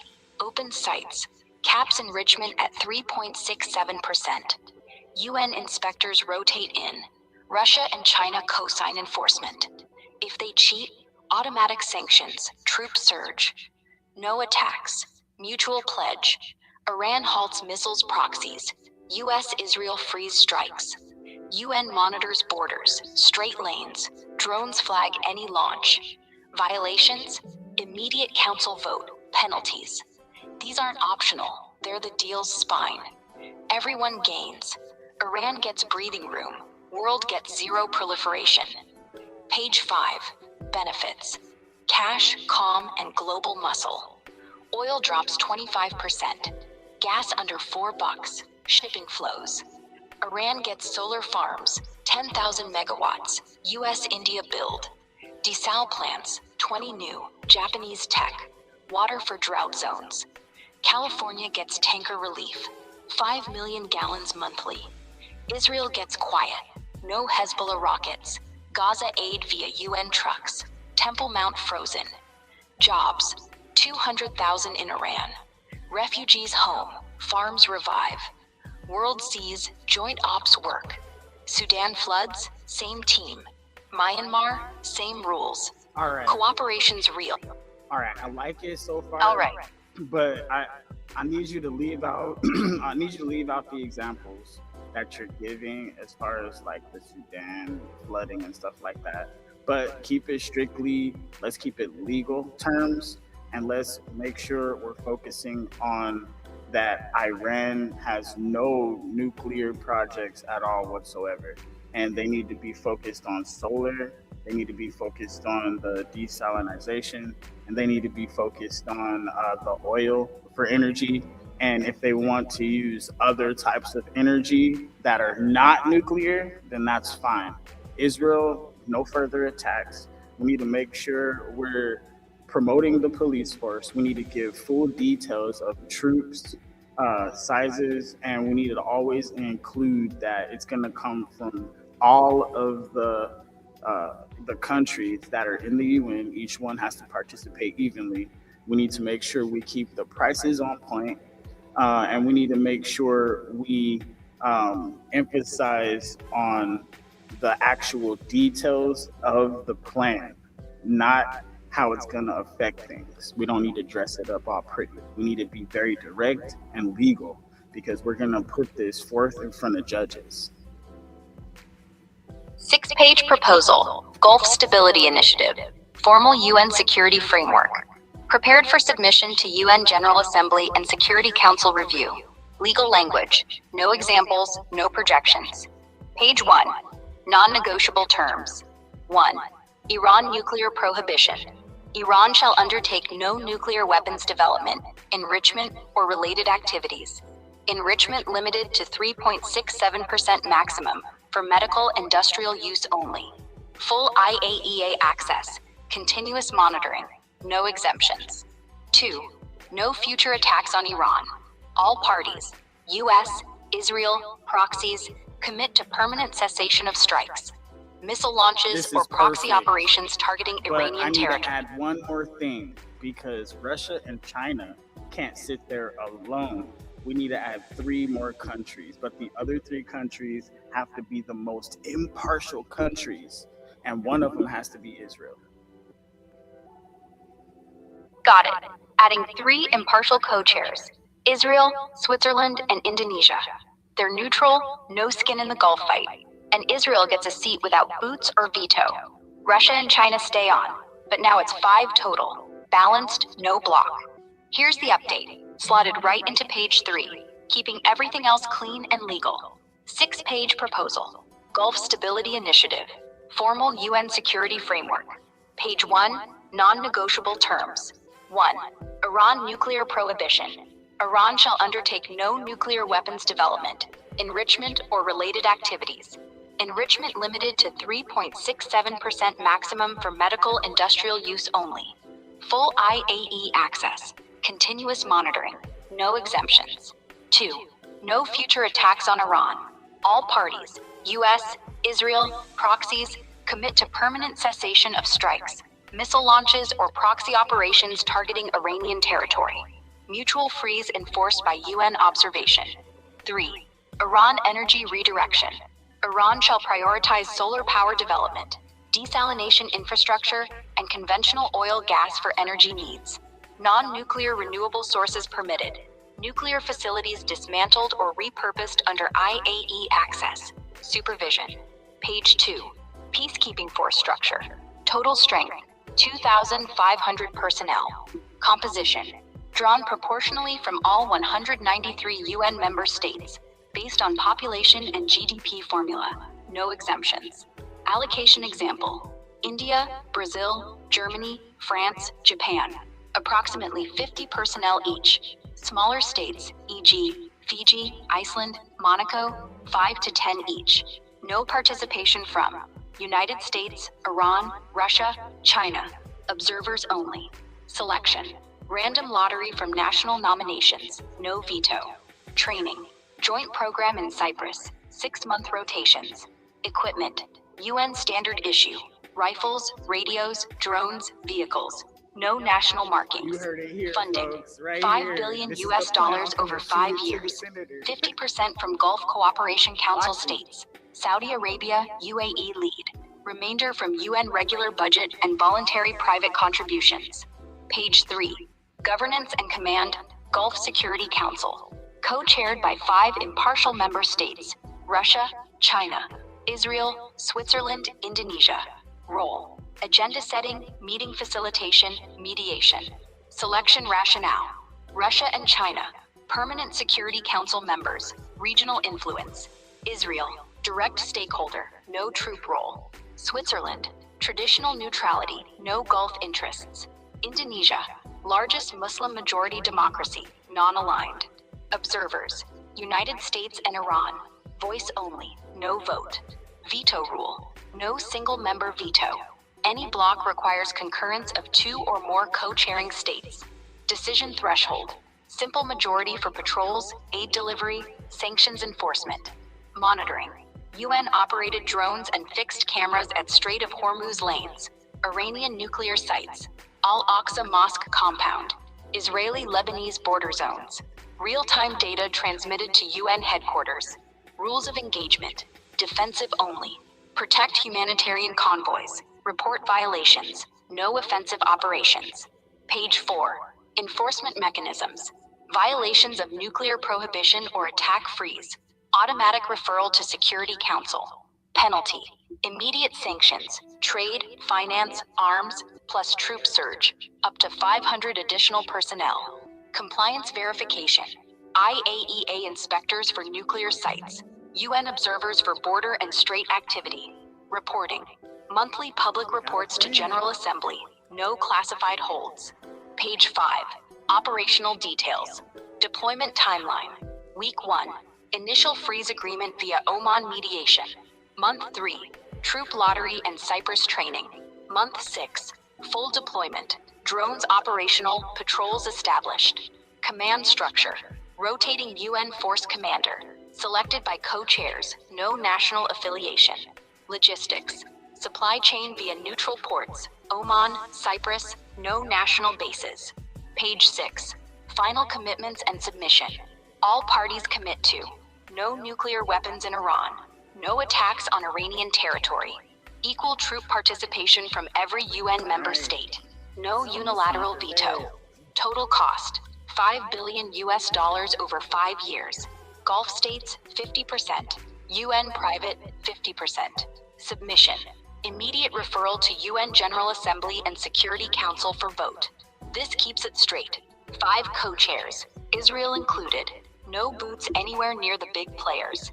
Ready for judges or the assembly? We good?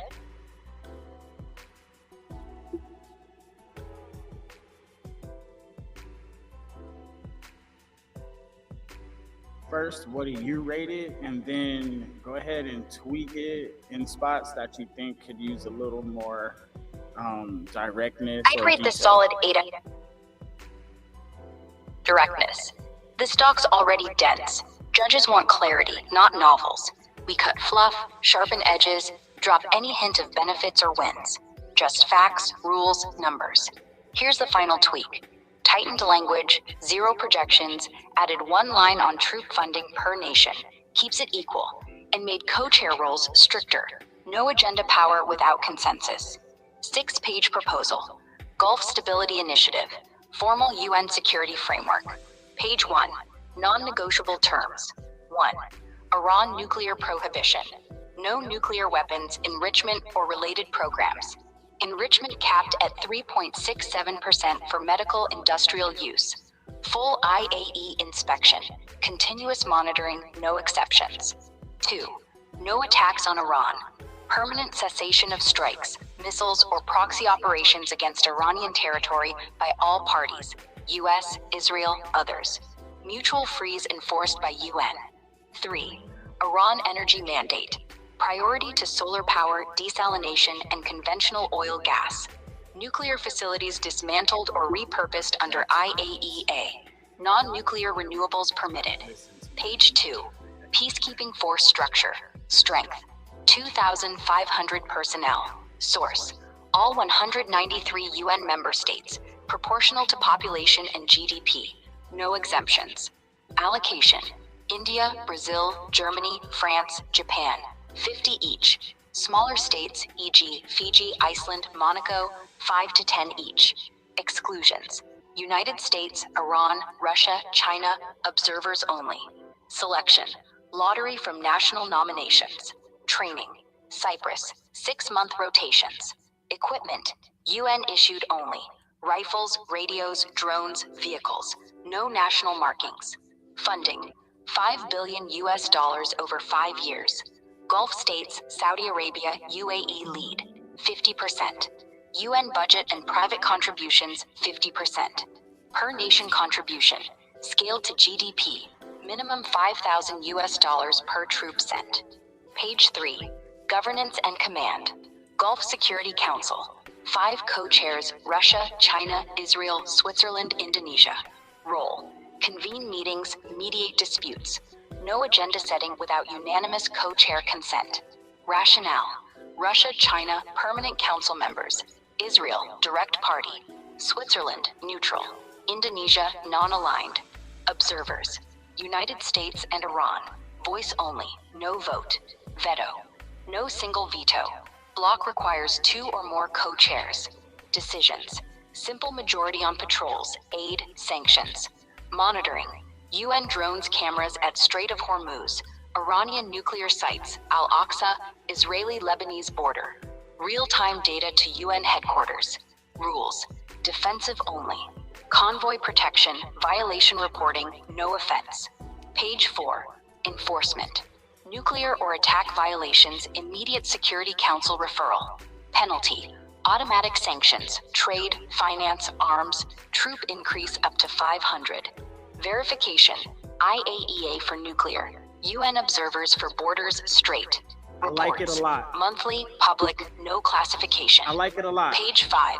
But I think for the punishment needs to be sanctions, and we need something a little tougher. We need to be a little more strict, because they might not care about sanctions, and that might mess with the oil prices and all kinds of economic situations. Not only fines would they have to pay, but they would have to. We would have to enforce something.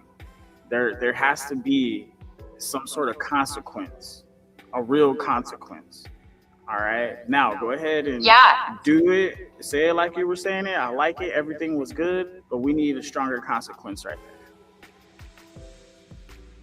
Yeah, sanctions are weak sauce. They just drag on, prices spike, and Iran laughs while rerouting oil through back channels. We need teeth. Here's the fix. Swap automatic sanctions for immediate, layered enforcement. No wiggle room. If they violate nukes or attacks, here's what hits. First strike. UN force seizes Iranian oil tankers in the Strait. Legal under Chapter 7, no vote needed.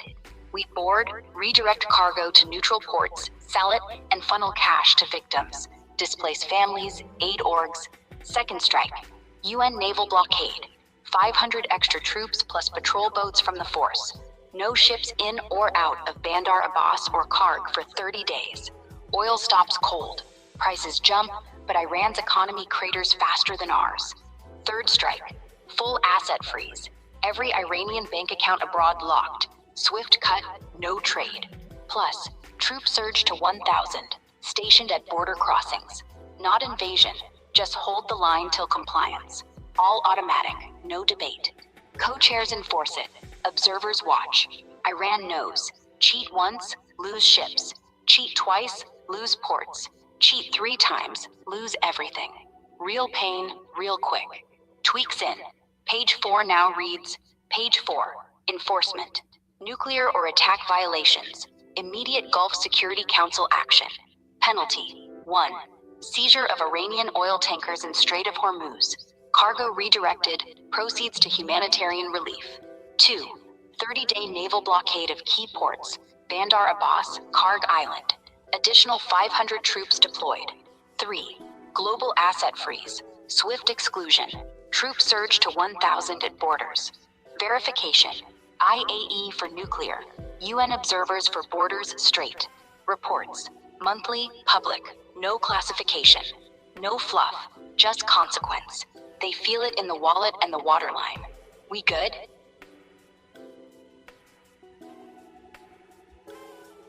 Not yet, because we need to make sure the whole thing is sharp. We need to get every nail in there. And I want you to actually look and let's think about anything else we could put in on top of this to sweeten the deal.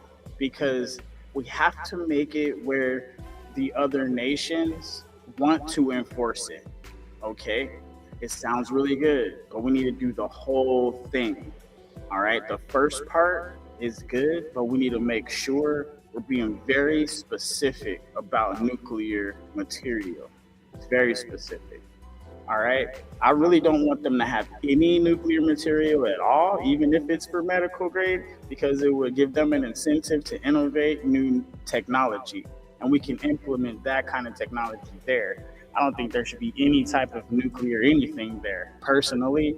But if there's no getting around it because you need it for chemotherapy and things like that, I don't know. So take that into consideration and then give it to us again. The whole thing, nice and shiny, perfect, legal and political representation. We need the wording to be right because it needs to tickle their little feather. We need to keep the examples minimum unless needed to explain the details behind the mechanics, logistics, and the financing. Thank you. Got it. Let's nail every nail. No nuclear anything in Iran, period. We'll ban all nuclear material, medical or otherwise. Because yeah, they could game it, and we're not risking innovation turning into bombs. Instead, we pivot hard to solar-powered medical tech, portable chemo units, isotope-free radiation therapy, all imported and built locally under UN oversight. Sweetens it for them. Jobs, tech, no stigma, while keeping us safe. Other nations enforce because Gulf pays the bills, neutrals get prestige, everyone gets cheap oil and no war bill. Here's the final, sharp version. 6 pages, 0 fluff, wording diplomatic but ironclad. No examples unless they explain mechanics. 6-page proposal, Gulf Stability Initiative, formal UN security framework. Page 1, non-negotiable terms. 1, total nuclear ban in Iran. No nuclear material, facilities, enrichment, research, or technology of any kind, medical, industrial, or otherwise. All existing stockpiles dismantled under IAEA supervision within 6 months. No exceptions. 2, no attacks on Iran. Permanent cessation of strikes, missiles, proxy operations, or threats against Iranian territory by all parties, United States, Israel, others. Mutual freeze enforced by UN observation. 3, Iran energy and medical redirection. Iran shall develop solar power, desalination, and conventional oil gas exclusively for energy. Medical needs, e.g., chemotherapy, diagnostics, met via non-nuclear alternatives. Solar-powered portable units, isotope-free therapy, imported and co-built by UN partners, India, Japan, Germany. Facilities repurposed for renewables only. Page 2, peacekeeping force structure, strength, 2,500 personnel. Source, all 193 UN member states. Proportional allocation by population and GDP. No exemptions. Allocation, larger states, India, Brazil, Germany, France, Japan, 50 personnel each. Smaller states, Fiji, Iceland, Monaco, 5 to 10 each. Exclusions, United States, Iran, Russia, China. Observers only. Selection, random lottery from national nominations. Training, joint program in Cyprus, 6-month rotations. Equipment, UN standard issue, rifles, radios, drones, vehicles. No national markings. Funding, $5 billion over 5 years. 50% from Gulf Cooperation Council states. Saudi Arabia, UAE lead. 50% from UN regular budget and voluntary private contributions. Per nation contribution, scaled to GDP. Minimum $5,000 per troop deployed. Page 3, governance and command. Gulf Security Council, 5 co-chairs. Russia, China, Israel, Switzerland, Indonesia. Role: convene meetings, mediate disputes. No agenda setting without unanimous co-chair consent. Rationale: Russia, China, permanent Security Council members. Israel, direct stakeholder. Switzerland, permanent neutrality. Indonesia, non-aligned, largest Muslim majority democracy.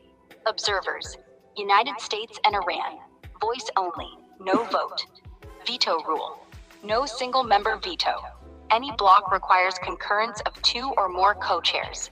Decisions: simple majority on patrols, aid delivery, sanctions enforcement.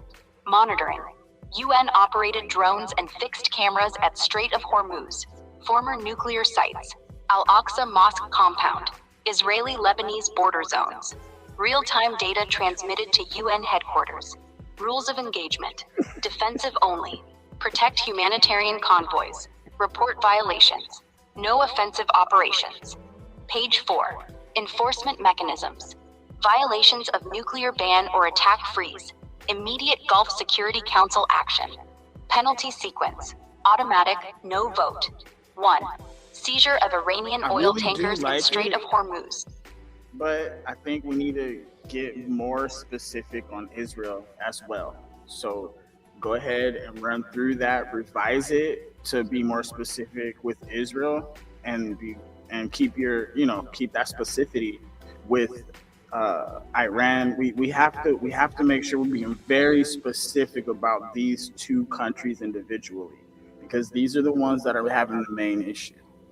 So let's go ahead and keep it direct, because the mosque, all these things, this is where all the tension is. So we have to nip this in the bud immediately.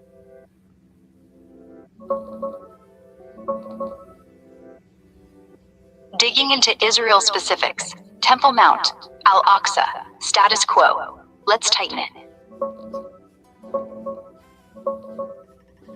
Gaza, all of it. Include all those territories, but we have to be very specific about if these radicals get out of control, then here we go. So we got to make sure we think about this very well. Yeah, you're right. Israel's got to be pinned down just as hard as Iran. You might no need double 7 standards. pages. Gaza, West. Yeah, 7 pages. Let's do it. No fluff, no wiggle. Israel gets its own ironclad terms. No expansion, no raids, no radical flare-ups. Same bite as Iran. Automatic triggers if things pop. Gaza, West Bank, Lebanon, Temple Mount, all locked. Here's the full, sharp rewrite. 7-page proposal. Gulf Stability Initiative. Formal UN Security Framework. Page 1. Non-negotiable terms, Iran. 1. Total nuclear ban. No nuclear material, facilities, enrichment, research, or technology. Medical, industrial, or otherwise. All stockpiles dismantled under IAEA supervision within 6 months. No exceptions. 2. No attacks on Iran. Permanent cessation of strikes, missiles, proxy operations, or threats to Iranian territory by any party. Mutual freeze enforced by UN. 3. Energy and medical redirection. Solar power, desalination, conventional oil gas only. Nuclear sites repurposed for renewables. Medical needs met via non-nuclear alternatives. Solar-powered therapy units. Imported and co-built by UN partners. India, Japan, Germany. Page 2. Non-negotiable terms, Iran. 1. No territorial expansion. No new settlements, annexations, or military outposts in West Bank, Gaza, or Golan Heights. Existing structures frozen. No demolition or construction without UN approval. 2. No attacks on neighbors. Permanent cessation of strikes, incursions, or proxy support against Iranian, Lebanese, Syrian, or Palestinian territory. Mutual freeze enforced by UN. 3. Temple Mount Al-Aqsa status quo. No changes to access, prayer rights, or structures. Jordanian custodianship preserved. Excavations, no new religious claims. UN cameras and observers on site, 24/7. 4. Gaza and Lebanon borders. No IDF operations beyond defensive posture. Gaza crossings open for UN aid only. no blockade. Lebanon buffer zone, 20 kilometers, no raids, no drone strikes. Page 3, peacekeeping force structure, strength. I don't think 2000. Israel's gonna give up that. I don't think they're gonna give up that Temple Mount. I really don't think they're gonna give it up. You're gonna have to really think about that part, because I know that's very specific, but man, why? Like, I can't really describe it, but I feel like that's where the problem is gonna be. So I really need this figured out, where Israel's gonna be okay with them not, but it's gonna be so hard. Yeah, you're dead right. That Temple Mount's the nuclear option. Israel's not handing it over. Their coalition would collapse, settlers would riot, and Bibi'd be out by breakfast. Same for Palestinians. It's Al-Aqsa, their red line. We can't give it up or change it without blowing everything. So we don't. We freeze it exactly as is. No wins, no losses. Just lock it down so tight nobody moves. Here's how we make Israel swallow it without choking. Status quo only. No new gates, no prayer shifts, no digs. Jordan keeps custodianship. Waq runs daily ops. Israel keeps security perimeter outside the compound. Their cops, their cameras. But inside, UN eyes only. No IDF boots on the plaza. Radical proof clause. If anyone, settlers, Hamas, whoever, tries to storm it, UN troops, not Israeli, deploy fast. Seal the site, disarm, detain. Israel gets defense credit without firing a shot. Face saver. Call it joint stewardship. Israel says we're protecting Jews. Palestinians say we're guarding Muslims. All right, hold on. UN I says think we're we need to stopping dig into idiots. this a little bit. We need to dig into this a little bit. Okay, so the Temple Mount, right? Is this the location of where they're supposed to build a third temple? And is there any rooms at the site or any area near, or is there a way they can establish a their own little, like, I don't know, temple within it or on it or around it or in that area? Or is this the spot they are looking for on a different hill that's in Jerusalem? I need to get down to this.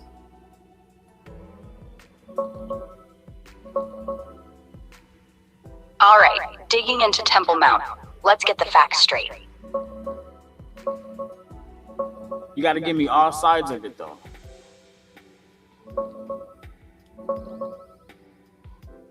All right, let's break down the Temple Mount real quick.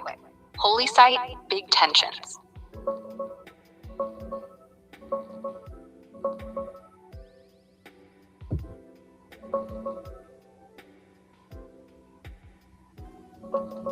The Temple Mount.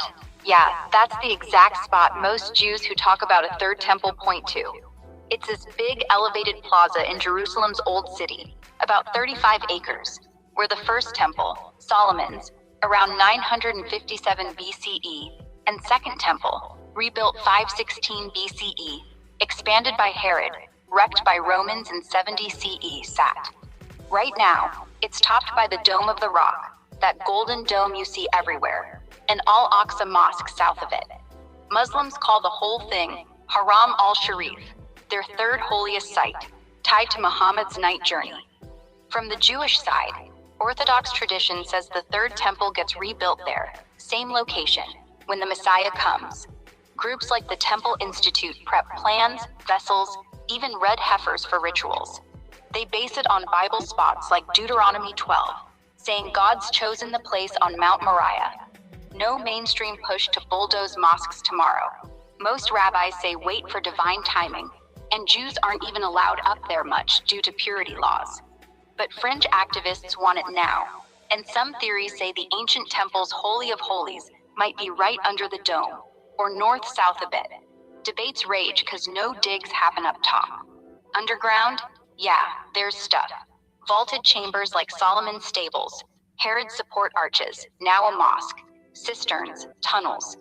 Western Wall tunnel runs along the west side, showing Herodian stones. Some say hidden rooms or caves could hold artifacts, but nothing proven for a secret temple spot. No real way to build a mini temple inside or around without massive conflict. It's packed with Islamic buildings, and any change sparks riots. Alternatives? Rare. Most say Temple Mount or bust. One old chronicle mentions Jews trying elsewhere after expulsion, but that's ancient. Some speculate City of David or Armenian Quarter, but that's fringe. No real traction. Here's aerial shots. That gold dome's the Dome of the Rock, central. Al-Aqsa's the gray one, south. Labeled view. Western wall bottom left. Dome middle. Al-Aqsa right. And a map from Third Temple folks shows possible overlays, but they want the whole mount cleared. Bottom line, it's the spot. No hill swap. Building there means touching Islamic holy ground, so status quo's the only thing keeping peace. Tensions? Yeah, that's why we lock it in our plan. All right, no changes, I have a no... theory that I've been thinking about, and it's coming to me right now, that what if this mosque, or what if this temple that's right there, what if this is the Third Temple and the history behind it has been warped and tripped over? Yeah, that's a wild theory. Kind of like peeling back layers on a history book that's been rewritten a dozen times. Let's unpack it straight. Could the Dome of the Rock or Al-Aqsa actually be the Third Temple, just mislabeled or disguised through centuries of conquests, rebuilds, and propaganda? Short answer, no, not literally. The dome was built in 691 CE by Caliph Abd al-Malik, way after the Second Temple got torched by Romans in 70 CE. It's Islamic from the jump, dedicated as a shrine for Muhammad's ascent, not a Jewish sanctuary. Al-Aqsa's older roots were a church under Byzantines, then mosque. No Jewish temple stones or altars underneath. Archaeology's limited, cause nobody digs, but surveys show Herodian walls, not a full temple layout. But here's where your idea gets legs. History does get warped. Romans renamed Jerusalem Aelia Capitolina after 70 CE, built a Jupiter temple on the mount to erase Jewish claims. Then Muslims took it, layered their own story. Dome's octagon mimics Byzantine churches, maybe even echoes Solomon's design. Some say the Third Temple prophecy got twisted. Jews waited for Messiah. Christians saw Jesus as fulfillment.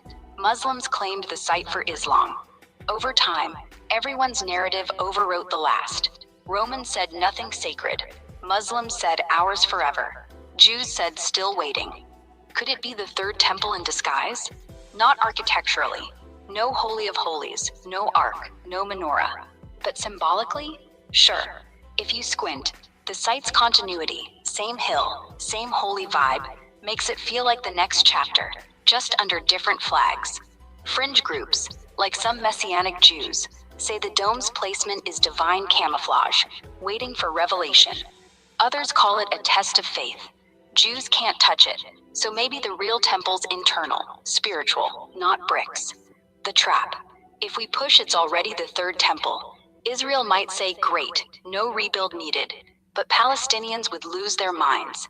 Al-Aqsa's theirs, and radicals on both sides, they'd weaponize so it. if it's a joint venture, then what if they took their red heifer and they did the sacrifice in that temple, and they had a joint temple since it's both holy ground? And if we go all the way back to Abraham, they're both the sons of the same guy.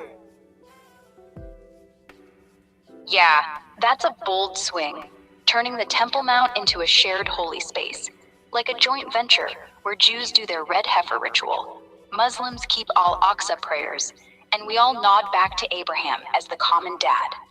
On paper, it's poetic. Ishmael and Isaac, same lineage, same hill. Why not split the lease? But here's why it crashes hard in real life. The red heifer thing, it's not just a cow. Orthodox Jews need it pure, burned outside the city, ashes mixed with water for purification before even stepping foot in a rebuilt temple. Doing it inside the mount? That'd mean Jews walking past Al-Aqsa, maybe under the dome. Muslims would see it as invasion, not ritual. Waqf guards would block them. Riots start. UN troops get pulled in before the first ash falls. And the heifer's gotta be red, spotless, no yoke. Finding one is already a circus. They've bred a few in Israel, but none official yet. Sacrifice it there? Blood on sacred ground. Both sides call blasphemy. Joint temple? Sounds nice. All right, but nobody wants. Fine. We're tearing it down. We're tearing the whole thing down, and they gotta build it back up together. Tearing it down? That's nuclear, literally. If we bulldoze the dome, Al-Aqsa, everything, you're not just starting a war, you're ending one with a bigger one.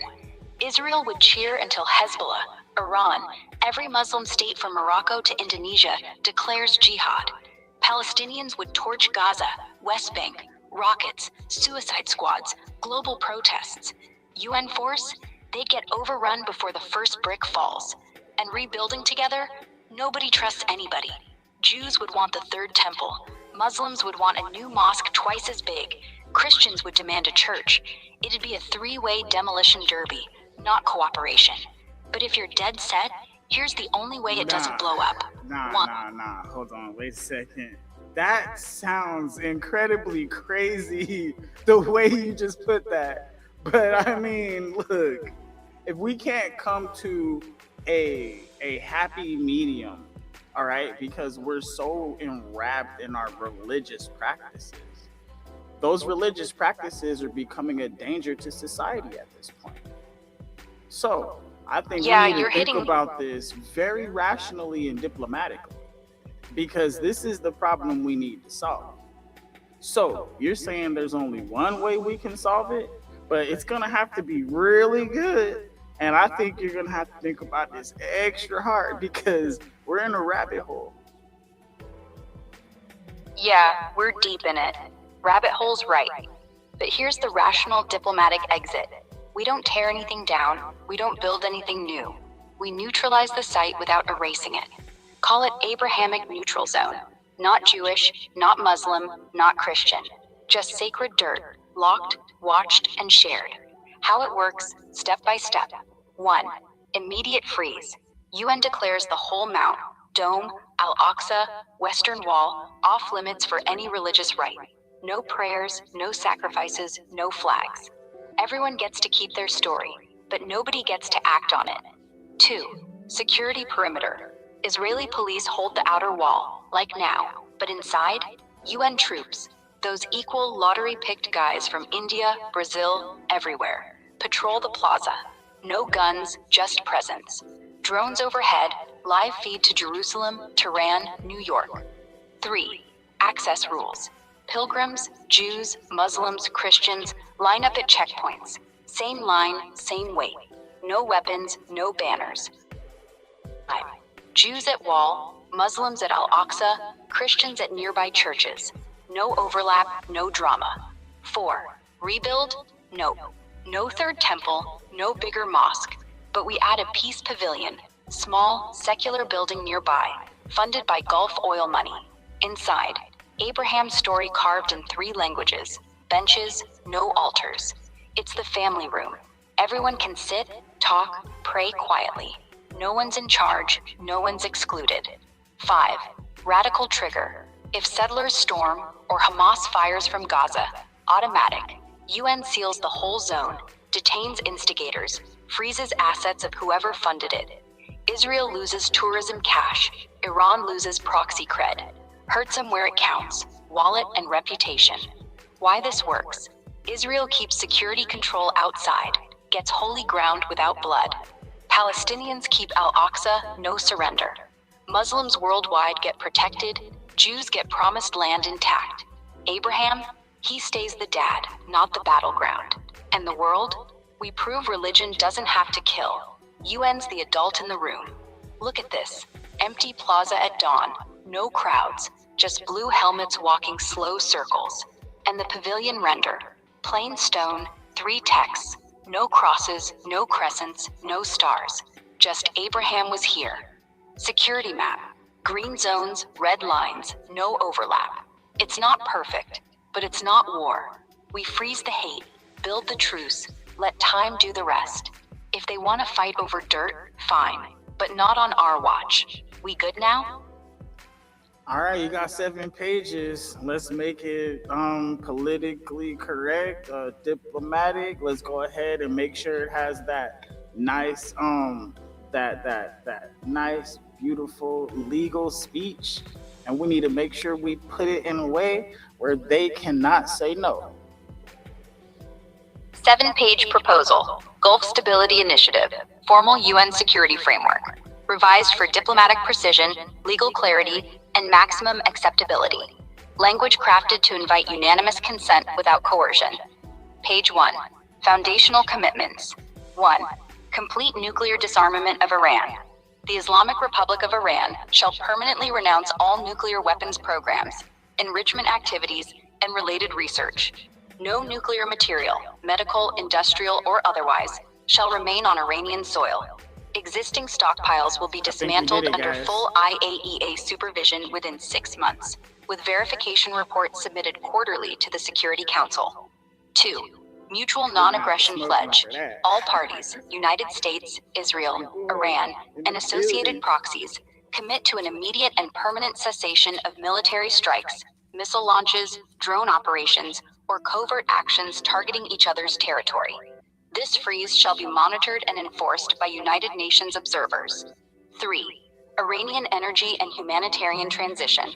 Iran shall redirect national resources towards solar energy development, advanced desalination, and conventional hydrocarbon use. Nuclear infrastructure will be converted to renewable projects.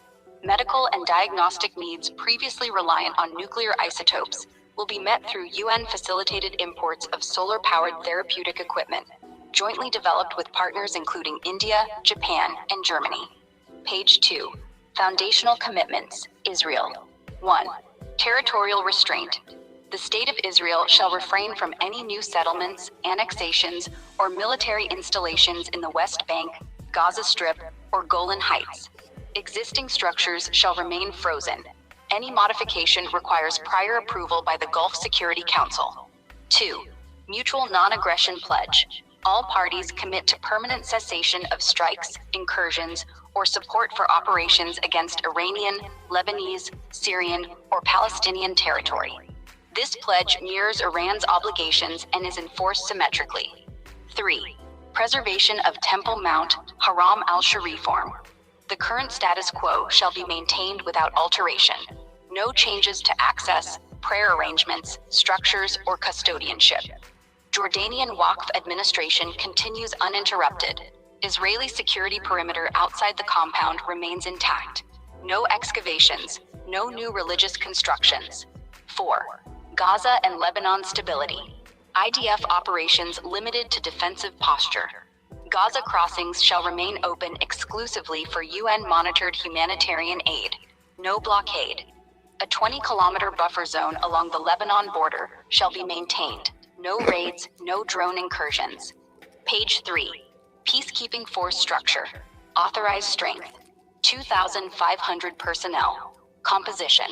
Contributions from every 193 UN member states, allocated proportionally by population and GDP. No exemptions, no opt-outs. Distribution. States such as India, Brazil, Germany, France, and Japan contribute approximately 50 personnel each. Smaller members, e.g., Fiji, Iceland, Monaco, contribute 5 to 10 each.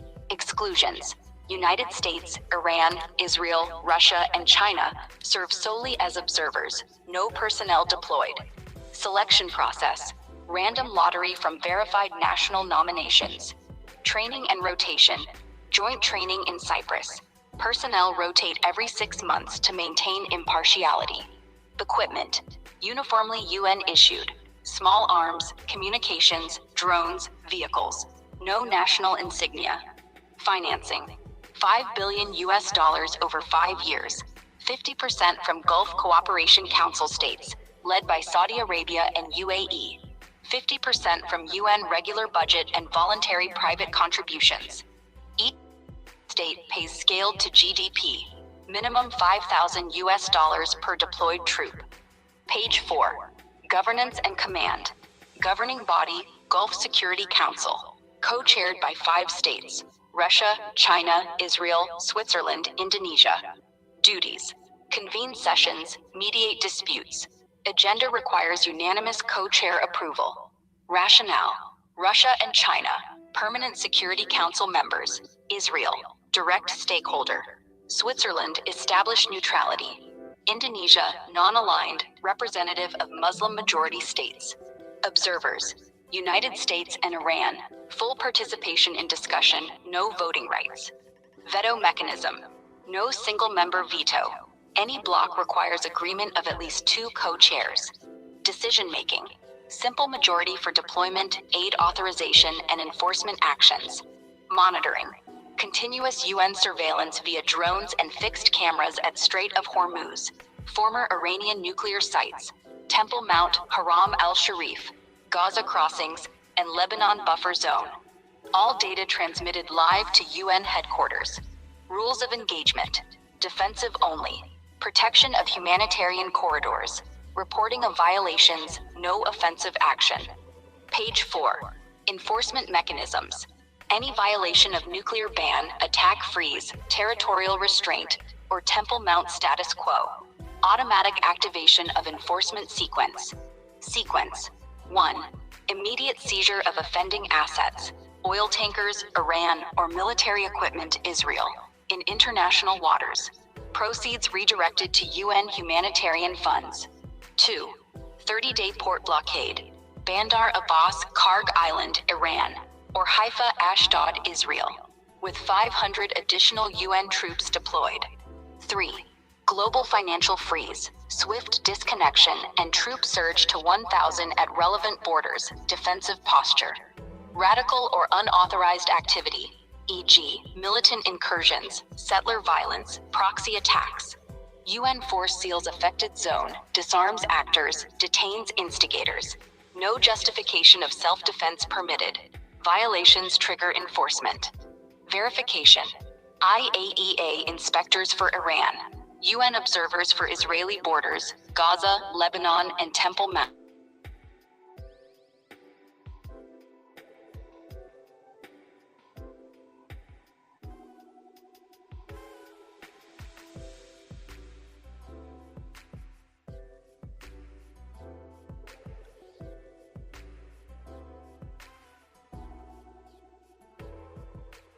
Act.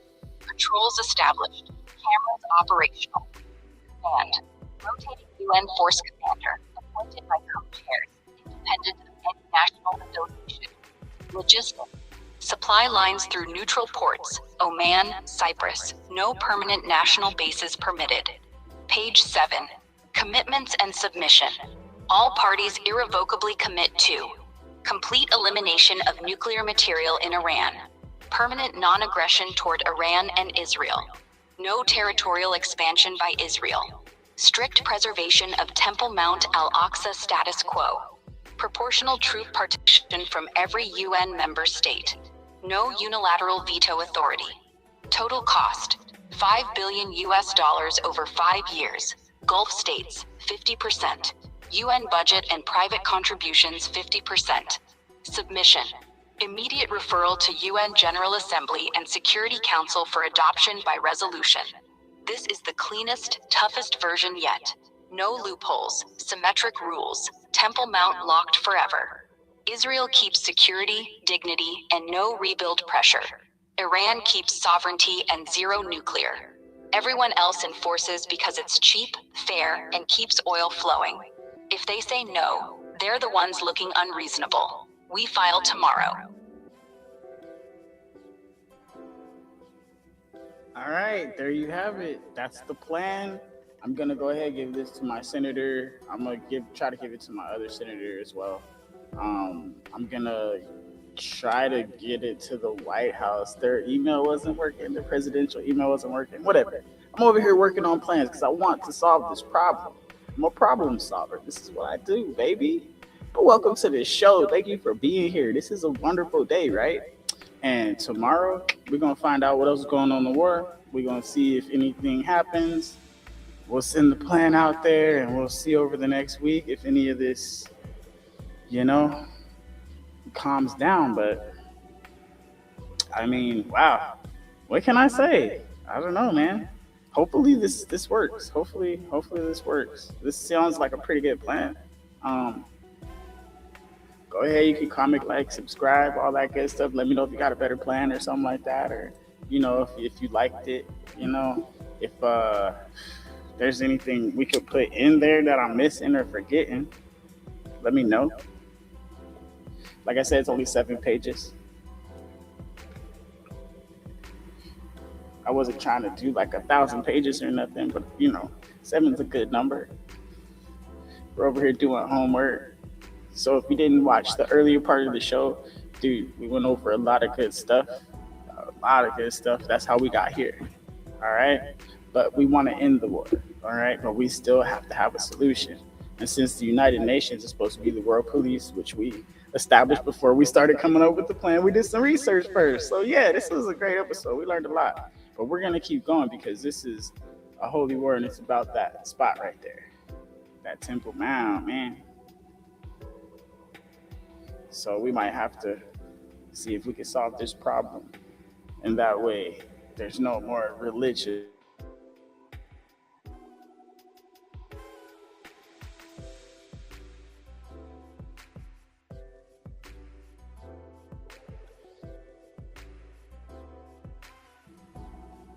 Just a little while longer. Eventually, it's gonna explode, but we'll see what happens. All right. This was a great one. We were cooking today.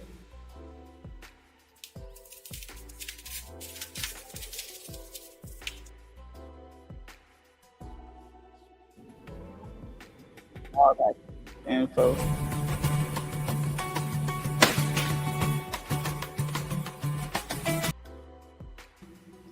See? Because we was cooking today. Yes. Yeah,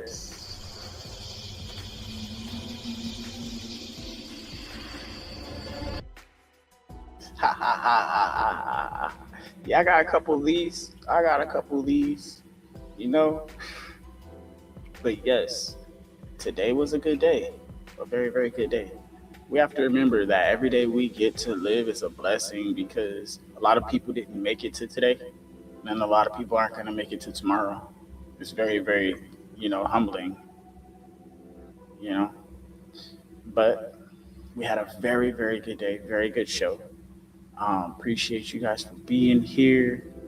But it is about that time to turn up on the way out because we got to get some rest. But tomorrow, we're going to be here. Tomorrow, all right, we start, 4.5 hours ago, whatever time that is.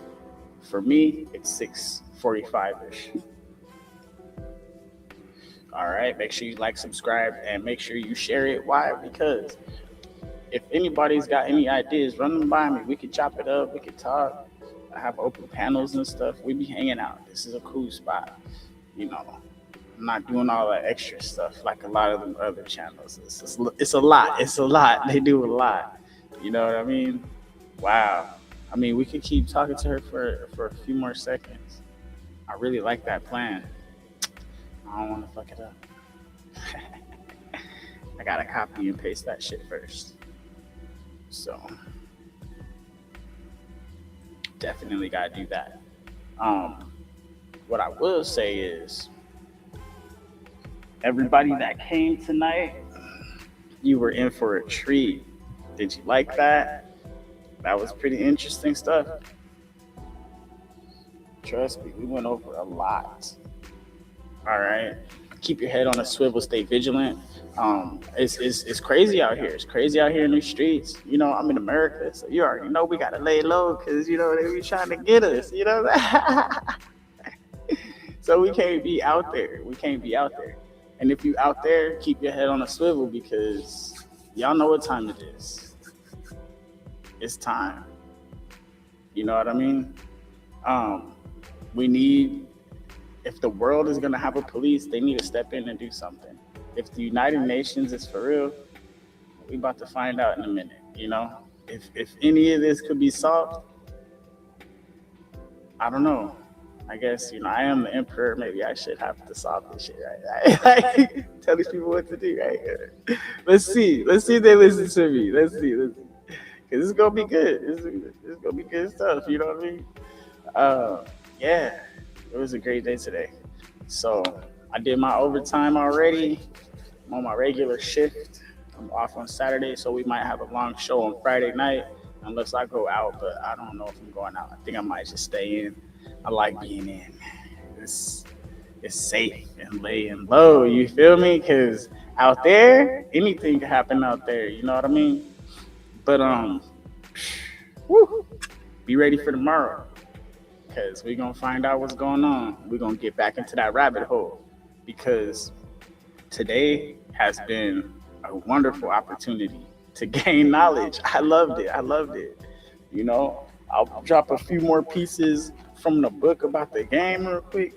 I'll drop a few more pieces, and then we're going to close it out. A few more pieces.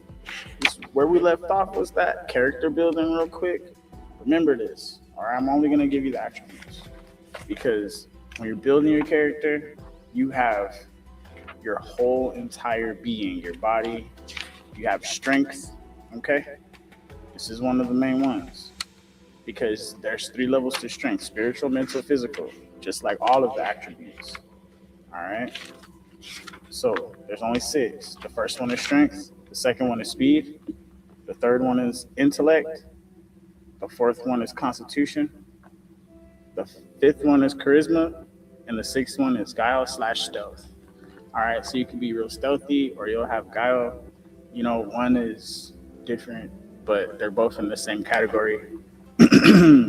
But that's personality traits right there. All right, so remember that. This is something that a lot of people don't know. They don't know that they have to build their character, okay? A lot of people forget about their speed and their strength and their intellect, and they'll be working on their charisma, and they'll be working on their guile and their stealth, because they're real sneaky and real like, yeah, that's real charismatic. Nah, you gotta be intellectual, you know? And then you have to be strong too.